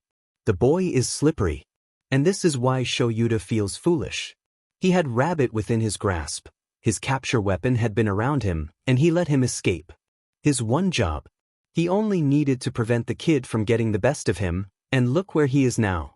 Rabbit is gone. After an entire hour of searching the streets, 𝗎𝗪𝗪 only halts his pursuit when 𝗧𝗏𝗪𝗏 calls him, expressing frustration for not informing him about the trap set at 𝗕𝗏𝗪𝗧 agency. He could have provided backup. 𝗎𝗪𝗪 feels a surge of anger, not directed at Rabbit, but at himself. He should have captured him. He shouldn't have allowed his emotions to interfere. He has been trained to avoid such mistakes, yet he made one. He gave Rabbit a chance, which he now regrets. He should have focused on his duty and not let a teenager sway his actions. However, that perspective isn't entirely accurate. 𝗎𝗪𝗪 is indeed irritated by his failure to apprehend Rabbit and the knowledge that the boy is now in greater danger. Yet he feels no guilt. Perhaps it's because he witnessed the boy's fear. Even behind the mask and contacts, 𝗎𝗪𝗪 could see it. He caught a glimpse of Rabbit's terror at the thought of surrendering. The boy is deeply afraid, so much so that he would rather confront 𝗕𝗏𝗪𝗧's sidekicks than face his greatest threat, Eraserhead. 𝗎𝗪𝗪 feels foolish and frustrated, stopping just before the edge of another rooftop. Distracted, he realizes he won't be effective on patrol. He decides to head home and gather his thoughts. It isn't until he's halfway to the apartment he shares with his husband that he feels something pressing into his neck. As he reaches to scratch it, he discovers a folder, bent and tucked into the folds of his capture weapon. He doesn't need to look inside to know it's the one. The boy somehow managed to slip it into his scarf without him noticing, likely when he kicked him. A ghost of a smile appears on 𝗧𝗪𝗪's lips, a bit of tension easing from his chest. Playing mind games, huh, kid? After slipping into his apartment and greeting Hizashi with a kiss, he resolves to do everything in his power to assist the boy, no matter the cost. He had promised, and 𝗎𝗪𝗪 never breaks his promises. Izuku feels as though he might faint from running too long. He's a good distance away, well outside his usual boundaries, which gives him a sense of security.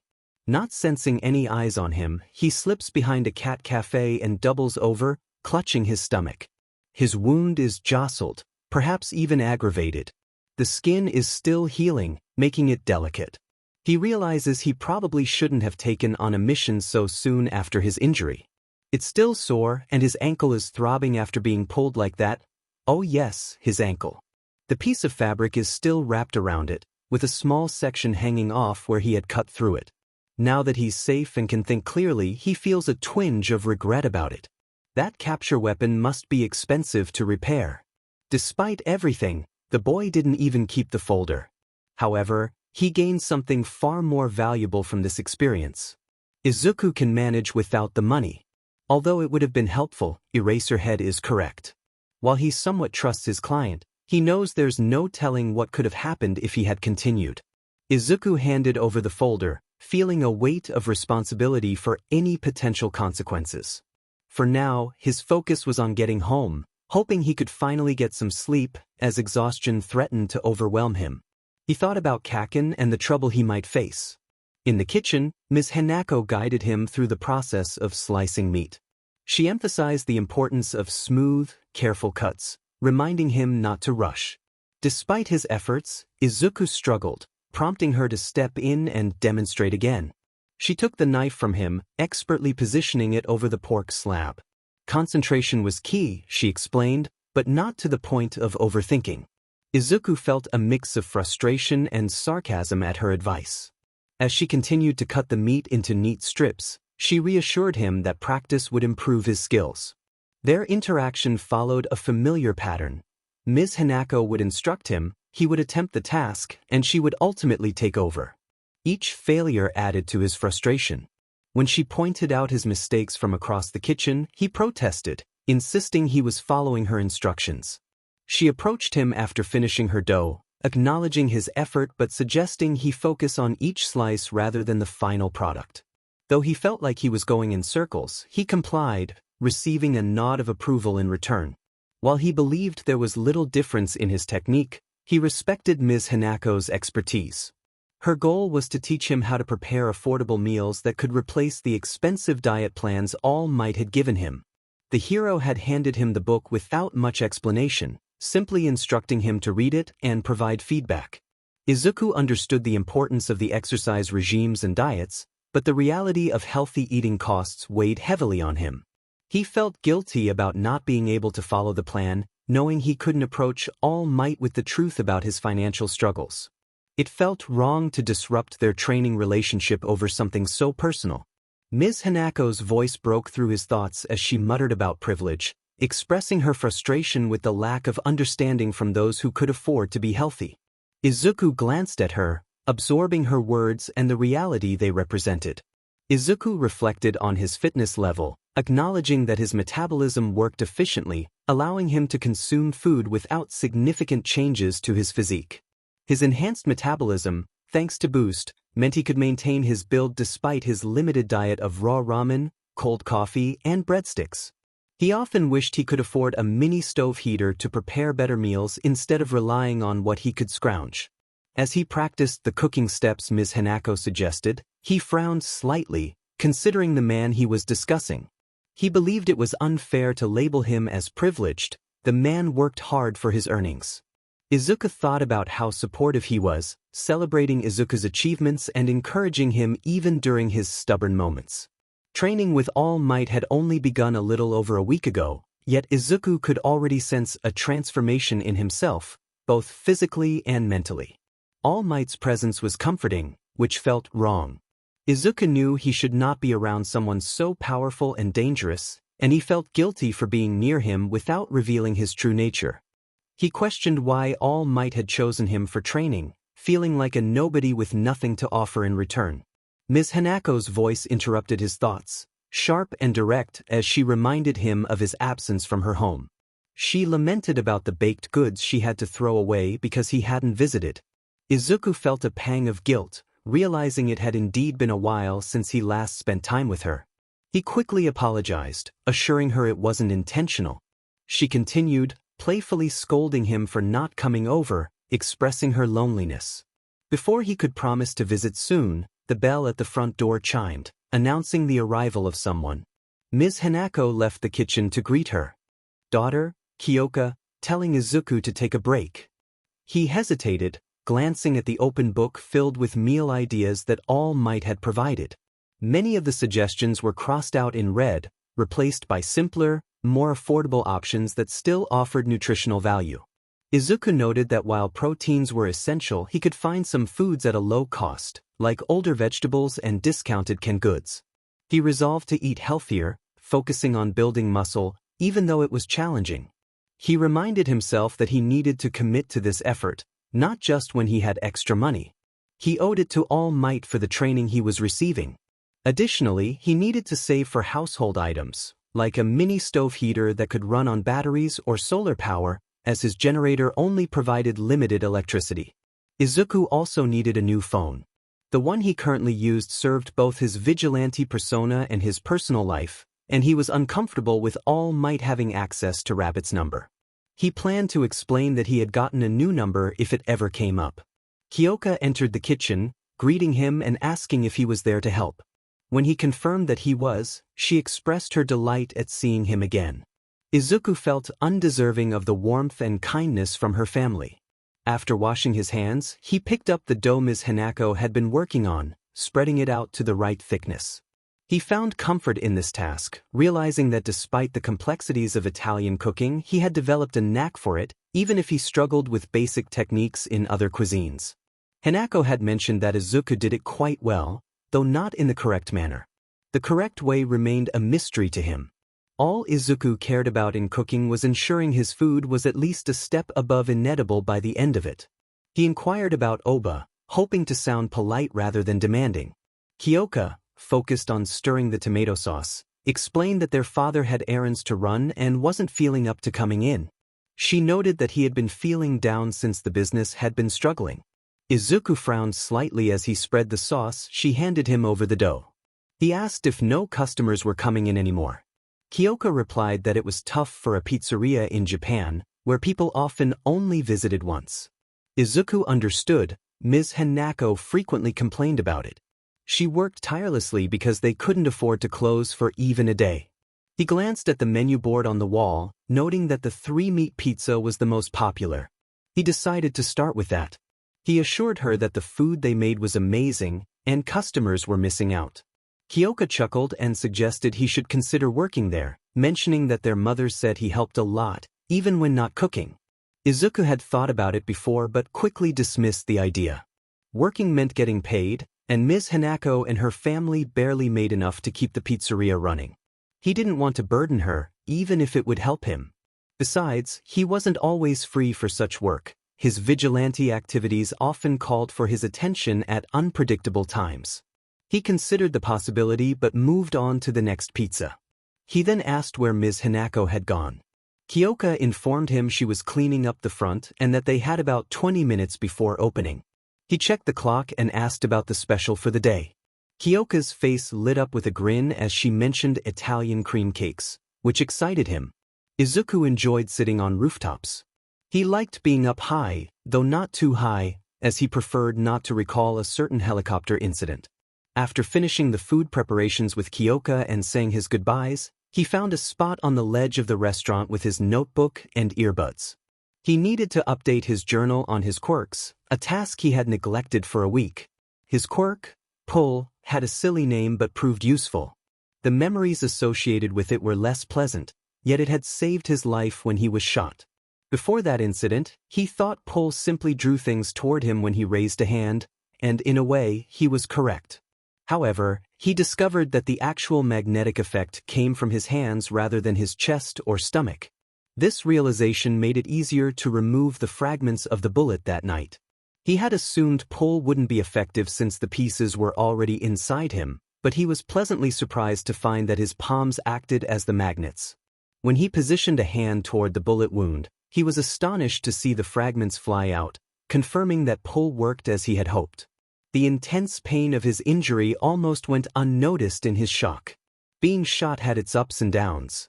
The upside was understanding a new aspect of his quirk, while the downside was the pain and the large scar left on his abdomen, which he couldn't show off without worrying others.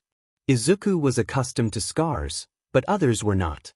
He documented his findings in his notebook, crossing out previous theories and expanding on his new understanding. He even sketched a comparison of his hands and body, illustrating that his palms were the magnets. A police officer passed below, prompting Izuku to quickly pull back, ensuring he wasn't dangling his legs off the side. He had been reprimanded for sitting on rooftops before, even though it wasn't technically illegal since Ms. Hanako permitted it. The building was only 1 story tall, so it was unlikely anyone would mistake him for a jumper. Better safe than sorry, he thought. Tomorrow was Monday, which meant training resumed at 6 in the morning every weekday. It was a good schedule, especially since Izuku rarely slept. He looked forward to what 𝗏𝗏 had planned for the week. He shared an interesting fact about drowning in saltwater versus freshwater, noting that it took longer in saltwater. 𝗏𝗏, intrigued yet confused, encouraged him to step away from the water. Before Izuku could submerge himself, 𝗏𝗏 easily lifted him by his shirt and carried him back to the pile of garbage where he was supposed to be working. Izuku groaned as he was set down. He complained that there were far more exciting things than dragging a fridge. 𝗏𝗏, with a bright smile and hands on his hips, questioned if drowning was more enjoyable than training to become stronger. Izuku felt a mix of frustration and determination as he reflected on 𝗏𝗏's insistence that he clean the beach without using his quirk. 𝗏𝗏 believed that strengthening his body and mind was essential before relying on his abilities. Izuku couldn't help but feel that this task was not what he had envisioned for himself. Yet, it was better than spending his mornings alone, lost in thought or plotting against 𝗧𝗏𝗏. 𝗏𝗏, ever the encouraging mentor, decided to make the task a bit easier. With a swift motion, he pulled a refrigerator from the pile of debris, letting it crash to the ground with a resounding thud. He grinned at Izuku, urging him to move it to the garbage bin. Izuku stood in awe, wishing he could have been under the fridge when it fell. All Might had made it look effortless, while he had struggled for what felt like ages. The lingering soreness from his recent injury reminded him of the scar on his abdomen, a reminder of his past battles. It was a badge of honor, one of many he had earned. He stared at the refrigerator, incredulous. All Might wanted him to move it without using his quirk. The thought of it seemed impossible. As he contemplated the task, All Might leaped onto the fridge, tossing him some ropes and urging him to get started. Izuku felt a wave of unfairness wash over him. All Might's weight alone was daunting, and he was sitting right on top of the very object Izuku was meant to move. The hero, however, seemed to relish the moment, teasing Izuku about his previous training experiences. Feeling a spark of mischief, Izuku challenged All Might, suggesting he couldn't move the fridge without his quirk. All Might, ever the showman, accepted the challenge. With a dramatic display of strength, he lifted the fridge and sent it soaring into the dumpster, leaving Izuku momentarily speechless. Realizing what had just happened, All Might's expression shifted to one of excitement. He encouraged Izuku to tackle the next refrigerator, pointing to one that appeared even larger and more daunting than the last.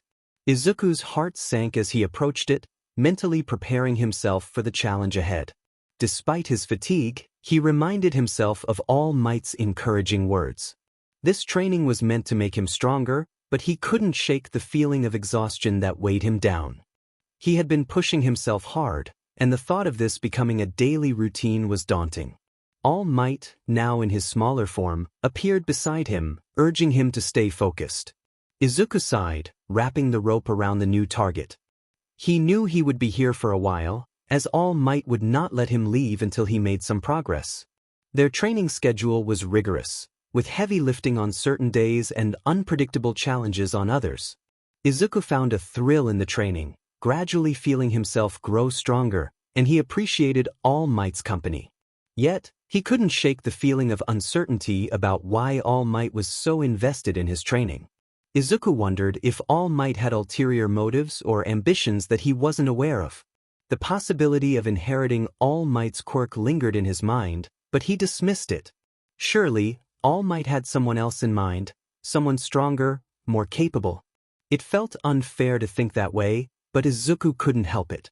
He had been training hard, and it was 11 days after the Endeavor incident when he received a text that would change everything.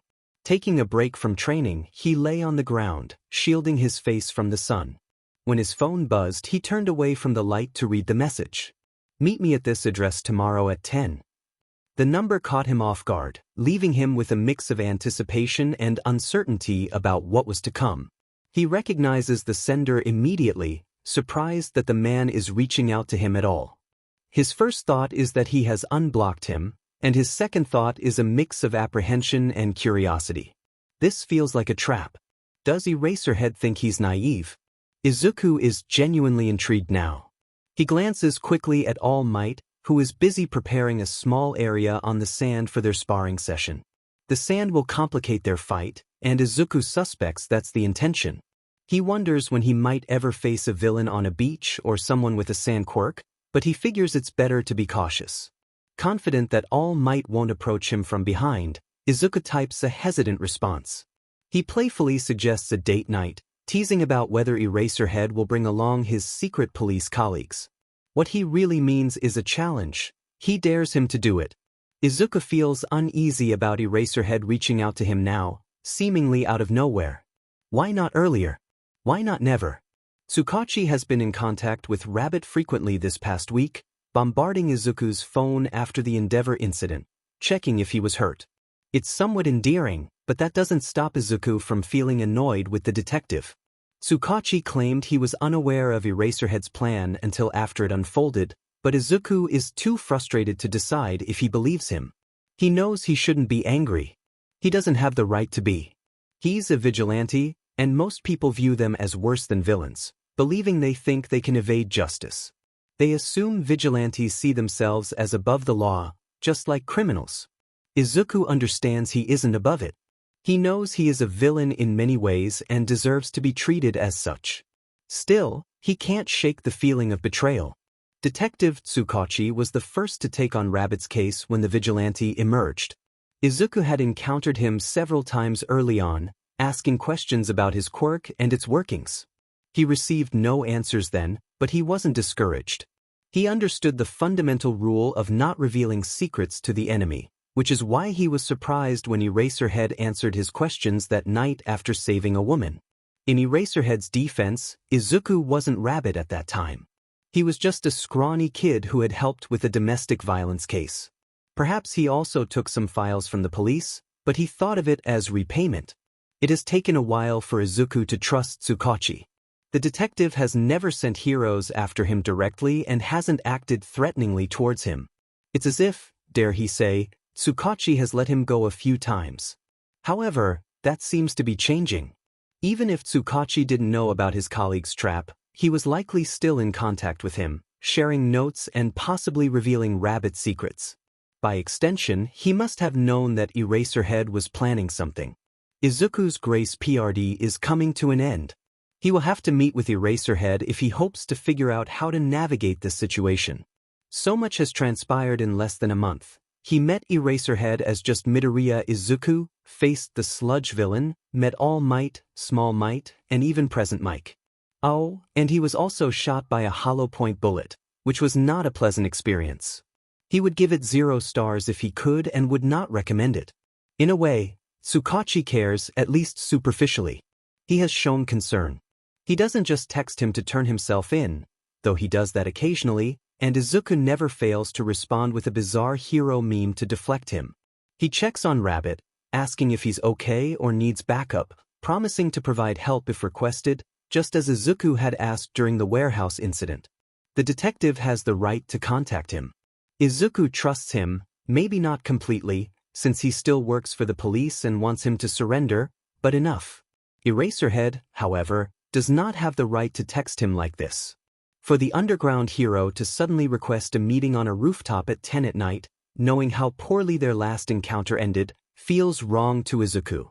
Perhaps Eraserhead waited for Izuku to cool off before reaching out, or maybe there's another reason. He responds, stating he won't bring anyone and that it's just a conversation.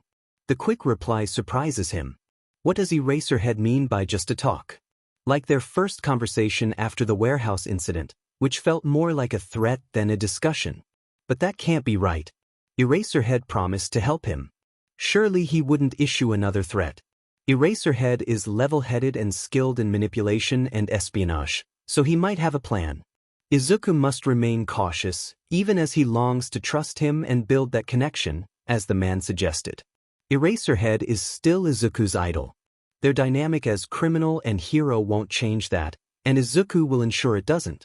He leaves the message unread, feeling unafraid. He'll need to ask 𝗧𝗵𝗲 if he can trust the weary hero. Only then will he seriously consider the offer. Izuku knows Kaken won't approve. He'll probably laugh and suggest kicking the hero, which Izuku has already done, much to his friend's amusement and his own embarrassment. He did it to escape, but it still makes him feel a bit guilty. Hopefully, he won't have to do it again anytime soon. All Might calls to him from the makeshift area, asking if he's ready. He suggests working on defensive strategies today. Izuku jumps up, running over, leaving his phone on his discarded shirt as his energy surges back. That sounds like a perfect distraction. Hisashi watches the scene unfold with wide eyes, concerned about the unfolding situation.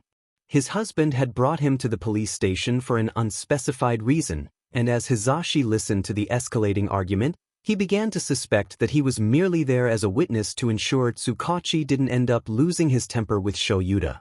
The detective certainly looked frustrated. The detective expressed his disapproval, stating that sending an ominous text message and expecting someone to meet in the middle of the night was a recipe for danger. Shoyuta, unfazed, remained seated at the large oval table in the conference room, arms crossed, while the holographic whiteboard in front of them remained blank. Shoyuta rolled his eyes, insisting that he had simply told the kid it was just a talk, and that was the truth. He had no intention of capturing him. 𝗧𝗵𝗲 retorted that Shoyuta wouldn't even be able to do that if he tried, and Hisashi couldn't help but think the detective sounded almost proud of that fact. The tension in the room was palpable. 𝗎𝐸𝑡a raised his hand in frustration, questioning whose side 𝗬𝗁𝐁𝐵 was on. The detective replied that he was on the right side, prompting 𝗧𝗂𝘁 to snicker, which earned him a sharp look from 𝗎𝐸𝑡a and an amused glance from 𝗬𝗁𝐁𝐵. 𝗧𝗂𝘁 found the situation amusing, forgetting his earlier annoyance at being pulled away from his favorite show. Listening to this entertaining exchange made it all worthwhile. 𝗎𝐸𝑡a insisted that he was only trying to get close to the kid, as that was what 𝗬𝗁𝐁𝐵 had suggested. The detective pointed out that the kid had texted him, still unsure whether he could trust 𝗎𝐸𝑡a after their past encounters. 𝗧𝗂𝘁 felt lost, not understanding what they were discussing. 𝗎𝐸𝑡a defended himself, stating that he had only done what 𝗬𝗁𝐁𝐵 had asked. The detective looked taken aback, accusing 𝗎𝐸𝑡a of setting a trap for the kid, which was not what he meant when he suggested gaining the kid's trust and convincing him to turn himself in peacefully. 𝗧𝗂𝘁 chimed in, humorously suggesting that rabbits, being small animals, were not an unreasonable comparison. Both 𝗎𝐸𝑡a and 𝗬𝗁𝐁𝐵 shot him disapproving looks, and 𝗎𝐸𝑡a grumbled that 𝗧𝗂𝘁 was not helping. 𝗧𝗂𝘁 smirked, enjoying the banter as 𝗎𝐸𝑡a continued, explaining that he had only set up the meeting to talk to the kid, acknowledging that he had scared him off after their last encounter. Images and news articles about the Green Vigilante appeared on the screen, and 𝗧𝗂𝘁 leaned in, intrigued. The kid was young and had managed to evade numerous heroes, indicating he was quite clever. 𝗧𝗂𝘁 mused that under different circumstances, the kid could make a good hero. 𝗎𝐸𝑡a resolved to meet with the kid that night to see how it went, and 𝗬𝗁𝐁𝐵 finally relented, expressing his trust that 𝗎𝐸𝑡a wouldn't make things worse again. As they left, 𝗧𝗂𝘁 playfully gave the detective finger guns before his husband pulled him out into the hallway. Once the door closed, 𝗎𝐸𝑡a quickly pulled 𝗧𝗂𝘁 in for a kiss, taking advantage of the moment. However, 𝗎𝐸𝑡a soon pushed him away, glancing around the police station to ensure no one had seen them. 𝗧𝗂𝘁, undeterred, suggested accompanying 𝗎𝐸𝑡a for the meeting, intending to provide backup if needed. 𝗎𝐸𝑡a, understanding 𝗧𝗂𝘁's concern, explained that bringing him along would only hinder the trust he was trying to build with the kid. 𝗧𝗂𝘁 nodded, taking out his keys, and asked what 𝗎𝐸𝑡a planned to discuss, joking that small talk about the weather wouldn't be effective. 𝗎𝐸𝑡a clarified that he intended to reassure the kid that they were on his side and would no longer actively pursue him. 𝗧𝗂𝘁 recognized the care 𝗎𝐸𝑡a had for the Vigilante, a sentiment he had anticipated. He teased 𝗎𝐸𝑡a, calling him a softie and noting how the kid had grown on him in such a short time. 𝗎𝐸𝑡a told him to be quiet, but 𝗧𝗂𝘁 leaned over to give him a quick peck on the nose, and this time, 𝗎𝐸𝑡a didn't pull away.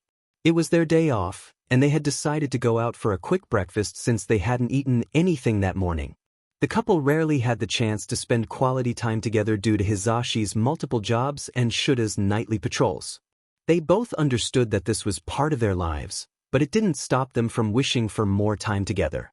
As 𝗧𝗂𝘁 drove, he let his mind wander, humming along with the song on the radio. He realized he needed to do laundry soon, as they were running out of clothes, especially 𝗎𝐸𝑡a, who wore the same outfit all week. 𝗧𝗂𝘁 felt guilty for breaking their washing machine, though he couldn't explain how it happened. Now, 𝗎𝐸𝑡a made him go to the laundromat until they could afford a new one. It would likely be a couple of months before they could replace it. While they weren't struggling financially, they couldn't just buy a new washing machine on a whim. However, 𝗧𝗂𝘁 found a silver lining in the situation. Perhaps he would get to see that green-haired kid again. The boy was certainly quirky, in more ways than one. He shares 𝗧𝗂𝘁's dry humor and taste in music, which is a win in his book. He wouldn't mind talking to him again. In fact, he needs to ask for his name so he doesn't keep referring to him as the kid in his mind. 𝗎𝐸𝑡a gazes out the window, one foot resting on the dashboard, a gesture he knows annoys 𝗧𝗂𝘁. 𝗧𝗂𝘁 is well aware of this playful annoyance, creating a peculiar understanding between them that encapsulates their relationship. 𝗎𝐸𝑡a brings up the boy he had mentioned earlier, the one he found in an alley. He props another foot on the dashboard, ignoring 𝗧𝗂𝘁's disapproving glance. "Is he the same one you saw at the laundromat?" 𝗧𝗂𝘁 asks. "Yep. I'm starting to worry about him. There's just something about him that feels off," 𝗎𝐸𝑡a replies, flicking on the blinker to turn into the diner's plaza. Hopefully, I'll see him again when I do the laundry. Hopefully not. He shouldn't be out that late, Hizashi. That usually indicates trouble. Hizashi rolls his eyes. We were both just like that at his age. Don't pretend to be all virtuous now. Besides, curfew isn't a big deal. You're meant to uphold the law, not encourage rule breaking, 𝗎𝑘 grins. Looks like we both have our share of problem children now. It's time for you to experience my struggles. The voice hero chuckles, realizing he hadn't thought of it that way before. Well, I doubt mine is as troublesome as yours. One of yours is an actual vigilante. And the other one might drive 𝗧𝗏𝗁𝗍 to an early retirement, 𝗎𝑘 groans, banging his head against the headrest. I have a feeling I'll be seeing more of him. 𝗧𝗏𝗁𝗍 mentioned he's been unusually quiet lately. Ah, so he's the calm before the storm type. Hizashi dodges 𝗧𝗪𝗏's playful hand with a laugh. They park and head inside, hoping to enjoy a meal. It's a good time to unwind, especially with 𝗧𝗪𝗏's meeting with Rabbit later that night.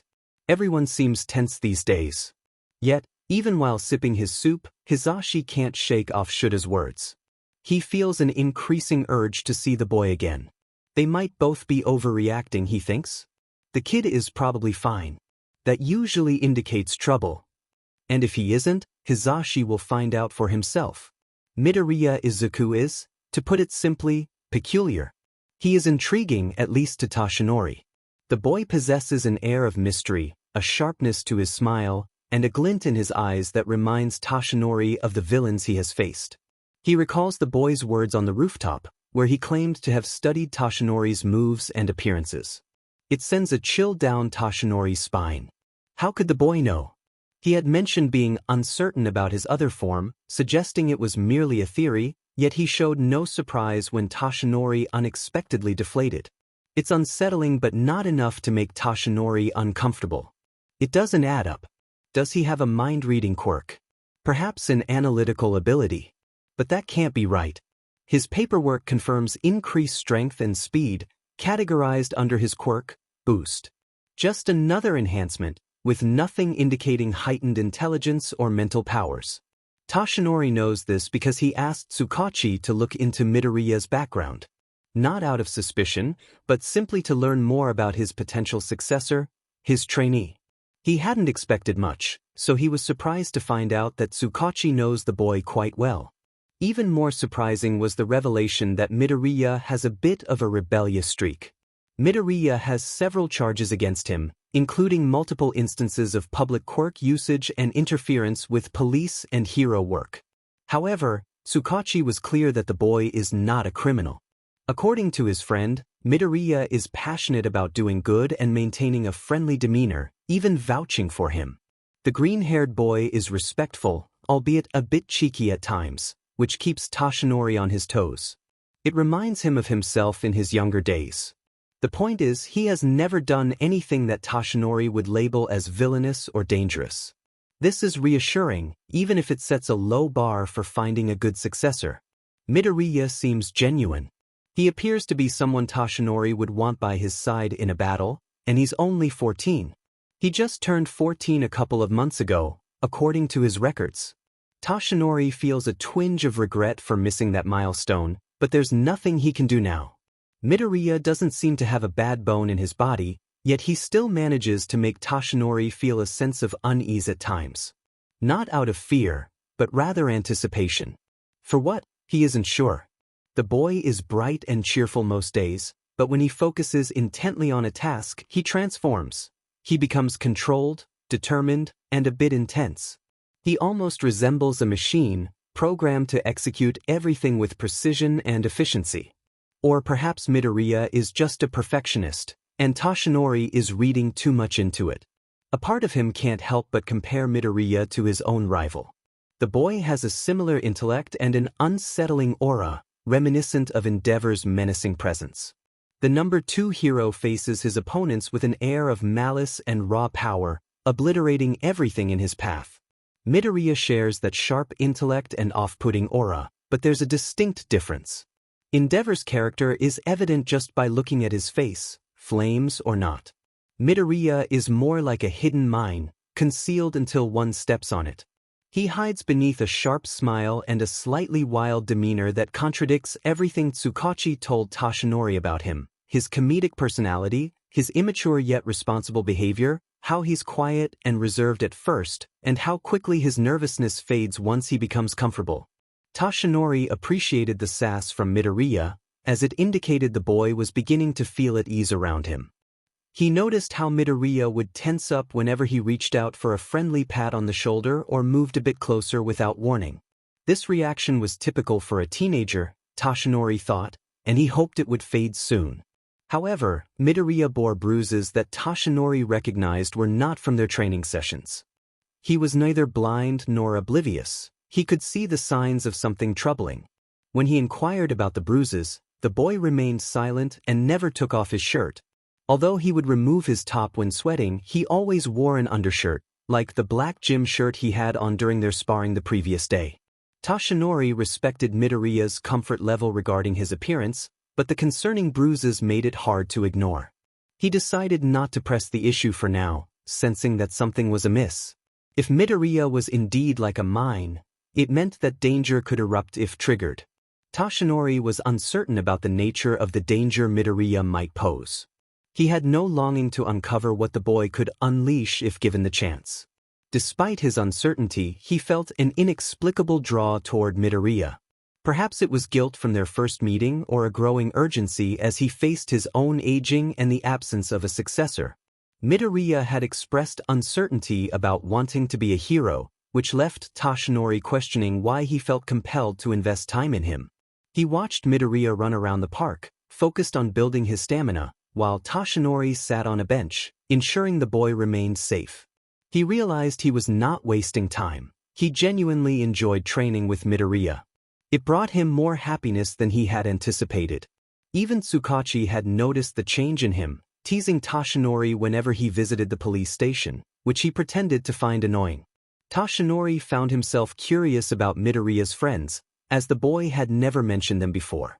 Initially, it didn't seem concerning, but as he became more invested in Midoriya's life, he wanted to know more.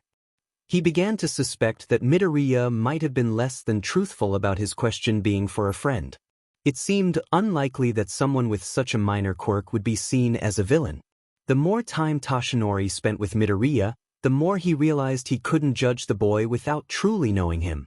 He intended to grow closer to him, regardless of whether Midoriya would become his successor. The boy was too intelligent and capable to let slip away, and perhaps he could eventually inspire him to embrace heroism. There was something magnetic about Midoriya, an aura that drew Toshinori in. Yet, One for All warned him whenever he approached or even thought about the boy. He couldn't discern whether it was a good or bad sign, but he hoped it leaned toward the positive. Toshinori knew Gran Torino would disapprove if he found out about this situation. His former mentor would likely scold him for being so secretive about his new training. Toshinori hesitated to share this with Gran Torino, fearing the negative feedback he might receive about Midoriya's potential. Despite knowing this might not be the best decision, he couldn't bring himself to distance himself from the boy. He shook off those thoughts, reminding himself of his duty to train Midoriya, even if the boy didn't wish to pursue heroism. Toshinori had made a commitment, and he intended to honor it. With renewed determination, he called out to Midoriya, transforming into his larger form and announcing that the boy could use his quirk now. The delighted gasp from Midoriya dispelled any lingering doubts. Later, as they worked together, Izuku playfully criticized his friend's costume, while Kaken retorted with a light-hearted jab about Izuku's appearance. They exchanged banter, with Izuku expertly repairing his rabbit costume, proud of the results. The dark green fabric with red outlines looked sharp, and the numerous tears had vanished, leaving the costume looking brand new. Izuku felt a sense of accomplishment as he admired his work, knowing that Kaken's teasing was just a form of reverse psychology. He was proud of his suit and excited for what lay ahead. It looked new, and he couldn't wait to wear it that night to show it off. He needed to make a fresh impression, especially since he had decided to attend the meeting with Eraserhead. This meeting felt significant. It might be a turning point or perhaps the start of something new and exciting. If he appeared disheveled, it would only add to his embarrassment, especially after having already humiliated himself in front of the hero once before. He was determined not to let that happen again. Izuku cleared his throat, putting Auntie's sewing supplies back into her box and sliding it aside. He confidently stated that his suit was far superior to all of their hero costume designs. He said it casually, knowing it would ignite a reaction from his friend. As expected, 𝗂𝐽 suddenly sat up, an incredulous expression on his face. He demanded to know what Izuku had said. Izuku quickly opened the bedroom door, hoping to escape down the stairs before it was too late. However, 𝗂𝐽 was quicker, grabbing him around the waist and tossing him back into the room as if he were weightless. Izuku yelped, scrambling away from his friend. He protested that they couldn't wrestle because he was too tired from All Might's training, claiming it was unfair. 𝗂𝐽 retorted that all he had done was make Izuku run, and that he was already good at running. Using the momentum, Izuku launched himself at 𝗂𝐽, attempting to pin him to the carpet. Just as he thought he had the upper hand, 𝗂𝐽 managed to shove him off, reversing their positions. Now, 𝗂𝐽 was trying to hold Izuku's arm behind his back. Izuku grunted, feeling as though he had been insulted, and rolled out from under 𝗂𝐽. This wrestling match was a familiar routine for them, a playful display of strength that was more about camaraderie than competition. 𝗂𝐽 wasn't one for physical affection, so Izuku appreciated these moments, knowing it allowed them to be close without making his friend uncomfortable. That didn't mean Izuku was going to give up easily.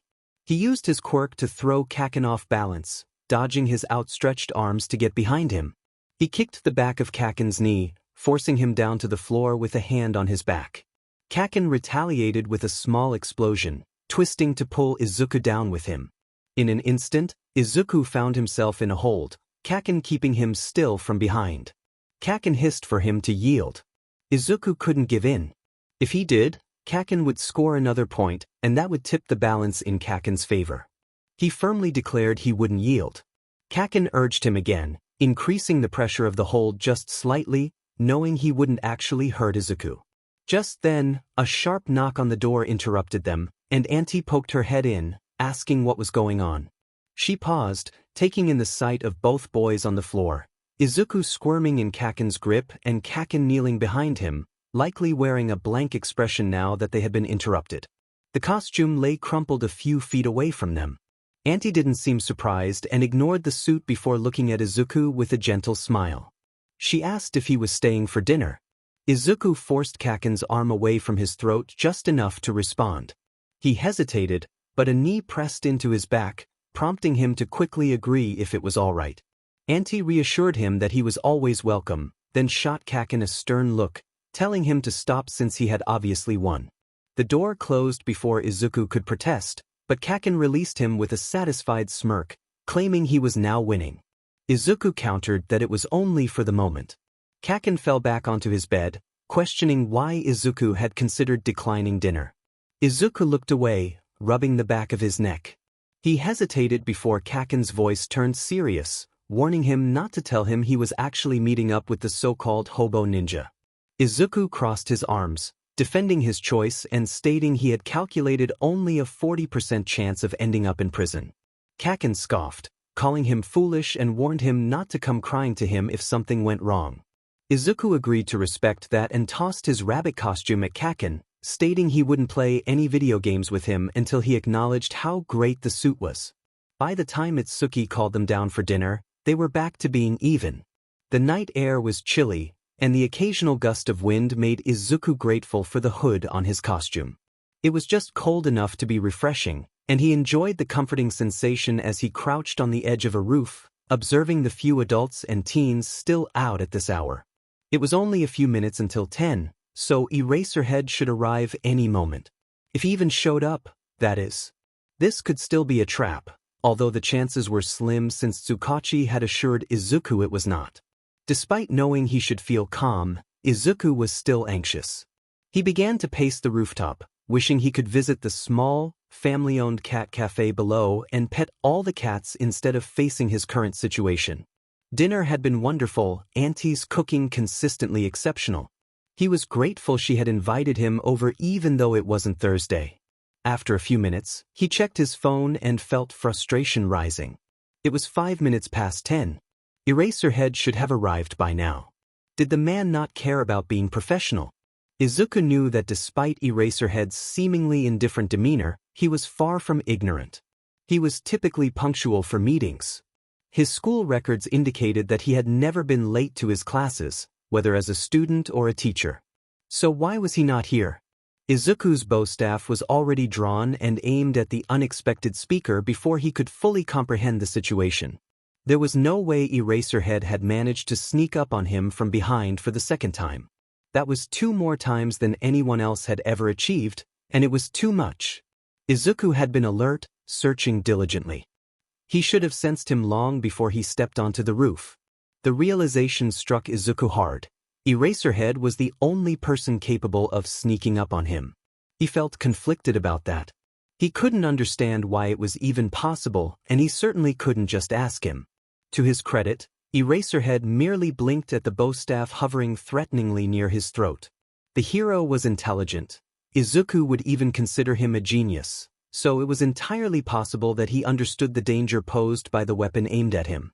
Yet, instead of stepping back or countering with his own weapon, Eraserhead slowly raised a hand and pushed the metal away. He greeted Izuku with a deadpan expression, acknowledging their encounter. Izuku retracted his staff, still holding it protectively by his side. He wasn't ready to put it away just yet. There were too many uncertainties, too many things that could go wrong. He extended his senses once more to scan for anyone nearby, feeling a wave of relief wash over him when he confirmed that 𝗬𝗁𝗁 had been truthful. There was no one else present. It wasn't a trap. He was safe. Eraserhead encouraged him to relax, nodding at the boy's weapon, assuring him that he meant no harm. Despite this, Izuku didn't lower his guard. He shifted his weight to appear more at ease, but that was the best he could offer. Eraserhead appeared normal, albeit a bit more fatigued than usual. He likely wanted to be here even less than Izuku did, but the boy refused to feel sympathetic. After all, he was the one who had suggested this meeting, so they could both endure the discomfort together. The hero remained at a distance, just a couple of yards away, which felt too close for comfort. Izuku was once again struck by a wave of frustration at himself. Eraserhead was dangerously close, and he hadn't noticed. It had to be related to Eraserhead's quirk. But nothing about his ability should allow Izuku to be unaware of its presence. He could feel it now, of course, and he had sensed it during their previous encounters. So why did it only happen when Eraserhead approached him? Perhaps it was subconscious. Maybe Eraserhead activated some unknown aspect of his quirk without realizing it, resulting in Izuku's heightened anxiety. Eraserhead's voice broke through Izuku's thoughts, asking if he was all right. He realized he had been staring into space for too long, grateful that the hero remained in the same spot. Izuku assured him he was fine and inquired about the purpose of their meeting. He winced internally at his own abruptness but noticed that Eraserhead didn't seem to mind. With his hands in his pockets, Eraserhead conveyed a sense of casualness as he explained that he wanted to ensure they were on the same page regarding future events. Izuku's heart raced at the implications. The chilly air felt less comforting now. Eraserhead's next words surprised him. Nothing was going to happen. That was not at all what Izuku had expected. He coughed, trying to regain his composure. He asked for clarification, feeling lost. Eraserhead reiterated that he, along with 𝗬𝗁𝗁, would no longer attempt to capture him or bring him in. Izuku was taken aback, struggling to process this unexpected turn of events. He asked if that meant he would simply be allowed to go free. Eraserhead confirmed this but added that there was one condition. Izuku's apprehension grew. He wasn't good with conditions or debts. They rarely ended well for anyone involved. Sensing his hesitation, Eraserhead continued, assuring him it was nothing bad. He simply requested that Izuku meet him here once a week at the same time. This caught Izuku off guard. He had anticipated being asked to promise something or assist with missions, not this. The conversation was full of surprises. He slid his bowstaff back into its holster and asked why Eraserhead wanted this arrangement. It always came back to the question of why he cared, why he was making a deal with Izuku. Eraserhead typically showed little interest in vigilantes, so what made Izuku different? Eraserhead explained that he wanted to ensure Izuku wouldn't end up in danger or worse. There were no hidden motives. It was simply for him and Tsukachi to keep track of Izuku's well-being. Izuku felt skeptical about the notion of concern for his well-being. A nearby cricket chirped, prompting him to ask what would happen if he declined the offer. There was a brief pause as both recalled their first conversation, the first time Izuku had posed that question. Eraserhead shrugged casually, indicating that nothing would happen if he said no. Izuku searched the man's face for any hint of deception, finding none. He nodded in agreement, deciding to accept the arrangement. He asked what day would work best for their meetings. Eraserhead raised his brows in mild surprise but maintained his stoic expression. He mentioned that it didn't matter to him, although Thursdays would be preferable. Izuku quickly interjected that he couldn't meet on Thursdays, feeling the weight of Eraserhead's scrutinizing gaze. He explained that he had prior commitments on that day, which made it impossible for him to attend. Eraserhead listened patiently as Izuku suggested Fridays instead. The hero agreed, but Izuku's frown returned as he pondered the possibility of missing a meeting. He asked what he should do if he couldn't make it one night.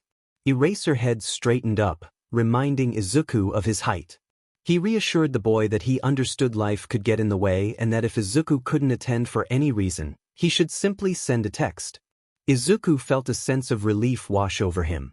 He realized he wasn't completely trapped. He still had his freedom. Eraserhead narrowed his eyes at Izuku, addressing the unspoken concern. He made it clear that just because he wasn't going to capture Izuku didn't mean others would follow suit. Izuku nodded, understanding the gravity of the situation.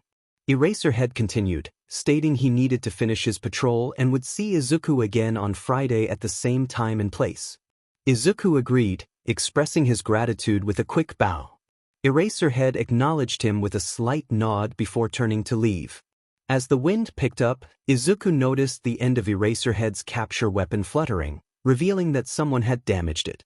He rushed forward, searching his pockets until he found a small piece of fabric. He pressed it into Eraserhead's chest, apologizing for the cut and acknowledging the cost of repairs. Eraserhead regarded him with a bemused expression, assuring him that it was all right and that he sometimes had to make similar sacrifices to escape tricky situations. This revelation sparked a new understanding in Izuku. He realized that while the capture weapon was a valuable tool in battles, it could also become a liability if misused by villains or if the hero found himself ensnared.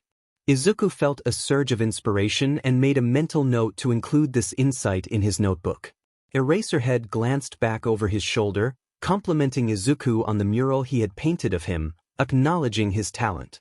This unexpected praise brought a smile to Izuku's face as he watched Eraserhead depart, feeling a sense of hope blossom within him. As time passed, a little over a month slipped by. The pile on Dagobah Beach had diminished significantly, thanks to Izuku's hard work. All Might had advised him to slow down to build muscle and stamina effectively. Izuku took the feedback as a compliment, realizing that his rapid progress was due to All Might allowing him to use Boost for certain tasks. They had devised a new plan, reducing his cleanup time to 30 minutes each morning. This change afforded them more opportunities to explore new training routines. While the new training was challenging, Izuku found enjoyment in pushing his limits. He could feel the positive changes in his body, especially during patrols, where his stamina had noticeably improved, allowing him to lift significantly more weight. However, the increased energy expenditure left him feeling ravenous. Although he was accustomed to eating less, his appetite had grown insatiable. He visited Bakuga's family more frequently, aware they didn't mind, but guilt still tugged at him. On weekends, he helped at the local pizzeria, where Ms. Hanako generously offered him food, although he insisted on earning his meals, not wanting to take advantage of their kindness. One morning at the park, All Might approached him, concern evident in his expression.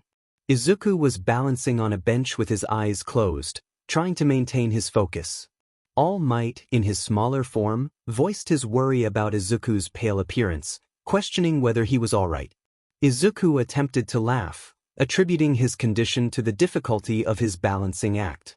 However, All Might pressed further, indicating that his pale complexion had persisted throughout the week, implying that it couldn't solely be due to training. Caught off guard, Izuku lost his balance and tumbled off the bench, landing on the sidewalk. As he lay there, he briefly wished for divine intervention to end his embarrassment. Small Might swiftly helped him up, his concern palpable as he noted Izuku's lighter frame despite his muscle gains. All Might inquired about his adherence to the meal plan, and Izuku felt a wave of discomfort wash over him. He knew he was eating, albeit not enough, and he felt the pressure of not wanting to burden the #1 hero with his struggles. He was trying his best, but he couldn't bring himself to admit that to All Might, who had enough on his plate without worrying about Izuku's eating habits. Izuku crossed his arms, attempting to conceal the tremors in his hands as he kicked at the dirt, avoiding eye contact with the hero before him. He claimed he was following the situation, but deep down he knew it was a lie.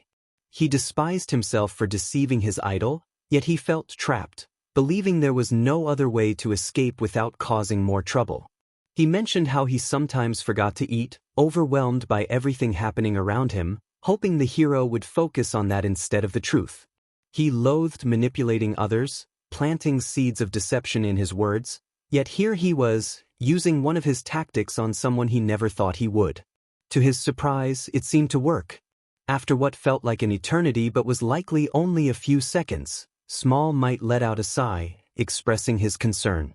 Izuku dared to glance up, bracing for disappointment or anger, but instead he saw Small Might transforming into All Might. The hero cheerfully announced that he had brought sandwiches, leaving Izuku momentarily stunned. All Might leaped onto a nearby tree, retrieving a cooler from the branches. Izuku watched in mild confusion and a hint of apprehension as All Might returned to the ground, carrying the cooler to a small patch of grass and gesturing for Izuku to follow. Hesitantly, he approached, wondering if the cooler had been there all along. All Might cheerfully explained that he thought a break in the park would be nice since Izuku hadn't rested since they began their training. When Izuku mentioned that he took breaks on weekends, All Might insisted that another break today wouldn't hurt. He settled down and began unpacking bags of food, encouraging Izuku to join him. Izuku felt a mix of disbelief and gratitude as he noticed the sheer number of sandwiches. There must have been at least 30, and All Might had given him 10. He couldn't help but wonder why the hero had made so many. All Might explained that he assumed Izuku would want to take the leftovers, knowing they both had hearty appetites. The thought that All Might had prepared this much food with him in mind left Izuku speechless. He took a bite of one of the sandwiches and was pleasantly surprised by how delicious it was. It wasn't just his hunger, the food was genuinely good. He expressed his appreciation, prompting a chuckle from All Might, who thanked him in return. Relieved that the conversation about his eating habits had shifted, Izuku felt a sense of comfort. He decided to add some chips to his sandwich for extra crunch and smiled at All Might, expressing his gratitude for the meal. All Might returned the smile, his eyes crinkling with warmth, and remarked on the lovely day they were having. The word picnic felt foreign to Izuku, as he had never experienced one before. He agreed that it was indeed a nice day, feeling a warm sensation in his stomach as he began to smile alongside the hero. Birds sang nearby, and he playfully tossed some bread to them, giggling as more birds flocked to the food. Noticing Izuku's amusement, All Might turned to him and asked about his life, admitting he hadn't asked before. Izuku found himself opening up, sharing stories about Kaken, Ms. Hanako, and his thoughts on the latest heroes. All Might listened intently, occasionally chiming in, which encouraged Izuku to continue. Unlike others who often dismissed his enthusiasm, All Might welcomed it, and when Izuku finished, the hero shared a glimpse of his own life outside of heroics. In the end, Izuku realized he was truly enjoying his first picnic, feeling a sense of connection and joy he hadn't expected. Present Mike, he discovered, was just as cool off-duty as he was on, a realization that only reinforced Izuku's admiration for the man who had once saved him from bullies in an alley. He often saw him at the laundromat he visited every other week, further solidifying his belief in the hero's genuine nature. Something must have happened to his washer or dryer, the boy thought, as he never used to see him here a few weeks ago. Yamada arrived at the laundromat at the same ungodly hour as the previous 2 times, and if Izuku didn't know better, he would say that the man was doing it because he knew Izuku went at that time. The boy did his laundry every week instead of every other week like most people. Most heroes had multiples of their costumes, but he couldn't afford to have more than one, so he only saw the voice hero half the time. He enjoyed talking with the man and just being in his presence. Yamada was funny and nice, and his quirk was bubbly, as strange as it sounded. It felt soft and Izuku liked it. On the third visit, Present Mike came to the laundromat, hands full with his basket of clothes and laundry detergent, and he brought snacks. Izuku wasn't quite prepared when Yamada suddenly handed him a couple of Slim Jims while he was writing in his notebook. The boy flushed, waving his hands in front of him as he removed his earbuds to avoid being rude. He politely declined, but Yamada insisted it was all right, practically dropping the snacks onto Izuku's lap and turning back to his own snack, a bag of goldfish. He mentioned that he didn't like Slim Jims anyway and preferred someone else to enjoy them rather than throw them out. Izuku's logical side questioned whether Yamada had bought the snacks for him after remembering he had seen him eat one before. The more gullible part of his mind wanted to believe that the man had simply given them to him because he didn't want them, not because he had gone out of his way to buy food for him. He couldn't help but wonder why heroes he knew were trying to feed him lately. First it was All Might, now Present Mike. He hoped he hadn't jinxed it. He was curious about what Yamada would offer him as food since he didn't think he had ever seen the man eat during their meetings. Despite his thoughts, Izuku didn't voice any of this to the voice hero. He simply nodded and carefully started to unwrap one of the Slim Jims, putting one earbud back in as he had done before. Yamada munched on his goldfish, tapping his foot to an imaginary tune. The atmosphere felt familiar and comfortable. The lone laundromat worker present at that time was busy sleeping at their desk, and Izuku didn't blame. He would be too if he had to oversee just two people and what he swore was a ghost in the corner. As he added more to his Present Mike page, the man glanced over at him, still enjoying his goldfish. Yamada seemed excited when he noticed the boy's drawing, and Izuku felt a rush of embarrassment. He thought about how it might seem odd to take notes on real people, but he tried to be nice, especially to his idols. When Yamada complimented his sketch, Izuku's cheeks turned a dark red. He felt a mix of pride and anxiety, wondering if it came off as stalkerish. He explained that he had picked up tips from videos online, needing some understanding of anatomy to sketch heroes accurately. Yamada didn't seem alarmed. Instead, he smiled wider and expressed his happiness at having another artist to talk to. This revelation sparked Izuku's curiosity further, and he decided to ask Yamada a question about his support gear. Thinking it would be better to show rather than tell, Izuku hastily handed the man his notebook and pointed to a specific paragraph, pulling back quickly afterward. Yamada marveled at the pages filled with notes and sketches, and Izuku nodded, feeling a mix of pride and nervousness. Yamada kindly corrected him about the function of the speakers on his neck, explaining that they helped control the direction of sound rather than the output. Izuku thanked him, feeling relieved that he had gotten it right. Yamada's washer beeped a few feet away, and he stood up, giving Izuku a gentle punch on the shoulder. The compliment about being a good hero left Izuku momentarily frozen, his mind racing. The touch lingered, and he found himself wishing for it again.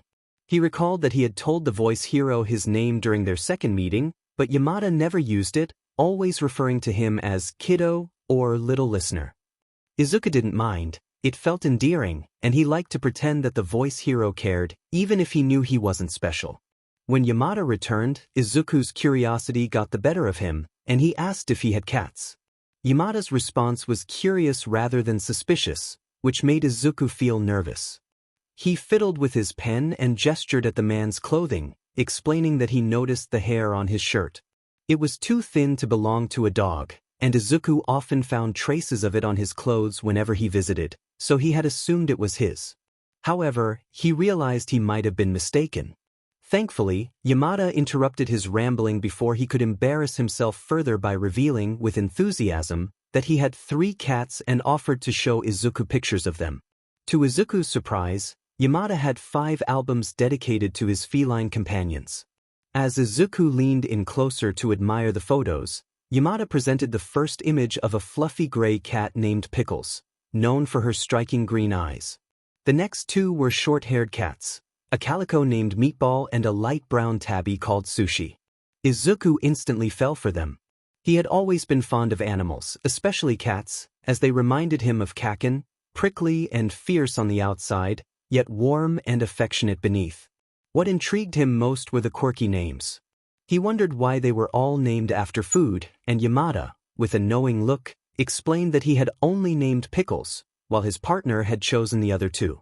The mention of a partner piqued Izuku's curiosity, but he refrained from asking further questions. Instead, he was captivated by the cats and welcomed more pictures. The more he saw, the more he desired one of his own. Cats were low maintenance and easier to care for than dogs. Perhaps he could convince 𝗂𝐭𝐴 to adopt one, allowing him to visit. Or maybe he could get a cat for himself. Although he sometimes struggled to take care of his own needs, he felt confident he could manage a pet. A cat would make a wonderful companion. However, he quickly dismissed the idea, remembering the nature of his work. The first official meeting with Eraserhead had been awkward for Izuku, although he doubted the hero ever felt that way.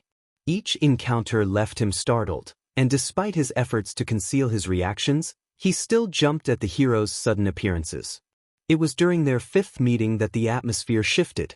As Izuku sat, brow furrowed in concentration, trying to sense Eraserhead's quirk as he had done previously, he heard a scuffing sound behind him. It was casual and light, blending with the gentle hum of the wind and the distant sounds of the city. The footsteps were familiar, yet they felt out of place.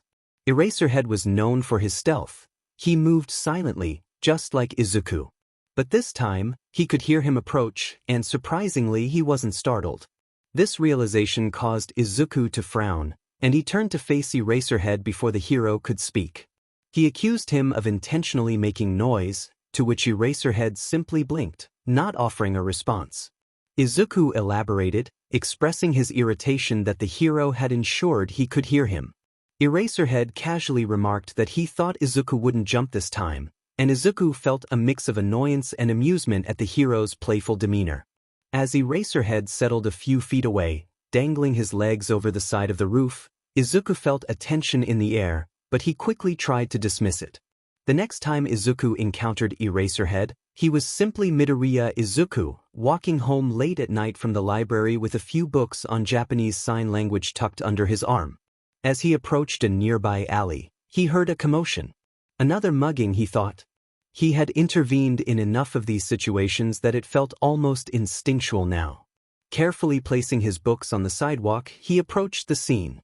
A younger man, likely in his early 30s, was pressed against a wall, hands raised in surrender. The robber, displaying a mutant-type quirk, demanded the man's wallet. The victim, trembling and pleading, insisted he had nothing to give. Izuku observed the situation, noting the tension in the air. With a calm demeanor, Izuku stepped into the shadows, raising his hand to reveal himself to the criminal. The darkness worked in his favor, allowing him to utilize his quirk without being seen. In a swift motion, he disarmed the mugger, taking the gun from his grasp and knocking him out with a precise strike. Feeling a sense of accomplishment, Izuku stepped over the fallen criminal and noticed the wallet lying on the ground. He called out to the victim, but to his dismay, the man had already fled the scene. Sighing, Izuku opened the wallet and discovered only a few bills inside. The victim clearly needed the money, and it felt wrong to take anything from him after just saving it from being stolen.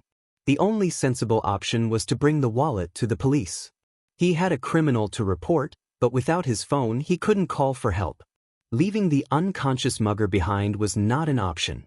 He knew he had to ensure he wouldn't pose a threat again once he regained consciousness. He decided to make the 5-minute walk to the nearest police station. This was just fantastic, Izuku thought as he hoisted the man over his shoulder. He was surprisingly heavy, and picked up the gun from the ground. He placed his books on the man's back, hoping they would stay put during the trip. Izuku had planned to go home, charge his phone with his solar-powered battery, and read all the JSL training books. But, of course, things never went as he intended. Present Mike had recently revealed to him that he was hard of hearing, just like 𝗂𝐭𝐴. It seemed that having loud quirks came with its own set of challenges. Izuku already knew a bit of sign language from his friend, but now he had even more motivation to become fluent in it. His mind insisted that if he didn't master the language that night, something terrible would happen to him. He didn't have the energy to argue with himself about how irrational that thought was and instead resigned himself to the toxic inner dialogue. Izuku pressed his face against the glass doors of the police station and let out a laugh at the startled reaction he received. The receptionist quickly opened the doors, assisting him inside since he had a suspect on his back. "Midoriya," the lady began, sounding both weary and expectant. "What on earth is that?" He grinned and replied that it was a body. "Yes, I can see that, but what are you, oh good lord?" She stopped abruptly as Izuku dropped the man onto the floor without a second thought. "Another mugger." Izuku nodded, explaining that the man had a gun. "What do you get yourself into, sugar? This is the second time you've brought someone in like this." She took the weapon and wallet from his outstretched hands, motioning for him to come further inside and away from the would-be mugger. "Hold on a moment, I'll call for some guards." Izuku hopped onto the front desk, swinging his legs and popping 2 of the lollipops into his mouth as he waited. He figured he might as well get a head start on his reading. Before long, multiple voices echoed from the hallway, and 2 officers jogged forward with 𝗓𝗫𝗓𝐵𝐶FFs in hand. They immediately knelt down to check the suspect's condition before helping him to his feet. The man was slowly regaining consciousness. Izuku hadn't hit him that hard, after all. He wasn't cruel. The next person to emerge from the hallway was Detective 𝗧𝗵𝗲, followed by Eraserhead. This was awkward for Izuku, as he had met 𝗧𝗵𝗲 just a few nights ago.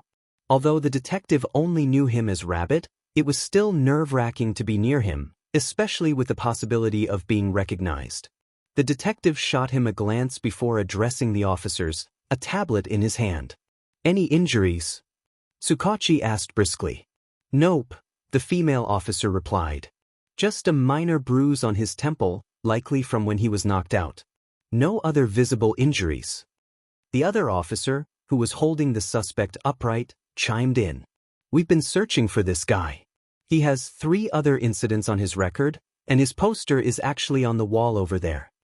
Izuku looked and saw the suspect's unappealing face displayed prominently.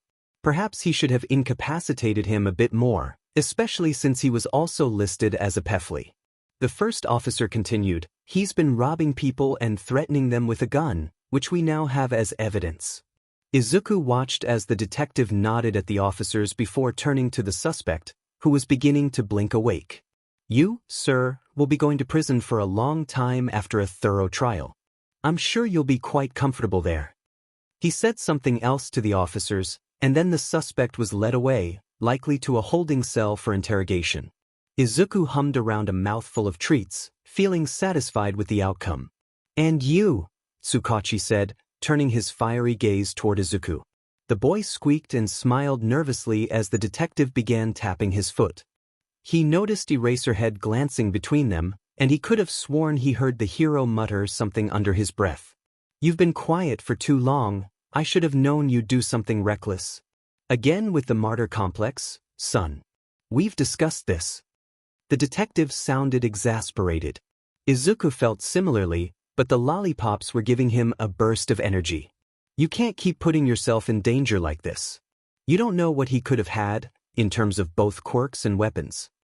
Izuku crossed his arms, one of the JSL books still open on his lap. "I disarmed him, though, and he has a mutant quirk. He's not dangerous to me at all." His voice was slightly muffled by the sweets, but he knew 𝗧𝗵𝗲 could understand him. Tell that to his other 3 victims, one of whom was shot in the foot.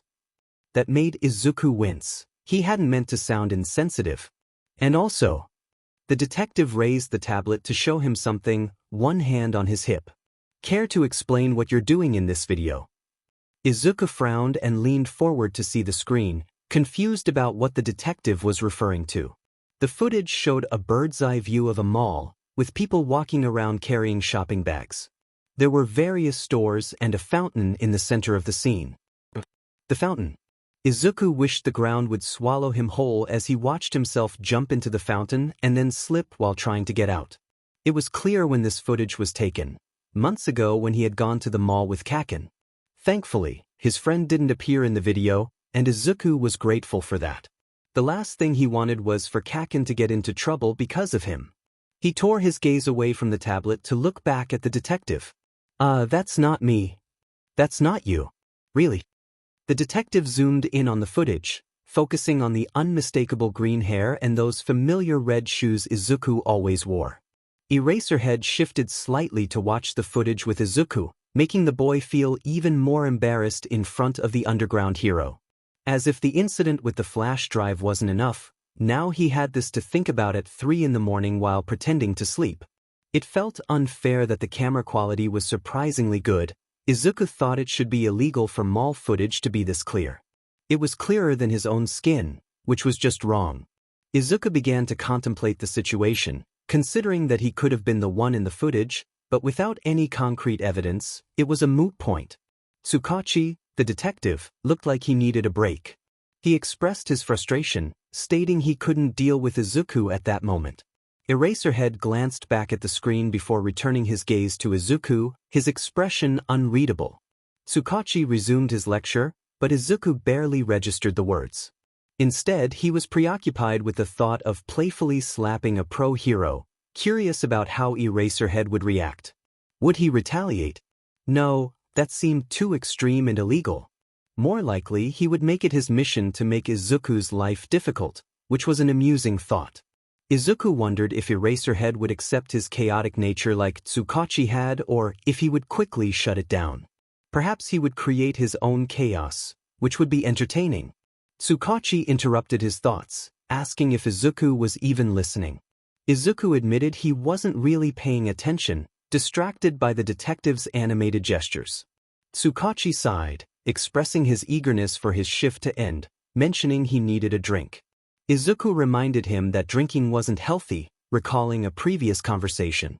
𝗧𝗵𝗲 shook his head, informing Izuku that he wouldn't be charged for the incident and that he could go home. He thanked Izuku for turning in the wallet and advised him to stay home for the night, trusting he could manage without an SERT this time. Izuku hopped off the desk and gave a playful salute before bowing to Eraserhead and rushing out the door, fueled by the energy from the lollipops he had eaten. He wanted to avoid. Testing 𝗧𝗵𝗲's patience, ignoring the shout to stop using his quirk and choosing instead to run even faster. Annoying 𝗧𝗵𝗲 brought him joy, whether as Rabbit or Midoriya Izuku. In fact, irritating people in general was a source of motivation for him. He felt that spite kept him alive and thriving. In his defense, the fountain incident had happened nearly 2 months ago, so it seemed unfair to still be punished for it, which likely explained 𝗧𝗵𝗲's leniency. Izuku had a tendency to notice every little detail, magnifying small nuances into significant observations. This skill was crucial for his safety during undercover missions or when sneaking into places. He had learned to manage moods and read the atmosphere, perceiving danger from the way people spoke and their body language. This heightened awareness was a survival mechanism developed from his experiences on the streets. It wasn't that others were oblivious, it was just that he needed to be vigilant. His habit of overanalyzing minor details often led to more anxiety than necessary, but it served as a safety net, helping him navigate potential threats and manage crises when they arose. In essence, Izuku's survival depended on his ability to see and interpret the world around him. This skill allowed him to draw conclusions and recognize patterns from events he had witnessed, even if it was the first time.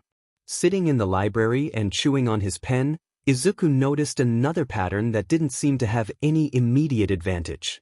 It weighed heavily on his mind, like a pile of bricks on wet cardboard, threatening to collapse and send him spiraling into confusion when he couldn't understand why things were happening. Recently, the new adults in his life had been interacting with him in ways he hadn't fully grasped. They had been joking and conversing, making small talk or simply being genuinely kind, which was normal and polite. However, it was the closeness they had established that left him feeling frazzled. All Might, Present Mike, and Eraserhead were remarkable individuals.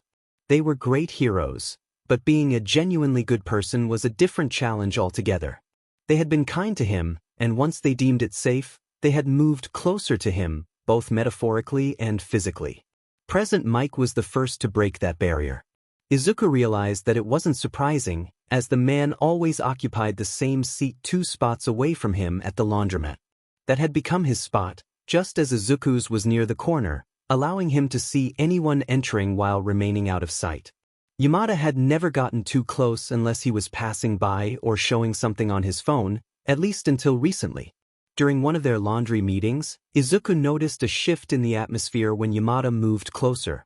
He entered the room with a basket of dirty clothes in one hand and detergent in the other, taking a seat right beside Izuku. It was an unexpected change, and Izuku only realized it when their shoulders brushed together as he stood to place his own clothes in the dryer. Yamada, tall like All Might and Eraserhead, created a shadow that loomed over Izuku's seat due to the lamp hanging nearby. Izuku felt a pang of self-consciousness about his height, wondering if everyone around him was simply taller. Neither of them acknowledged the change in proximity at that moment, as if Yamada hadn't even noticed it himself, though Izuku suspected otherwise. A few months later, Eraserhead began to close the distance during their meetings. He typically sat at the edge of the roof with a comfortable 5-foot gap between them, an unspoken rule to maintain personal space. However, that distance gradually shrank to 4 feet, then 3. Izuku reassured himself that he was the one who moved closer, seeking warmth as the nights grew chillier.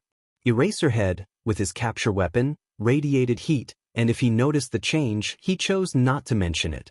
All Might was the last to join this pattern of closeness. Known for being more affectionate than the other heroes, he had never crossed the line into overt physicality. Sparring didn't count, Izuku thought, as a jab to the throat was hardly a gesture of affection. Yet things began to shift.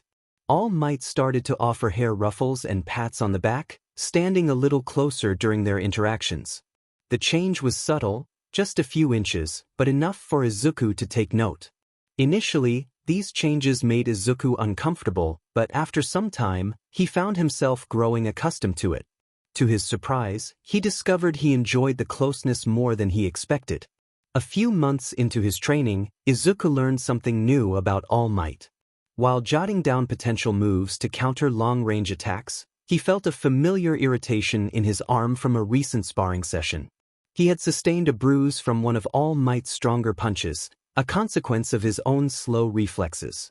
Despite Izuku insisting he was fine and didn't need medical attention, All Might was adamant about making him take a break. Izuku felt frustrated, arguing that he didn't need a timeout for his own mistakes, but All Might remained resolute, even suggesting a day off altogether. That quickly silenced Izuku. Now, he sat brooding, annoyed with himself and slightly irritated with All Might. He flipped to his analysis page on Eraserhead, eager to delve deeper into his theories about the hero's capture weapon, which seemed to defy the laws of physics. The crunch of sand signaled All Might's approach. He suggested they meditate after their session, but Izuku remained unresponsive, still miffed about the interruption to their training. All Might leaned over to peek at Izuku's notes, recognizing the name Eraserhead and expressing surprise. Izuku turned to him, wide-eyed, momentarily forgetting his irritation. He was taken aback when All Might revealed that he was set to become a teacher, having just completed the necessary paperwork and interviews.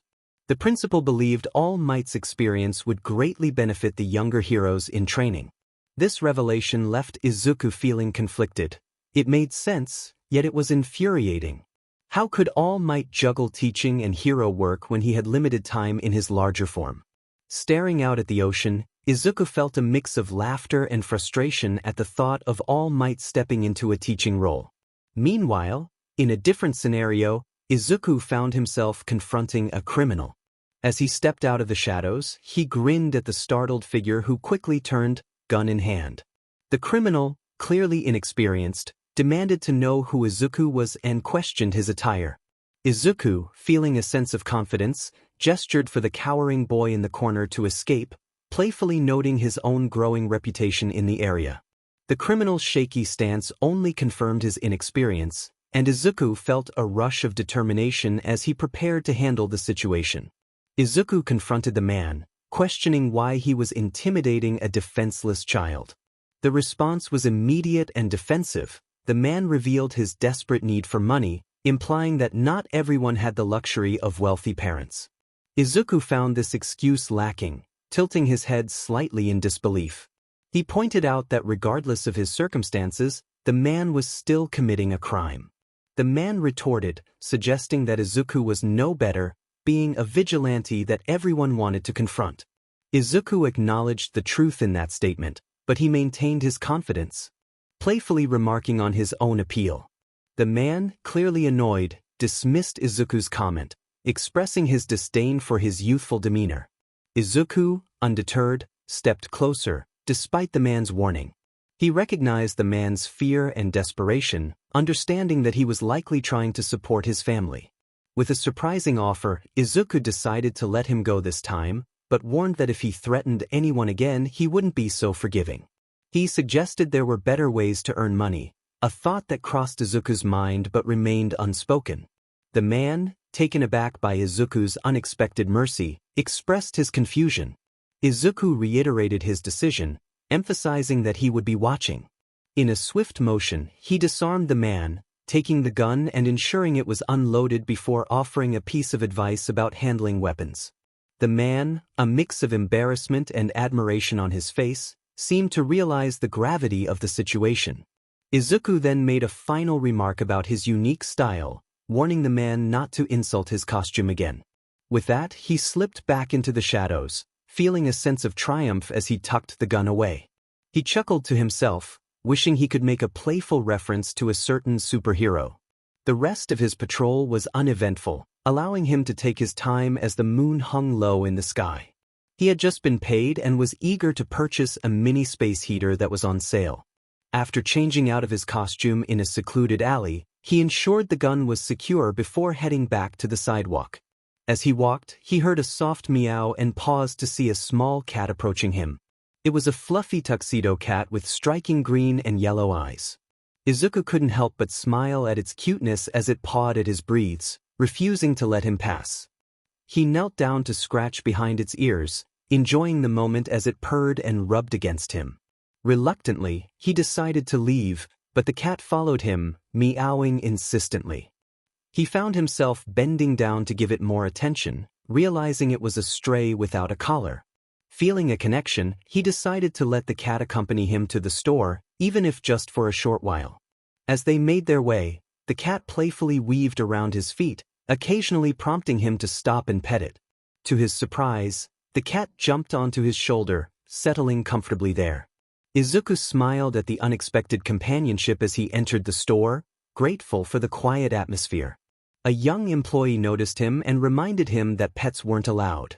Izuku clarified that the cat wasn't his pet and suggested the employee focus on his own work. The employee rolled his eyes and returned to his magazine, dismissing Izuku's comment. Izuku headed straight for the mini space heater, feeling pleased with his impending purchase. On a whim, he decided to grab some cat food, noticing that everything was on sale. He picked up a bag labeled 𝗵𝘃 cat food, which caught his attention as it seemed to match the cat on his shoulder. With a grin, he named the cat 𝗵𝘃 and made his way to the checkout, passing by the collar section but deciding against buying one just yet, uncertain if 𝗵𝘃 would stick around. It wasn't as if she was going to be his pet. The cashier shot him another irritated glance when he noticed the cat, but Izuku glared back defiantly. It was late, but that didn't give the guy the right to be rude. After paying for his items, he headed home, with 𝗵𝘃 dutifully perched on his shoulder. They weren't far from his building, so it didn't take long for him to ascend the many flights of stairs and nudge open his door. He watched as the cat leaped off him and slinked inside to explore her new surroundings. He announced that this was his home, kicking the door shut and placing his groceries on the counter. It wasn't much, but it was home, or at least that's how he thought the saying went. The cat meowed at him and immediately claimed the top of the couch, making herself comfortable. Izuku felt a sense of pride as he put the milk in the fridge. Thankfully, his generator allowed him to store cold foods. Turning around, he found 𝗵𝘃 staring at him with her vibrant green and yellow eyes, sprawled out on the couch pillows. She looked like a pancake, he mused. It still hadn't fully registered that he had just taken in a cat. He was still too shocked and tired from his patrol, but he didn't regret it. He understood that drags were dangerous. Logically, he knew this. He wasn't foolish. Just because he had stopped attending school physically after elementary didn't mean he lacked education. His father ensured he received all the knowledge he needed through online classes and courses. Technically, he didn't even have to attend high school since he had legally completed the required courses. In fact, he had been taking free online college classes at the library. With not much else to do besides patrolling, training, or visiting Kaken's house, why not earn his diploma as a teenager? He was well educated and certainly not foolish. So, he was aware of the dangers of drags. He had seen firsthand how terrible they could be, as his vigilante counterpart had dismantled numerous drag rings. Drags could ruin lives, families, and relationships. It was a serious issue. However, if used safely, that was another matter. Izuku didn't believe drags were inherently bad if they were not misused. A small amount on certain occasions was acceptable in his opinion. The problem arose when people became unable to stop using them. Now, he found himself sitting atop a broken air conditioner, his eyebrows furrowed in concentration as he studied the blunt in his hand. Before anyone jumped to conclusions, it wasn't his, and he had no intention of smoking it. It had been given to him by one of his newer clients as evidence for a case. Apparently, a man had been selling drags to teenagers and young adults. This would not have been surprising if the drags weren't laced. The weed being sold wasn't just weed, it was mixed with more dangerous substances and chemicals that could seriously harm someone if smoked. His client, known as Juicer, had asked Izuku to take on this job because he had been personally affected by the crime. Juicer's niece had purchased some seemingly harmless drags a week ago and ended up in the hospital due to an overdose. Thankfully, she had survived, but only just. He took a lighter out of his pocket and lit the blunt, watching it smolder before taking a quick, experimental sniff.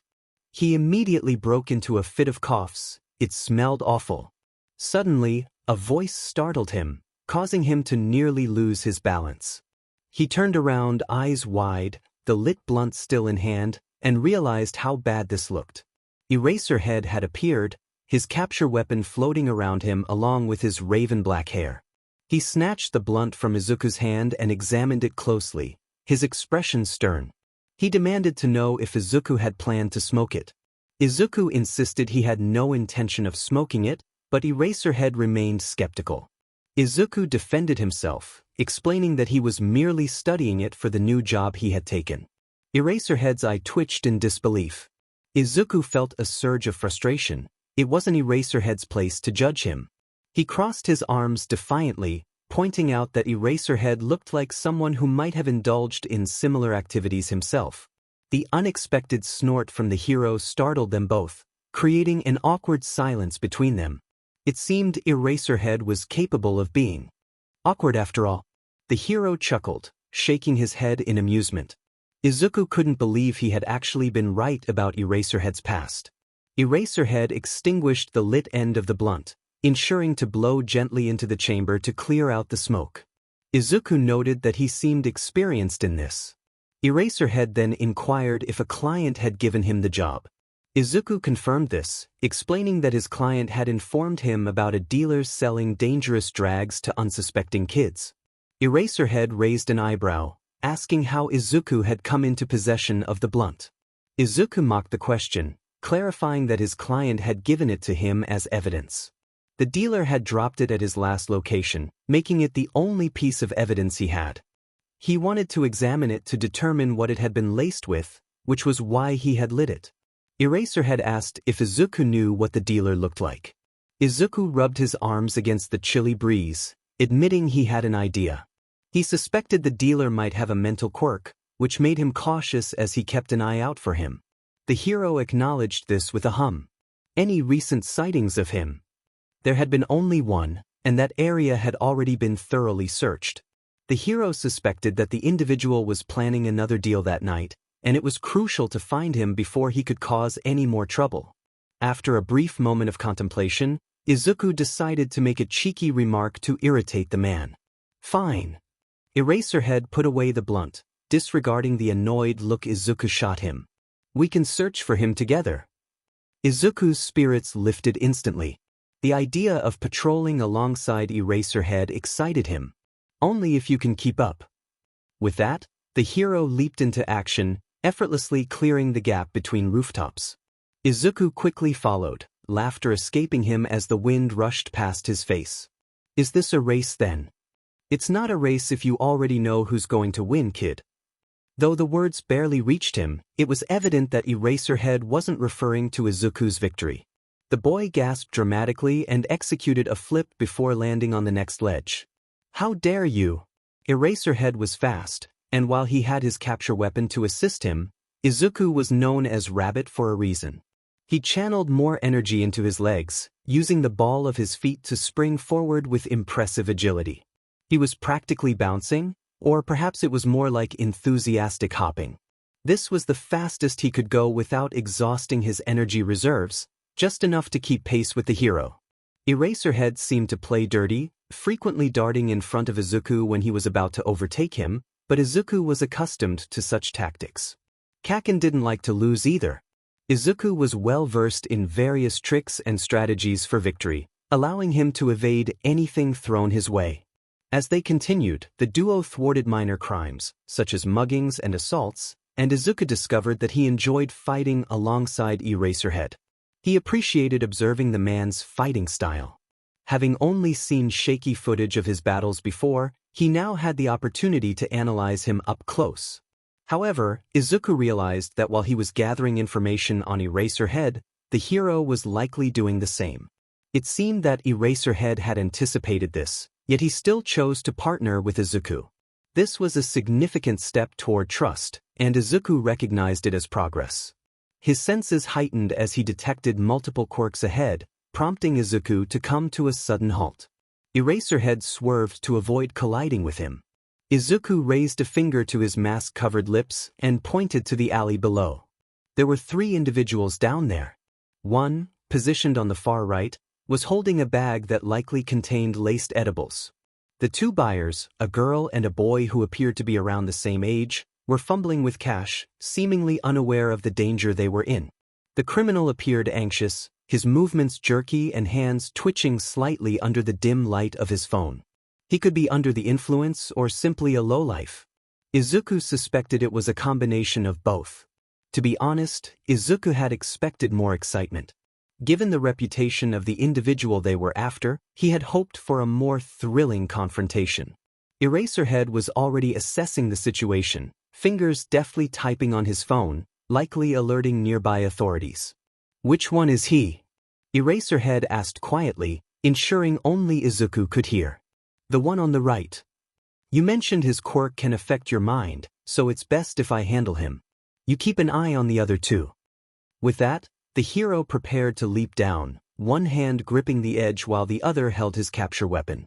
There was no time for Izuku to argue that he could manage just fine, as Eraserhead was already descending. Following instructions, Izuku dropped to the ground, wincing at the startled screams from the older teenagers. They were clearly in a state of shock or under the influence, and Izuku attempted to calm them while shielding them from view in case things escalated. However, it seemed unlikely, as he turned to see Eraserhead already subduing the criminal. The underground hero had the man pinned to the ground, his expression remaining unfazed even as the criminal struggled to escape. Confident that the dealer wouldn't approach them, Izuku turned back to the teens, who had not yet attempted to flee. "Hey," he began casually. "You all good?" No response, just blank stares. This made things more challenging. Leaning closer, Izuku noticed their dilated pupils, confirming they were under the influence of a quirk. This had to be the target they were after. "You mentioned you thought you recognized him," Eraserhead called from where he was securing the criminal. "Go take a closer look. I'll check on them." They switched roles, Eraserhead moving to assess the teens while Izuku approached the drag dealer for identification. With black hair and even darker eyes, the dealer had a menacing appearance. Izuku wasn't one to judge solely on looks, but he would certainly consider this man suspicious if he encountered him in public. As he leaned in closer, Izuku spotted a small tattoo on the inside of the dealer's wrist. It was faded and difficult to see in the dim light, so he quickly snapped a picture to examine later. It could lead to valuable information. Recognizing the man immediately, Izuku recalled reading about him on police forums the previous night. He had multiple warrants for drag-related offenses and probation violations, and if Izuku wasn't mistaken, a serious charge against him. He contemplated the idea of scaring him, but decided against it, knowing that they needed to handle the situation carefully. The pro-hero nearby would surely appreciate that idea. Izuku expressed his thoughts on Sugita Teruo, noting his troubling criminal history. Eraserhead, standing guard by the two teens, cast a sidelong glance at him, curious about his knowledge. Izuku cryptically referred to it as a lucky guess, explaining that Sugita possessed a quirk that made his victims more susceptible to persuasion. He could weave lies effortlessly, and they would readily accept them. Eraserhead deduced that this ability likely helped Sugita gain the trust of his buyers, despite his dubious appearance. Izuku tightened the restraints on the captured criminal, ensuring they were secure but not overly restrictive. He grimly added that Sugita had a history of inappropriate behavior with minors. Eraserhead was taken aback, processing the information. Izuku, with a frown, reiterated the seriousness of Sugita's actions. After a moment of silence, Eraserhead acknowledged Izuku's unique perspective. Izuku completed the final knot and lifted the squirming criminal to his feet, handing him over to Eraserhead, who further secured him with his own capture equipment. The sound of sirens and flashing lights grew nearer, reflecting off the storefronts across the street. Eraserhead shared a meaningful look with Izuku, bidding him good night. Izuku recognized the dismissal but couldn't help but smile, feeling a sense of exhilaration from the encounter. He expressed a longing to do this again, finding it enjoyable. Eraserhead chuckled, suggesting he might consider it, but urged Izuku to leave before the police arrived. Without hesitation, Izuku waved goodbye to the dazed teens and swiftly scaled the side of the building, disappearing into the night. He understood villains, not in a way that condoned their actions, but in a way that acknowledged their struggles. He recognized that not everyone had the same advantages in life. Many lacked love, support, or resources. This understanding weighed heavily on him, complicating his feelings about apprehending criminals. While he had no sympathy for murderers and RPSTs, believing they had made their choices, he felt conflicted about those who resorted to crime out of desperation. He identified with them, as he too walked a fine line between right and wrong. As a vigilante, he engaged in illegal activities to survive, despite his good intentions. Izuku reflected on the actions of a recent criminal who had threatened a civilian for personal gain. He acknowledged that stealing from those in need was wrong, yet he found a certain thrill in targeting the wealthy. Watching their startled expressions when they discovered their money was missing brought him a sense of satisfaction, even if he knew it was wrong. He felt a twinge of disappointment, realizing that criminals were still human and deserved compassion, provided their actions weren't too severe. Their talents and abilities could be harnessed for good, to help those who couldn't help themselves. It was disheartening to see individuals waste their potential on harmful pursuits. He thought about the drug dealer he and Eraserhead had apprehended. Sugita's quirk could have been a valuable asset in law enforcement or negotiation, enabling him to gain trust and diffuse tense situations. Instead, he squandered it on illicit activities.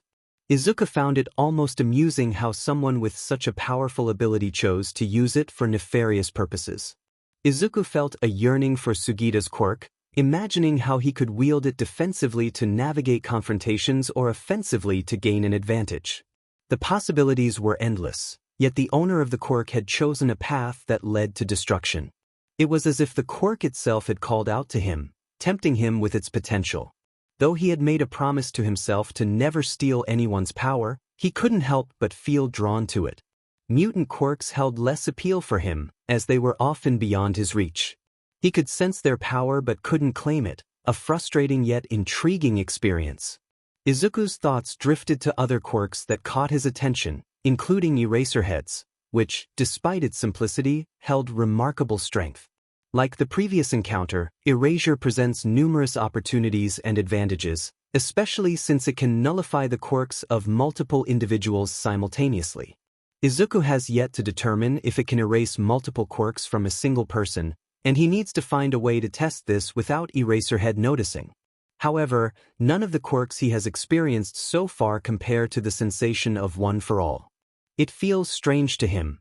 A quirk shouldn't evoke such a pleasant feeling when, in reality, it is merely a surge of energy coursing through his veins. This realization unsettles Izuku, as he grapples with how much he enjoys it, knowing he can never truly possess it, both literally and figuratively.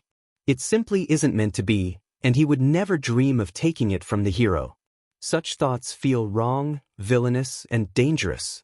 He wishes extract would stop making him feel guilty for these thoughts, especially when he has no control over them. In the midst of this internal struggle, Eraserhead suddenly intervenes, pushing Izuku aside to intercept a stray bullet. He swiftly subdues the shooter, bringing Izuku back to the present moment. They are in the middle of a gang conflict. Izuku quickly grabs the nearest opponent and throws them into their partner, delivering a flying kick that sends both crashing into an open dumpster. He uses pole to slam the lid down on their heads, effectively incapacitating them.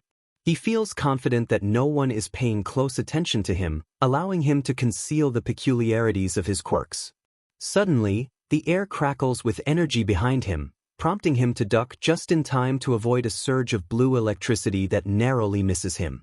This showcases the power of the quirk being used against him, highlighting the futility of the gangbangers' fight. A gray scarf appears out of nowhere, ensnaring the criminal and pulling them back to meet Eraserhead's fist. It's a swift and decisive end for that opponent. Before long, the gang conflict concludes, with all members either unconscious on the ground or slumped against the wall, grumbling about the interference. It seems there are no escapees, which is a relief. Izuku, breathing from the exertion, turns away for a moment of privacy. He pulls his mask down to wipe the blood trickling from his nose due to a lucky hit. He prefers not to drown in his own blood, and while the mask allows him to breathe, it does little for the thicker substances. He realizes he should find a solution for that issue soon.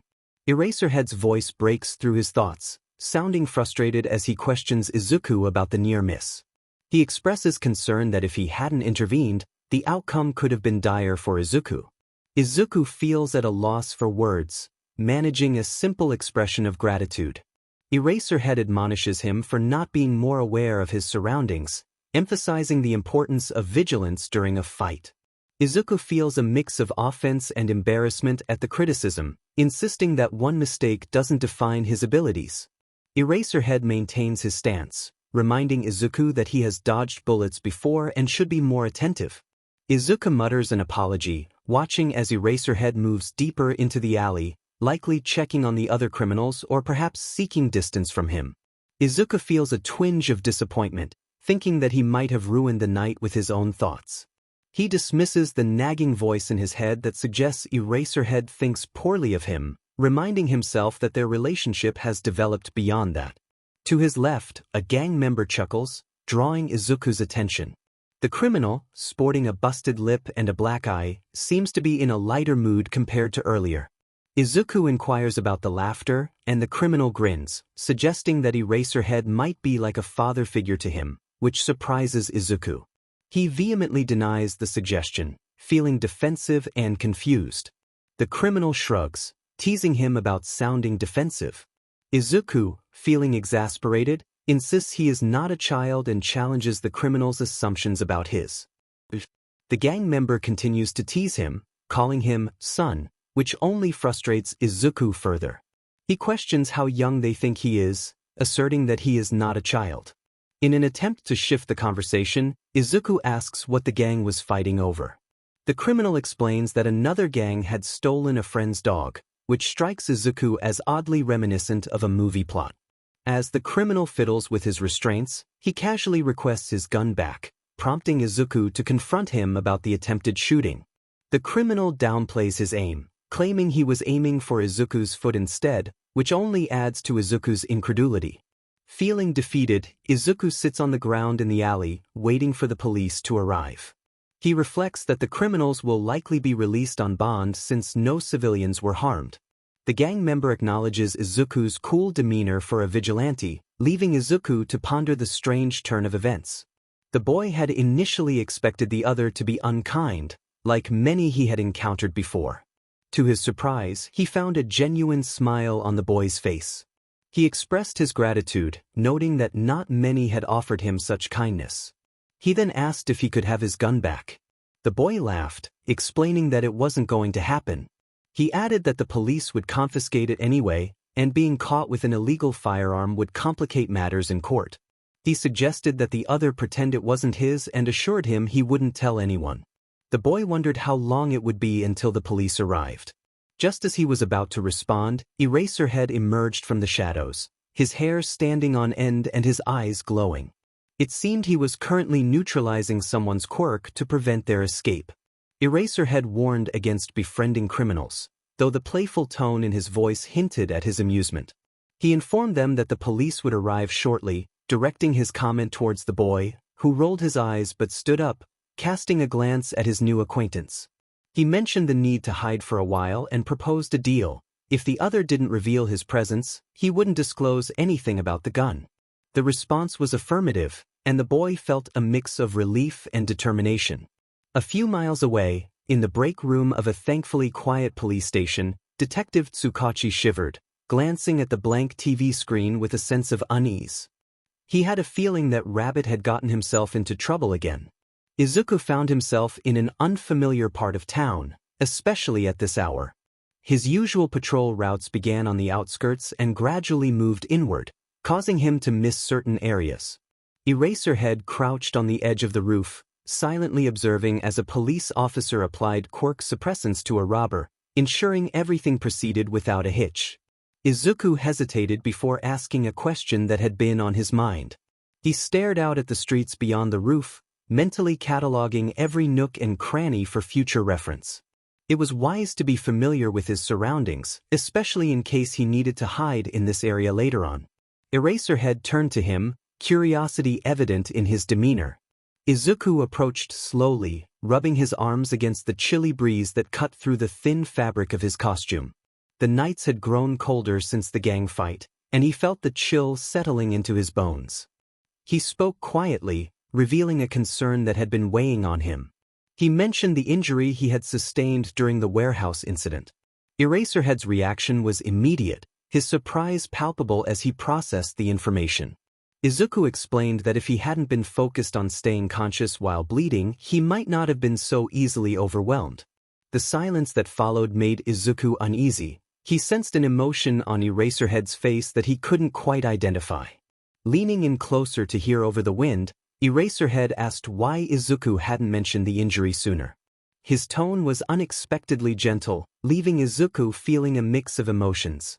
He recalled his reasoning, expressing that he had been afraid of being captured and taken to the hospital, where he would be confined. Eraserhead sighed, shifting the conversation to the bullet's removal. The memory sent a shiver down Izuku's spine, reminding him of the pain and the makeshift method he had used to extract it. He described the experience as unpleasant, a truth that weighed heavily on him. Crossing the distance between them, Eraserhead placed a firm hand on Izuku's shoulder, his gaze intense. He urged Izuku to reach out if he ever found himself injured again, emphasizing that he had resources available to help him without compromising his identity. This unexpected offer left Izuku feeling a lump form in his throat, and he expressed his gratitude, promising to remember the advice. Eraserhead withdrew his hand, returning it to his pocket. He inquired about the sudden discussion of Izuku's past injury, prompting Izuku to explain that it had been brought to mind recently when he had nearly faced another shooting incident. Eraserhead acknowledged the connection, and Izuku nodded, feeling the weight of the conversation. He found himself at a loss for words, still processing the warmth of the hero's earlier gesture. The silence stretched between them until Eraserhead broke it, expressing regret that Izuku had to endure such a traumatic experience alone. He took responsibility for not being there when it mattered. Izuku felt a knot in his stomach at the hero's apology. He reassured Eraserhead that it wasn't his fault, admitting that he had concealed the injury from him. He suggested they move on, believing that dwelling on the past wouldn't change anything. Eraserhead countered, insisting that the injury likely left a lasting mark without proper care. Izuku internally acknowledged that he would never forget the incident, even if it hadn't left a scar. He attempted to sound upbeat, but his effort fell flat as he remarked that he was accustomed to scars. Eraserhead regarded him with a puzzled expression but chose not to press for further details, respecting Izuku's silence on the matter. School had been out for a while, providing a refreshing break for Izuku, even though he wasn't attending in person. His online classes had wrapped up, bringing him one step closer to his college diploma. He enjoyed spending more time with 𝗂𝐭𝐻, which was always a pleasure. 𝗂𝐭𝐻 had graduated middle school at the top of his class, a fact that didn't surprise Izuku. His friend had always been diligent, even without Izuku's encouragement. However, Izuku found himself on the losing end of their wrestling matches. With more free time together, 𝗂𝐭𝐻 often challenged him at unexpected moments and in unusual places. Izuku would never forget the time 𝗂𝐭𝐻 had tackled him in the back of a Denny's parking lot. That encounter had been strange and a bit frightening. Initially, Izuku had thought he was being approached by someone with ill intentions, only to be surprised when 𝗂𝐭𝐻 flipped him over with expert skill. It was definitely not something an ordinary person would know how to do. Regardless, Izuku had managed to win that match, thanks to his familiarity with the parking lot's layout. Yet, their competition continued to ebb and flow, with one day seeing Izuku in the lead and the next resulting in a tie. This 𝗧𝗵𝗲 never grew tiresome. They were evenly matched, much to 𝗂𝐭𝐻's frustration. The explosive teen often tried to provoke Izuku into using his other quirks, and most of the time, Izuku obliged. But on days when Izuku struggled to think clearly due to the overwhelming thoughts in his mind, he found it difficult to even tap into his basic enhancements. The memories tied to his quirks were sharp and painful, leaving lasting impressions on his psyche. 𝗂𝐭𝐻 was aware of this but continued to push Izuku, as if it were the one battle his friend would never cease to fight. Today, Izuku was heading out to shop. The weather was mild, a welcome change from the chill of recent days, and he had just returned from the club where he picked up his latest paychecks. Though it wasn't a significant amount, he had been saving enough to buy some food and supplies. The mini heater he had purchased worked wonders, allowing him to cook basic meals with pots left behind by the previous tenant. Now, he no longer had to rely on raw ramen and cold coffee. The heater ran on solar power and batteries, so he placed it on the roof during the day and used it at night to prepare meals for himself and 𝗵𝘃𝗍. 𝗵𝘃𝗍 had settled in comfortably at the apartment.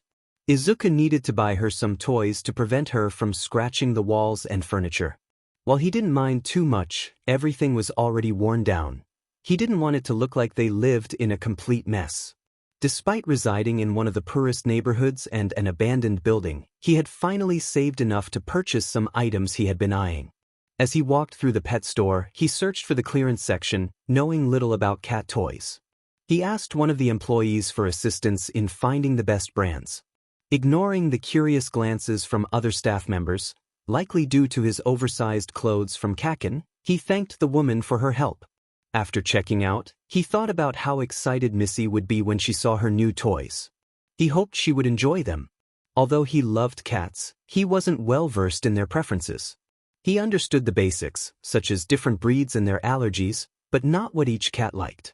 He figured he would just have to find out through trial and error. In the worst-case scenario, she might turn her nose up at the toys, and he would have to donate them to a shelter. A few dollars lost, but it was a small price to pay. With some extra money, he also planned to upgrade his weapons.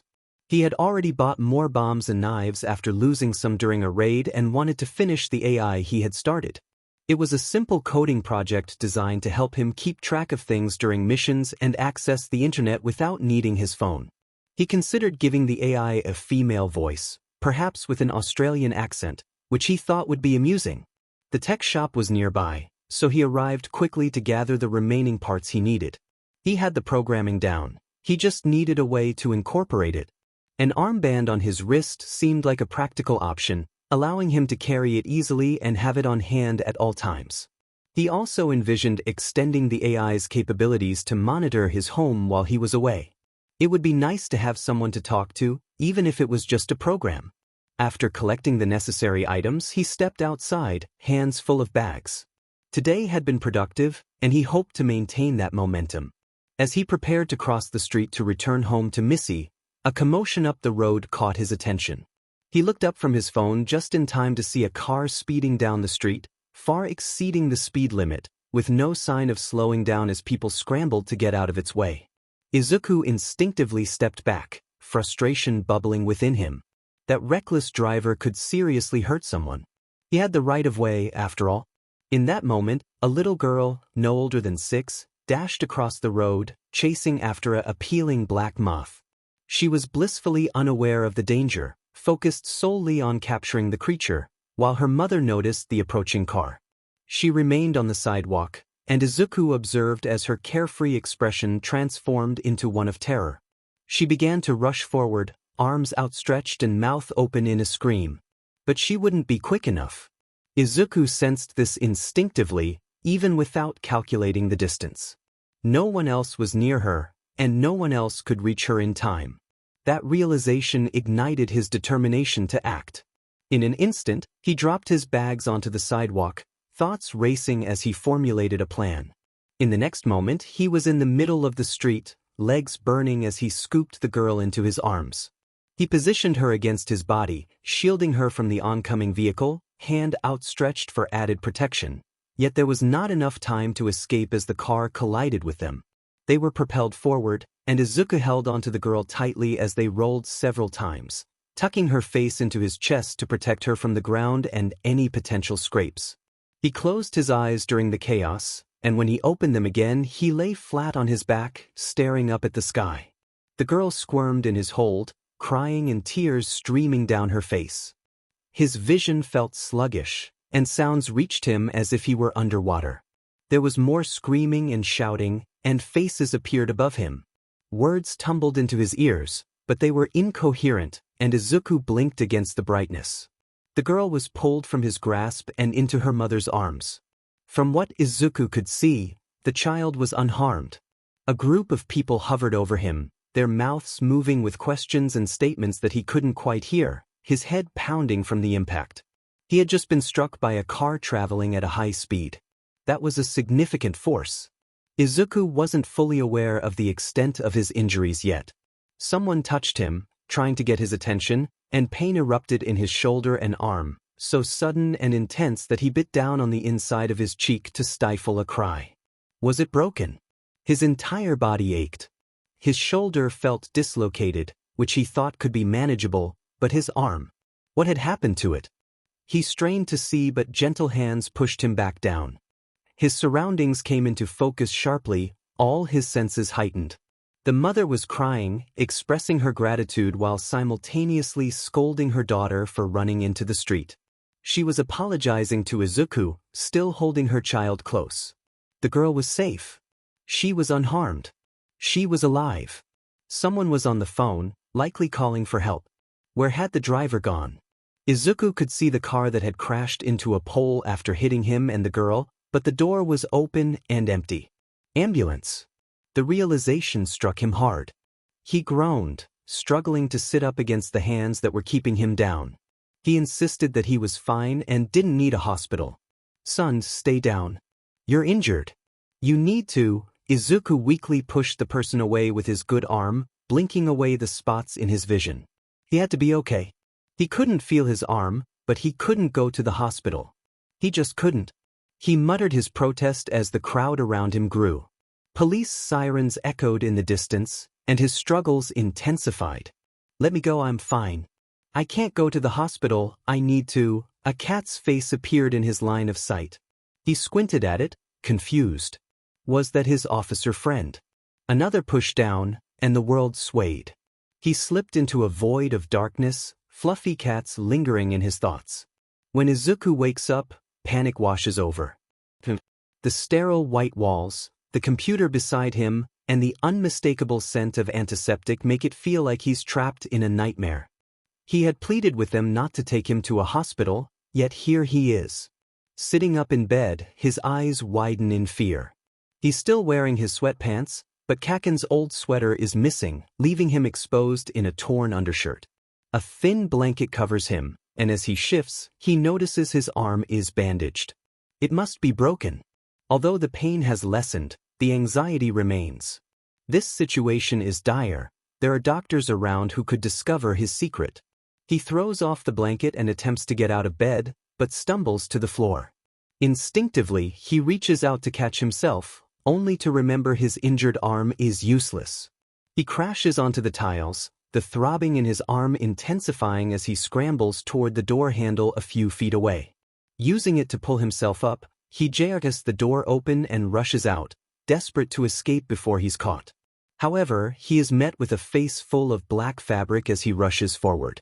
Instinctively, he tries to shove whoever is in front of him, but strong fingers grip his wrist, holding him in place. Izuku struggles to break free, but the man is too strong.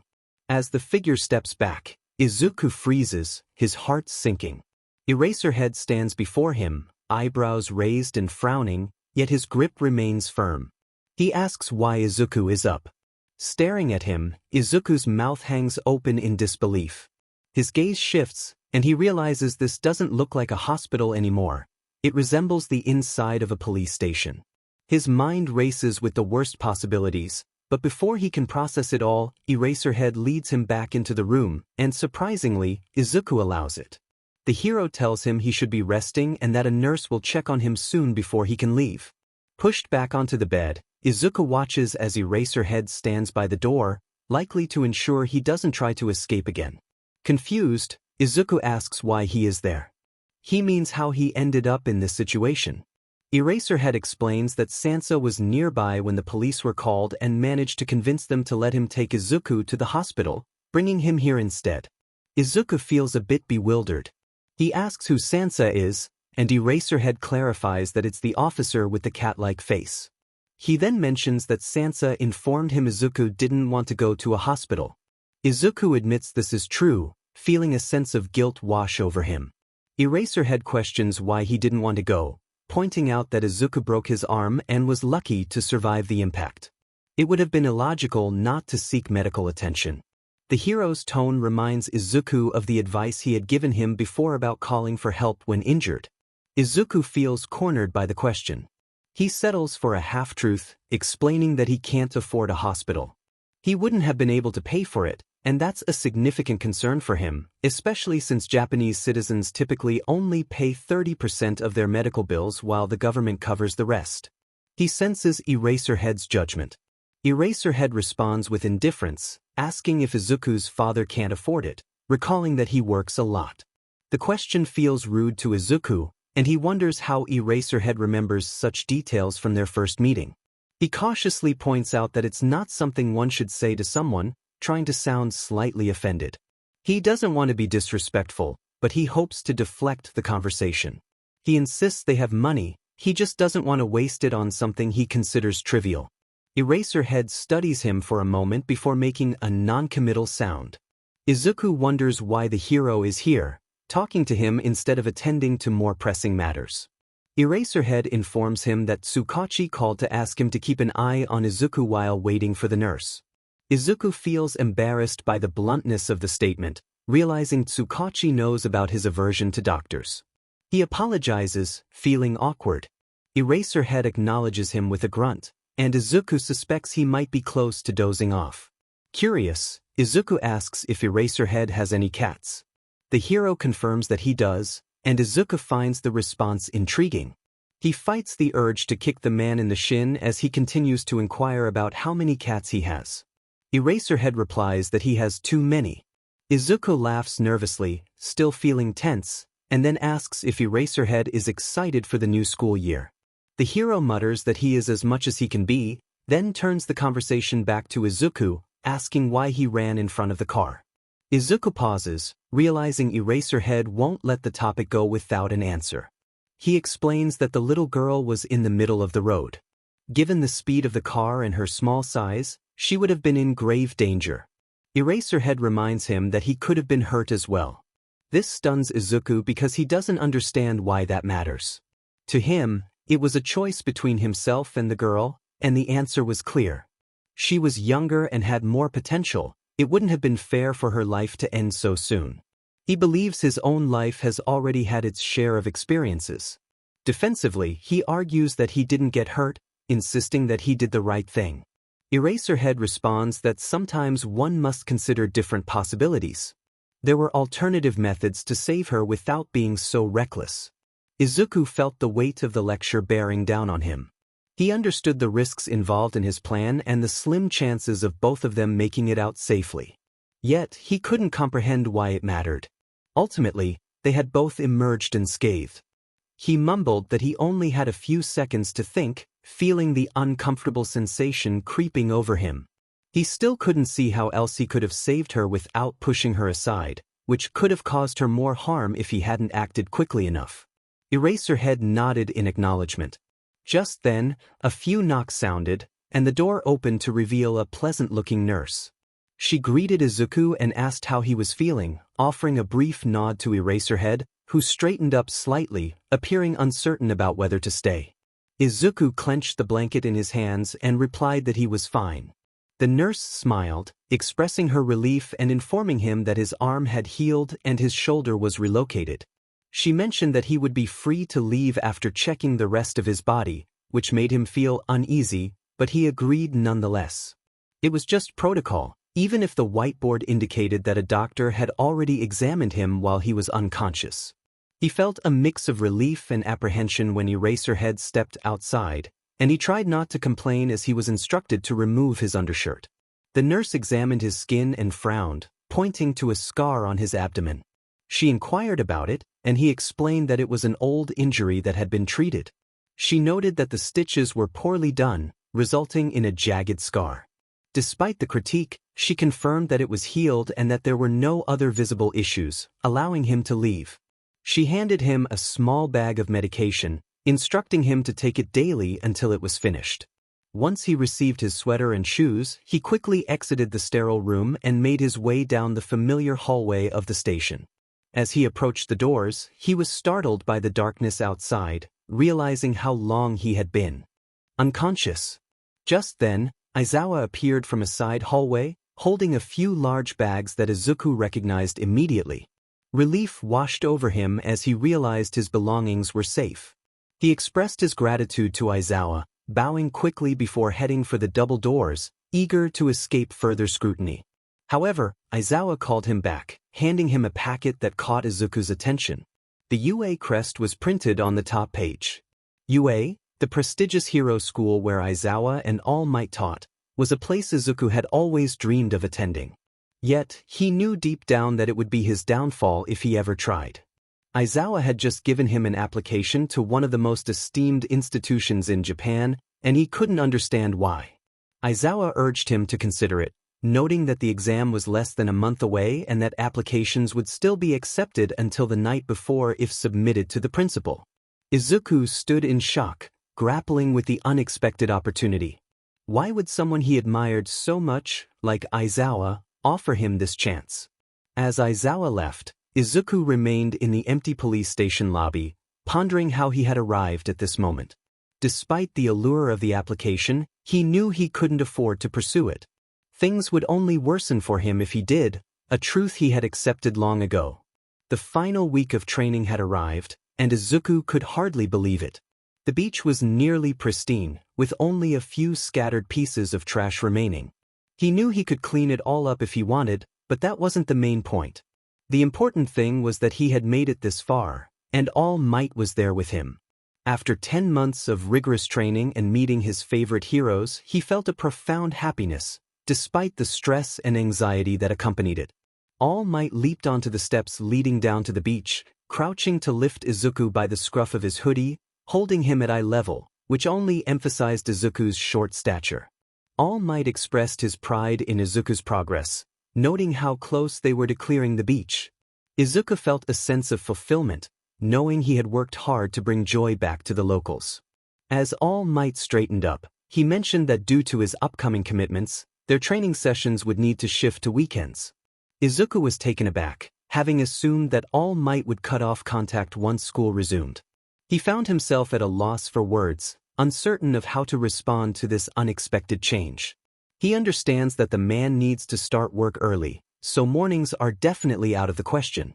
However, the offer to continue training together on weekends is tempting. He knows he should decline. He really should have turned it down long ago. Why would he keep engaging in this when he knows it could lead to him getting hurt? It shouldn't even be a consideration for him, given the obvious reasons.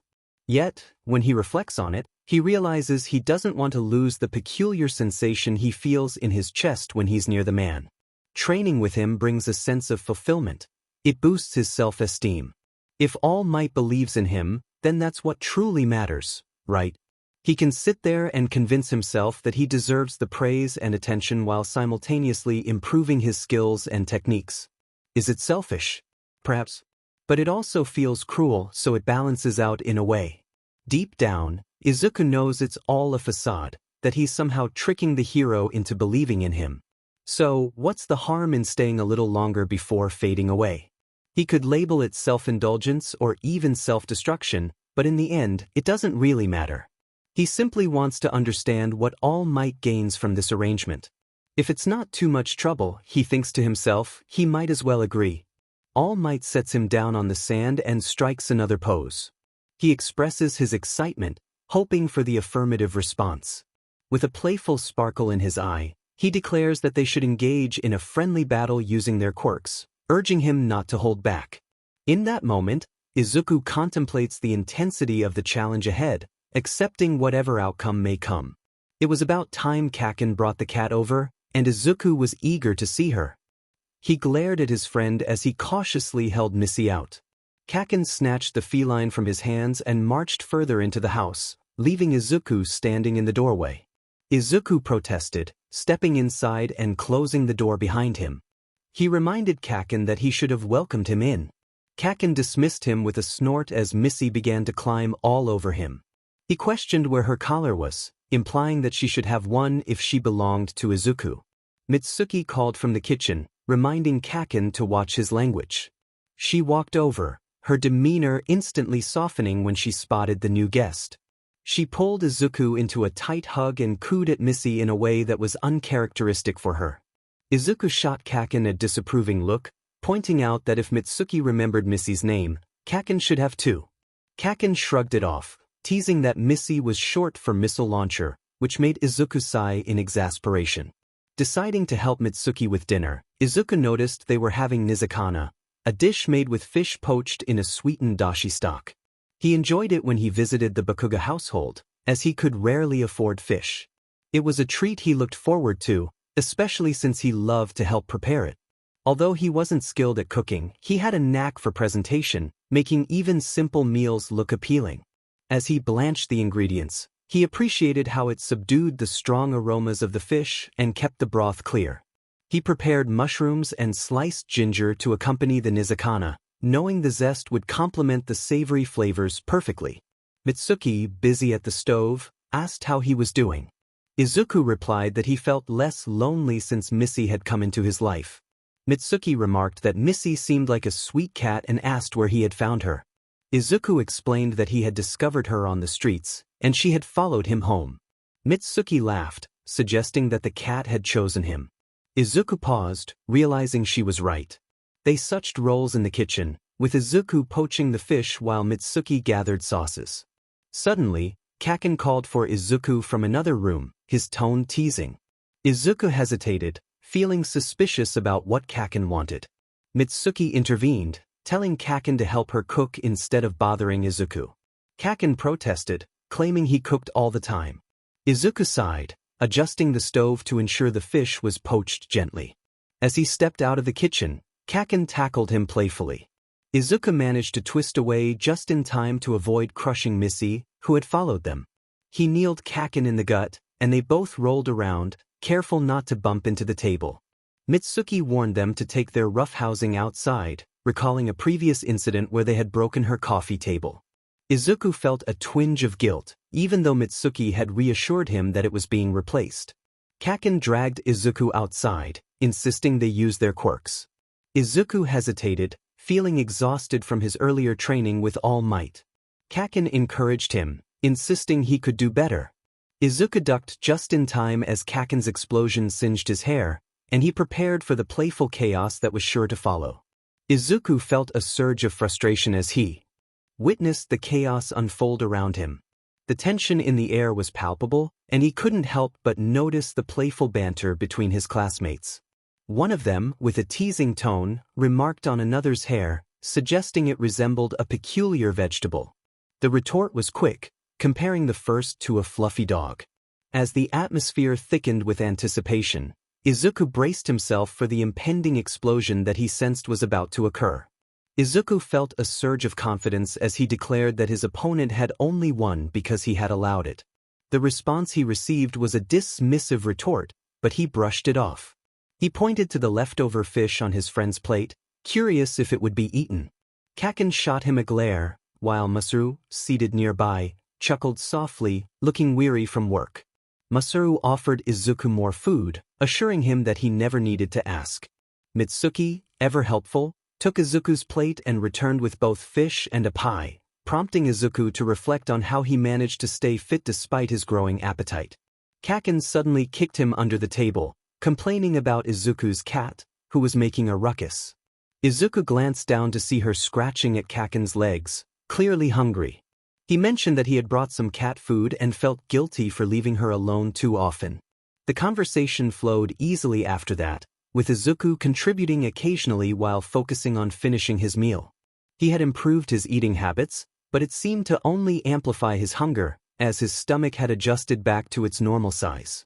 When 𝗵𝘃𝗧 stood to clear the plates, Izuku instinctively followed him, eager to help out in any way he could. He felt that cleaning up was a way to earn his keep. As they worked together, the playful banter between 𝗵𝘃𝗧 and Mitsuki filled the air, creating a warm atmosphere. 𝗵𝘃𝗧 mentioned some hero merchandise he had, and Izuku's excitement grew. He followed 𝗵𝘃𝗧 upstairs to find a box filled with clothing and figurines.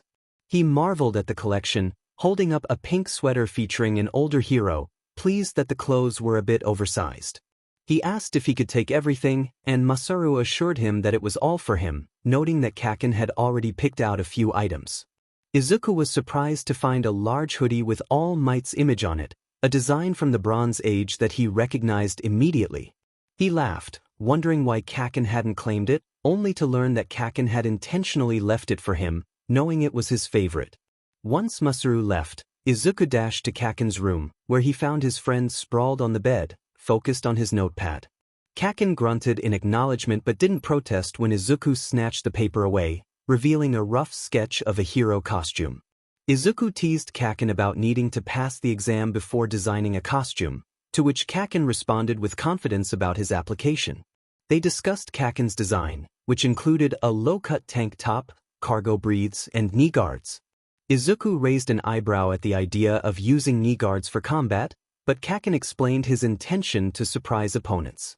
Izuku added his own flair to the design, ensuring it would look sharp and stylish. He suggested incorporating a tactical belt, imagining 𝗂𝐭𝐸 equipped with grenades, similar to his own gear. 𝗂𝐭𝐸 then mentioned wanting to create blasters that would ℎ𝑟𝑠 his sweat for more explosive power, which Izuku found fitting for his friend's ambitions. As they worked in silence, Izuku's mind wandered to his own worries about the upcoming entrance exam and the increase in villain activity. He felt the weight of responsibility as he prepared for the challenges ahead. 𝗂𝐭𝐸 broke the silence, expressing his concern about the exam being just a week away, and urged Izuku to join him. Izuku felt the pressure of 𝗂𝐭𝐸's gaze and forced a smile, wishing he could participate. 𝗂𝐭𝐸 insisted that Izuku had the skills and intelligence to succeed, but Izuku firmly stated that he couldn't join. The conversation escalated, and when 𝗂𝐭𝐸 pressed further, Izuku snapped, the pen in his hand cracking under the pressure, ink spilling onto his sketch. Izuku was helping, and that was what 𝗂𝐭𝐸 wanted, so he urged him to stop. 𝗂𝐭𝐸 fell silent, a silence that usually signaled trouble. Shame washed over Izuku as he stared at the crumpled paper before him. Suddenly, a pillow flew through the air, landing at his feet. It was harmless, a playful gesture, and 𝗵𝘃𝗧𝗏 claimed it immediately. Izuku wiped his face and took a deep breath, apologizing softly. 𝗂𝐭𝐸 dismissed him, and with a flick, the lamp on his nightstand plunged the room into darkness. He urged Izuku to hurry, noting the late hour. 𝗵𝘃𝗧𝗏 purred contentedly as Izuku rubbed her belly, and he pulled out his phone, turning on the flashlight to its lowest setting. He needed to solidify the idea in his mind before it slipped away. Was he considering new boots for his rabbit costume? Perhaps a magnetic knife that he could summon back to him at will. His thoughts were muddled, and concentration eluded him. 𝗂𝐭𝐸's voice broke through his haze, sounding annoyed yet carrying an edge that made Izuku wince. He assured 𝗂𝐭𝐸 he would be finished soon, receiving only a grumble in response. Izuku found himself sketching through the night, jotting down whatever came to mind.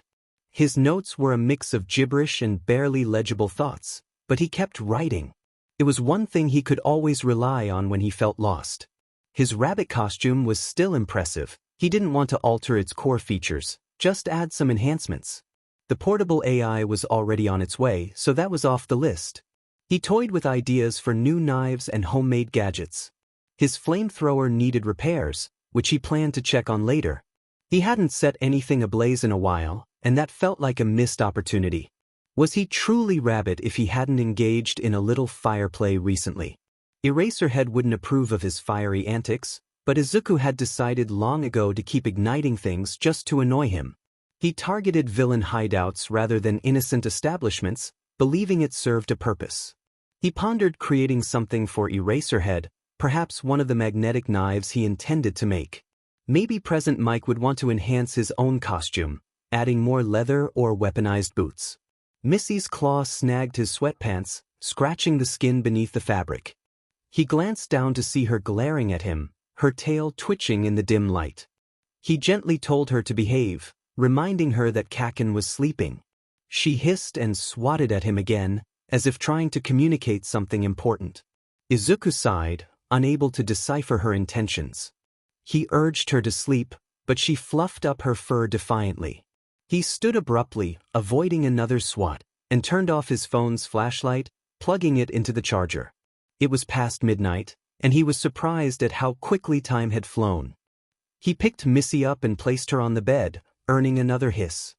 He tidied his desk before moving to his side of the mattress. 𝗂𝐽 lay asleep, his back turned, breathing slowly and peacefully. For a moment, Izuku hesitated. This wasn't his bed. He usually slept on the floor by choice, but sometimes he enjoyed being close to his friend.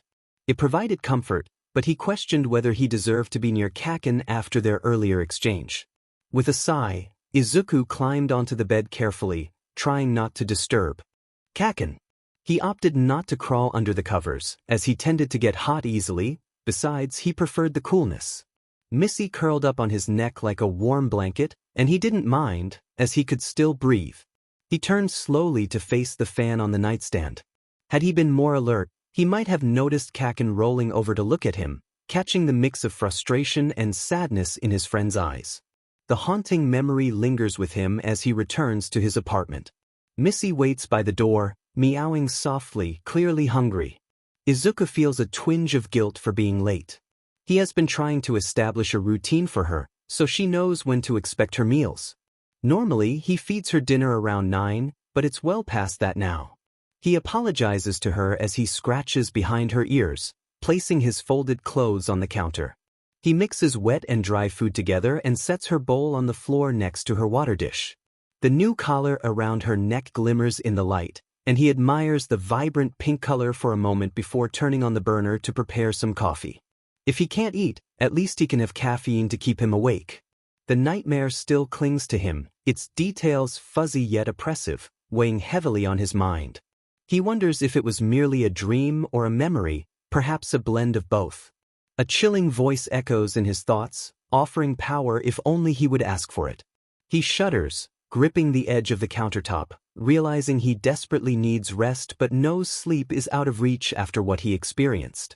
𝗂𝐽 hasn't responded to his messages. Izuku had hoped to go paintballing next week, something he had been saving for, as it was affordable this time of year. But his friend hasn't replied, and with the exam looming in the morning, he knows 𝗂𝐽 is likely resting. His friend is meticulous about his schedule.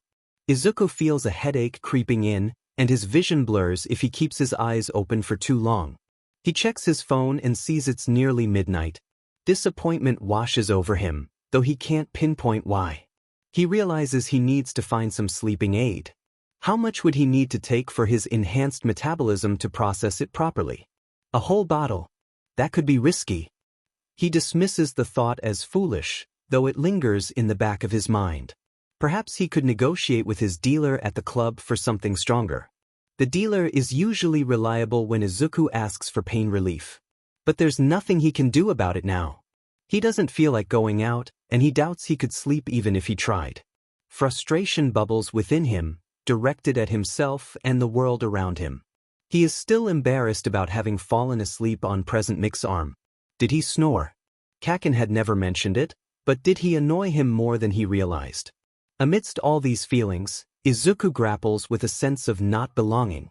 The Bakugas are like a second family to him, as is Ms. Hanako and her small family, but it doesn't feel truly his. He feels like an imposter, leeching off their kindness and ignorance.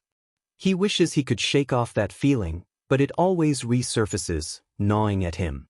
The apartment suddenly feels stifling, despite being on the top floor during one of the coldest nights of the year. He removes his all-might sweatshirt, shaking his head to dispel the dizziness it causes. He feels a deep sense of longing for a place that doesn't exist, and the words escape him, rough and jagged. He presses his palms against his cheeks, trying to suppress the urge to scream, overwhelmed by anger. He feels a mix of frustration, sadness, guilt, and confusion, and the worst part is that he doesn't even understand why. A nagging voice in his mind taunts him, insisting he knows the reason but refuses to acknowledge it. Pathetic. Useless. Traitor. His body begins to tremble, and his hands slip from his face, striking the counter with a thud. He needs to move past this. A soft hiss draws his attention, and he sees Missy perched on the arm of the couch, her paws tucked under her tail, ears flattened against her head. She must have finished her meal. He shakes his head, questioning whether wanting more than he has makes him a bad person. The cat tilts her head and meows, her ears perking up again. Perhaps she is judging him, he thinks sourly, but then he realizes she is actually asking for more food. He forces a smile and retrieves some treats, chuckling as she jumps off the couch, tail held high. She is always polite and gentle when he offers her treats, taking them directly from his hand. He had expected her to be more cautious, but she has warmed up to him much quicker than he anticipated. As he watches her chew, he sighs. He apologizes to her, feeling unworthy of caring for such a sweet creature. They are both stuck with each other now. She purrs and gracefully wanders down the hallway, ready to sleep after her meal, and Izuku usually follows suit. But tonight, he can't even bear the thought of sleep, so he decides to tidy up the apartment and work on some projects. His AI is complete, he just needs to test it during tomorrow's patrol and see how well it performs. He worries about its durability. He suddenly remembers that he doesn't have training in the morning due to the entrance exam, which All Might is proctoring. Izuku wonders if All Might is there to scout for potential successors or simply because he is required to be present. He groans, not wanting to think about UA or heroes right now, especially with the recent conflict with 𝗂𝐭𝐻 still fresh in his mind. The memory of All Might's expression when he mentioned the proctoring lingers, almost as if he had resigned himself to the situation. Did All Might sense that Izuku had not changed his mind about attending? Or perhaps it was something else entirely? As Izuku contemplated this, he realized that his disappointment in himself might stem from this very thought. He longed to bring happiness to the man he admired, even if he knew it might be in vain. He recalled All Might's radiant smile as he uttered the words Izuku had always yearned to hear but never truly believed. Even someone with a villain's quirk could become a hero. Present mixed laughter echoed in his mind, the way he playfully patted Izuku's shoulder while barely managing to control his quirk. Eraserhead's intense gaze came to mind as he handed over the application, his straightforward demeanor conveying that he wouldn't have invested time in Izuku if he didn't see potential in him. And then there was 𝗂𝐭𝐻. How many times had his friend urged him to push harder, to pursue their shared dream? Izuku remembered being just shy of 6 years old, gripping 𝗂𝐭𝐻's slightly sweaty hand. They had been outside in their all-might onesies, carefree and full of hope. They had vowed to become heroes together, and Izuku had believed in that promise wholeheartedly. All Might, Present Mic, Eraserhead, and 𝗂𝐭𝐻, they all had faith in him, didn't they? Even if it felt insincere, wouldn't it be a greater waste to let them down? To squander their efforts, both big and small. His gaze drifted to the scattered papers on his desk, buried beneath a pile of notebooks and his rabbit costume. A sense of regret washed over him. He knew he wasn't thinking clearly, and he would likely be disappointed in himself come morning. He reminded himself that applications would still be accepted until the night before. With 30 minutes to spare, he resolved to push through this challenge, just as he had with everything else in his life. Taking a shaky breath, he reached for the UA application. Ue was immense. Izuku realized this the moment he stepped onto the school street. Perched atop a forested hill overlooking Mizudafu, Ue was a sight to behold. It was the #1 ranked high school for heroics in Japan, and in Izuku's eyes, the world. The school boasted an impressive roster of successful pro-heroes, including All Might, Endeavor, and Best Jeanist. The fact that so many top heroes had graduated from UA spoke volumes about the school's credibility, making admission nearly impossible. Naturally, Izuku felt a wave of nerves wash over him. The campus, usually gated to protect against criminals and reporters, stood open for the hundreds of examinees entering. Typically, guests required special ID cards for entry, as All Might had informed him, but that was not the case today. He felt out of place, standing before the open gate that seemed to mock him. It felt as if the UA barrier was daring him to step through. To be honest, he was surprised his application had even been accepted. Despite his minor criminal record, he knew that falsifying documents would have led to immediate disqualification. UA took legalities seriously, and the principal and staff could face significant consequences if anything went awry with students or training. Izuku had taken pictures of the application pages and emailed them to the principal just before midnight. He received a verification email almost instantly, which suggested a filtering system was in place. He had spent a good 20 minutes before that trying to determine what he could safely alter. The application required extensive information: his parents' names and occupations, phone number, address, medical records, and a BRTH certificate. He couldn't list an abandoned building a few miles from the bank as his address, so he had to fabricate that detail, among others. He needed to ensure that his lies were plausible and foolproof. He couldn't hide his criminal record, as it was easily accessible. Now, he hoped that the details he provided wouldn't be scrutinized too closely. Regardless, UA was far larger than he had anticipated. It had to be, given the wide array of courses offered beyond heroics. The school had classes labeled A through K, with 2 sections for each letter, totaling 33 active classes to accommodate all its students. Taking a deep breath, Izuku forced himself to move forward. He was only a few minutes early. If he wanted to be on time for the written exam, he needed to hurry. He reminded himself that he could do this. They all believed in him. Eraserhead had given him that application directly. He couldn't let him down. In his distraction, he tripped over nothing, having been too focused on overcoming his nerves to remember how to walk properly. He found himself hovering above the ground, momentarily confused about his situation. Suddenly, he heard a giggle to his left and turned to see a girl with shoulder-length brown hair standing nearby. He greeted her with a nervous squeak, still suspended in midair. She laughed again and gently set him down, causing him to feel dizzy as gravity returned. "I stopped you with my quirk," she explained, her fingers coming together in a playful gesture. "I'm sorry I didn't ask first, but I thought you wouldn't mind me catching you." Izuku stood there, mouth slightly agape and cheeks flushed. She was undeniably cute, and he felt a rush of shyness. He hadn't interacted much with girls as Midoriya Izuku, though his alter ego, Rabbit, had garnered plenty of attention. This felt different. He hadn't even noticed her approach, too caught up in his anxious thoughts to pay attention to his surroundings. Now that he could see her, he felt the warmth of her quirk brushing against his skin. Another strong power emerged. It seemed to be related to weight and gravity, as she had just prevented him from falling. Could she make objects float or simply suspend them in midair? It appeared to be touch-activated, suggested by the unusual gesture she was making. Perhaps that was what triggered it or kept it active. She waved goodbye, cheerfully stating that he would see her inside. Izuku felt a pang of regret. He must have missed something she said earlier, something about the situation being nerve-wracking. He needed to apologize and thank her for saving his dignity. She seemed genuinely nice, and it was only polite to acknowledge her kindness. Suddenly, he heard Kaken's voice calling out to him, causing him to stiffen. He hadn't expected to encounter his friend this early in the exam. In fact, he had hoped to avoid him for the entire day. He quickly dismissed Kaken, trying to make his way toward the steps, hoping to catch another glimpse of the girl. Kaken, however, grabbed his shoulder and spun him around, glaring at him with a scarf wrapped around his neck. He demanded to know what Izuku was doing there, pointing out that he had said he wouldn't take the exam. Izuku admitted he wasn't sure why he was there either.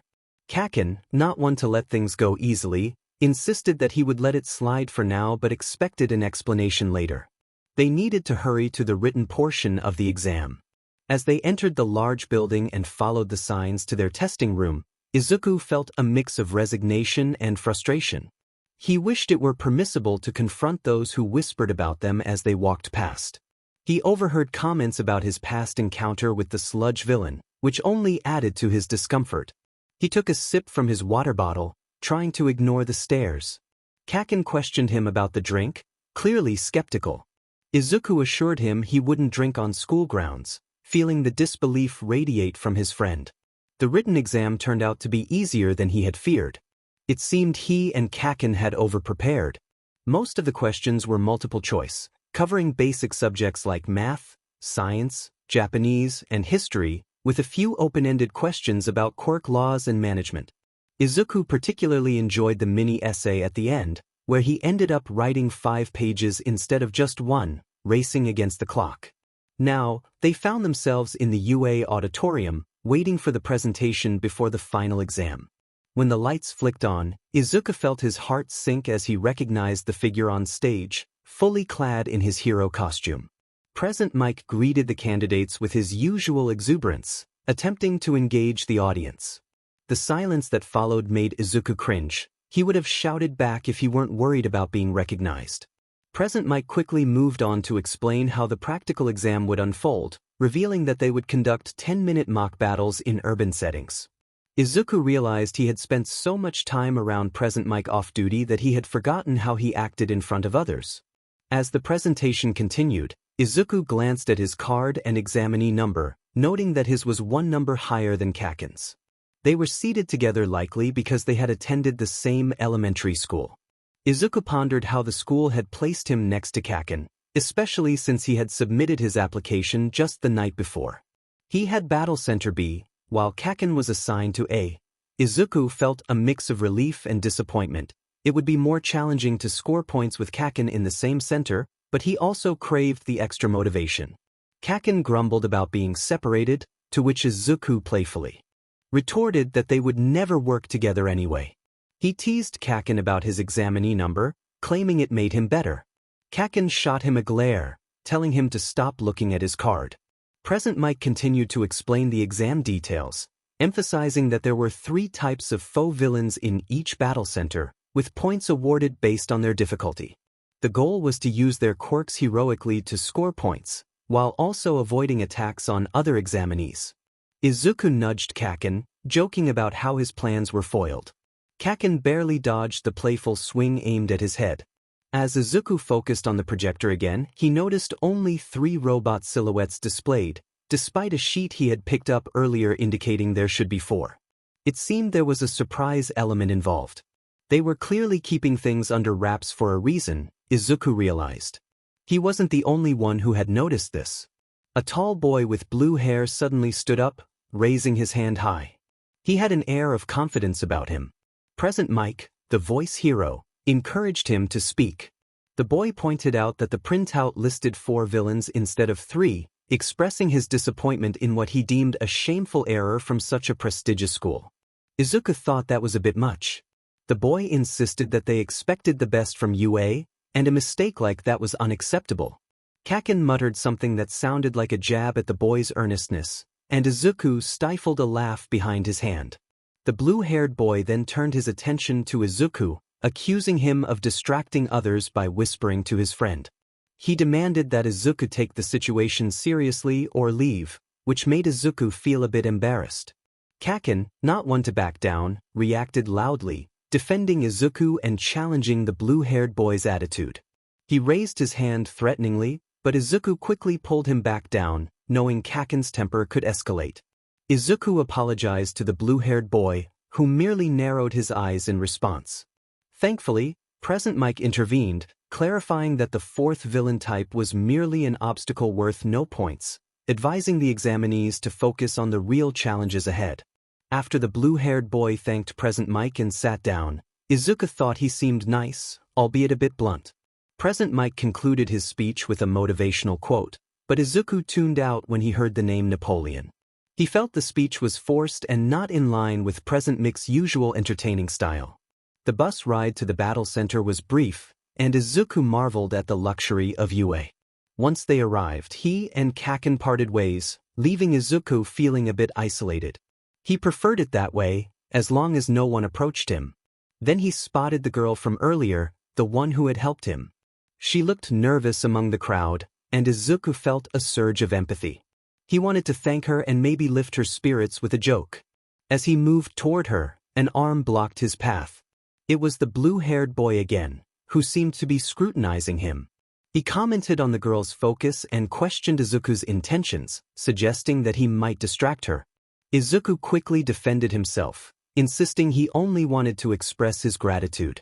The blue-haired boy didn't seem convinced, and now others were watching, making Izuku feel small and self-conscious. He clenched his fists, trying to suppress his frustration. A loud voice boomed from above, and Izuku looked up to see President Mike on a tall platform, announcing the start of the trials. That was the cue Izuku needed. He was eager to escape the scrutiny and dashed into the battle center, feeling the adrenaline surge through him. He was the first to enter, determined to make a mark on the leaderboard. President Mike cheered him on, emphasizing that there were no countdowns in real battles. Izuku felt exhilarated as he sprinted forward, thriving on the thrill of the challenge. This was what he lived for. He quickly assessed the situation, spotting 3 robots, each with a different point value based on their difficulty. Finding them wouldn't be an issue. Just as he thought that, a massive metallic claw came crashing down nearby, narrowly missing him. He leaped into action, kicking off the robot's head and exposing its inner workings. It was still standing, and he noticed the number 2 painted on it, indicating its point value. This one is worth 2 points, Izuku thought as he seized one of the robot's large fingers and yanked it, delivering a powerful punch to its torso. The machine collapsed in a heap on the ground, and without hesitation, Izuku sprinted off again. The excitement surged through him as he felt the energy of other examinees in the battle center. He wished he could use his quirks to assist him, but he was aware of the cameras monitoring his every move, the sound of drones buzzing overhead echoing in his ears. As he approached the center of the foe city, he noticed the robots clustering together, sometimes in pairs and other times in larger groups. In the middle of the main road, he found himself battling 3 robots, one a 2-pointer and the other 2 3-pointers, when he realized he could disable them manually. Dodging a heavy blow from the robot behind him, he grabbed a piece of shrapnel from a previous encounter and swung it like a bat at the nearest robot's face. The head popped off comically, colliding with the 3rd robot and sending it stumbling back. Bracing himself, Izuku hurled the long piece of metal like a spear, and the robot shut down instantly as it became lodged in the concrete wall, his makeshift weapon sticking out of its abdomen. He longed for his bow staff at that moment. Turning to face the remaining robot, he noticed that another examinee had already taken care of it. The back panel of the machine was open, revealing a familiar set of wires and switches. One switch caught his attention, and he recognized the pattern of the wires, realizing it must control a signal. It was likely operated by a program being broadcast, not by someone watching through its eyes. If he had a moment to spare, he could search for the head robot carrying the signal and disable it, shutting down all the remaining robots at once. However, he dismissed the thought that would be unfair to the other contestants, and he had no idea how far the signal might reach. Instead, he decided to pocket some of the fallen parts from the robot's panel. That metal was valuable, and he could either sell it to a local scrapper or use it for himself. After collecting a few pieces, he helped a boy up from the rubble of another 3-pointer, nodding in acknowledgement of the thanks he received. How many points did he have now? He had lost count. And what about the time? They must have been at least 5 minutes in already. He wondered how Kaken was faring at his battle center. Izuku spotted another robot sneaking up on a girl with vines for hair. She was preoccupied with fighting 2 others and didn't see the one approaching from behind. Without hesitation, he jumped in, smashing the robot against the wall with a powerful kick. It was only a 1-pointer, so it went down instantly. The girl shot him a grateful look before returning to the fight, and he did the same. 2 minutes left, listeners. Get in your last points. A voice announced. He was starting to feel fatigued and knew he needed to pace himself. He should have enough points by now. There was no harm in taking it slow for a bit, right? But then the ground began to rumble. The earth shook, and windows rattled as something emerged from the ground about 10 buildings away. Izuku's eyes widened in disbelief. Standing at least 150 feet tall, the robot's multiple red eyes gleamed as it advanced, effortlessly demolishing everything in its path. That had to be the zero-pointer, the one President Mike had warned them to flee from. The other examinees were indeed running, many of them screaming as they sprinted past him. Izuku realized he was the only one standing still, captivated by the impressive machinery. Just as he was about to turn and flee, a cry pierced the air. His gaze snapped forward, locking onto a figure trapped beneath a large slab of concrete right below the robot. Recognizing the light brown hair, he sprang into action before he could second-guess himself. This situation was reminiscent of the speeding car and little girl incident, but he hoped this one wouldn't end in tragedy. She could get stepped on. Were there no pros monitoring this? Cameras surrounded them, and there was no way they didn't see her predicament. He had to act. Izuku channeled more energy into his legs and jumped onto the edge of a building, scrambling for a grip on the windowsills. He climbed higher and leaped off the wall onto a nearby roof, determined to reach the robot before it reached her. Perhaps he could distract it by engaging in battle. He dashed across the rooftops, squinting against the sun's glare. He still wasn't high enough to reach the robot's head, which was its weakest point. A camera flew by, hovering in front of the massive machine. The girl was still struggling below, and that thought fueled his determination. He veered to the side and leaped off the edge of the roof. The camera was large enough to support his weight, and he landed on it, using it as a springboard to soar across the remaining distance. The robot's face loomed before him, and he pulled back his fist, his breath catching in his throat. Later, he would reflect on this moment as one of the most reckless decisions he had ever made. His hand crashed through the metal of the robot's face, creating a hole next to its eye. However, the impact only created a decent-sized dent, and a surge of pain shot through his wrist and knuckles. He must have broken his hand. Of course he did. It was reinforced metal, much stronger than the smaller robots. He thought to himself how clever he was being. The robot continued to move, even with him clinging to it with a broken hand. He propelled his lower body upward, using his legs to forcefully strike the opening once more. The gap widened, and Izuku felt a wave of relief wash over him as he discovered the interior was hollow. He crawled into the space, struggling to maintain his balance as the robot shifted, attempting to dislodge him. There was the power source.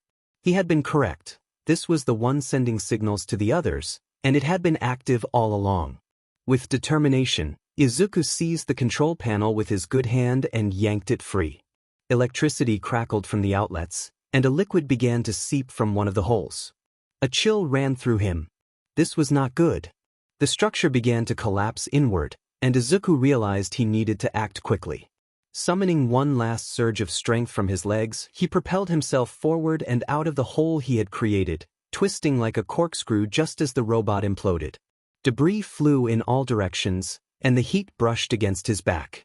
He let out a startled cry as he fell through the air, realizing he was much higher than he had anticipated when he jumped onto the camera. He braced himself for a hard landing unless he could use his abilities to cushion the impact.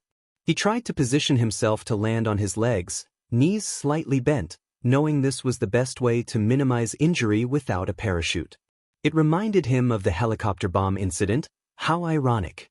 As the ground rushed up to meet him, he prepared for the impact, only to be surprised when a hand suddenly slapped him across the face, causing him to float again.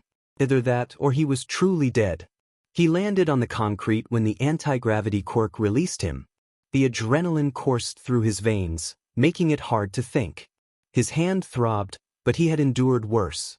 With great effort, Izuku lifted his head to see the brunette who had, for the second time, saved him from falling. He expressed his gratitude, but before he could finish, she unexpectedly unleashed a torrent of colorful sparkles, leaving him momentarily stunned. He turned away to give her privacy, realizing it must be a side effect of her quirk, possibly from overexertion, which explained her earlier struggle with the concrete slab. He couldn't help but think about UA and their perilous entrance exams. The concrete beneath him tasted surprisingly good, almost artificial. It was, without a doubt, the best concrete he had ever nearly died on. As the timer ran out, he faintly heard Present Mike announce the end of the exam. In that moment, he felt indifferent. Time passed, and he was jolted from his thoughts by a cane poking his side. He had been trying to rest, so he grumbled as he was nudged onto his back, only to open his eyes wide in recognition. He knew the person above him. He had studied her in his medicinal textbooks. Recovery Girl greeted him, her voice slightly raspy with age, and asked to see his hand. He was amazed to find her so much smaller in person. He noticed the other examinees standing nearby, having returned after the 0-pointer was defeated. He caught sight of Blue Boy, who seemed deep in thought, and wondered what occupied his mind. Recovery Girl encouraged him to eat some gummies while she examined his hand. She gently took it and kissed it after handing him a few vitamins, causing his face to flush with embarrassment. However, his embarrassment quickly faded as he watched in awe as his hand was enveloped in a green light, returning to its original state. The pain was gone. It was completely healed. This was far more impressive in reality than in a textbook. Izuku tuned out the laser beam guy explaining Recovery Girl's quirk, as he was already well informed. Instead, he was curious about why the other boy knew about her too. Perhaps they shared similar interests. Recovery Girl continued to distribute gummies, praising everyone for their abilities. However, before Izuku could muster the courage to speak to either her or the laser guy, they were all ushered out of the arena, promised results in just a week. He left without a word, eager to avoid any conversations now that his social energy had been depleted. For the most part, he succeeded. The adrenaline rush had been exhilarating. He hadn't felt that alive in ages, even if it only lasted 10 minutes. To him, it felt like an hour. Reflecting on the experience, he thought it could have gone better, but there was nothing he could do about it now. Suddenly, a familiar voice called out to him just as he was about to step onto the street leading down the hill. Kaken demanded an explanation he owed him. Izuku tensed, meeting Kaken's fierce gaze for just a moment before turning and running as if his life depended on it. Because, in a way, it did. Get up. A soft whimper followed. The response was filled with desperation, as the voice expressed its inability to comply. The commanding tone continued, questioning the longing for the quirks and expressing disappointment at the reluctance. The plea was met with a sharp reprimand, silencing the voice with a cry. The silence that followed was heavy, filled with tension. The command was repeated, urging the individual to rise. Suddenly, a surge of energy coursed through him, igniting pain across his skin as shadows danced ominously around him, a hand pressing against his face. Izuku jolted awake, his heart racing. The surroundings were shrouded in darkness and silence, leaving him confused about his location. A hand grasped his arm, causing him to flinch instinctively, raising his hands in defense as he gasped for breath. Present Mike looked down at him, concern etched on his face, and asked if he was all right. Izuku blinked in surprise, struggling to comprehend the situation. The voice of the hero reassured him, explaining that he was still in the laundromat and had dozed off about an hour prior. Realization struck Izuku as he processed the information. Yamada stood up to transfer his clothes to the dryer, which puzzled Izuku since he hadn't heard it signal completion yet. A sudden thought made Izuku's eyes widen in alarm. He quickly sprang to his feet, his face flushed with embarrassment, and expressed his sincere apologies for disturbing Yamada. He had inadvertently rested his head on Present Mike's shoulder, likely making him uncomfortable and wasting his time. The hero dismissed his concerns, assuring him it was no trouble at all and suggesting that he needed the extra rest. Izuku continued to apologize until Yamada returned, handing him a Slim Jim. As the atmosphere became less awkward and his embarrassment faded, Izuku began to reflect on the situation. He had fallen asleep on the hero, who had not moved him even when his laundry was finished. It dawned on him that it was nearly 11 at night, and he had taken up a significant amount of Yamada's time. It seemed he had a knack for wasting the hero's time, didn't he? As he chewed on the Slim Jim, he tried to dispel the uneasy feeling coiling in his stomach.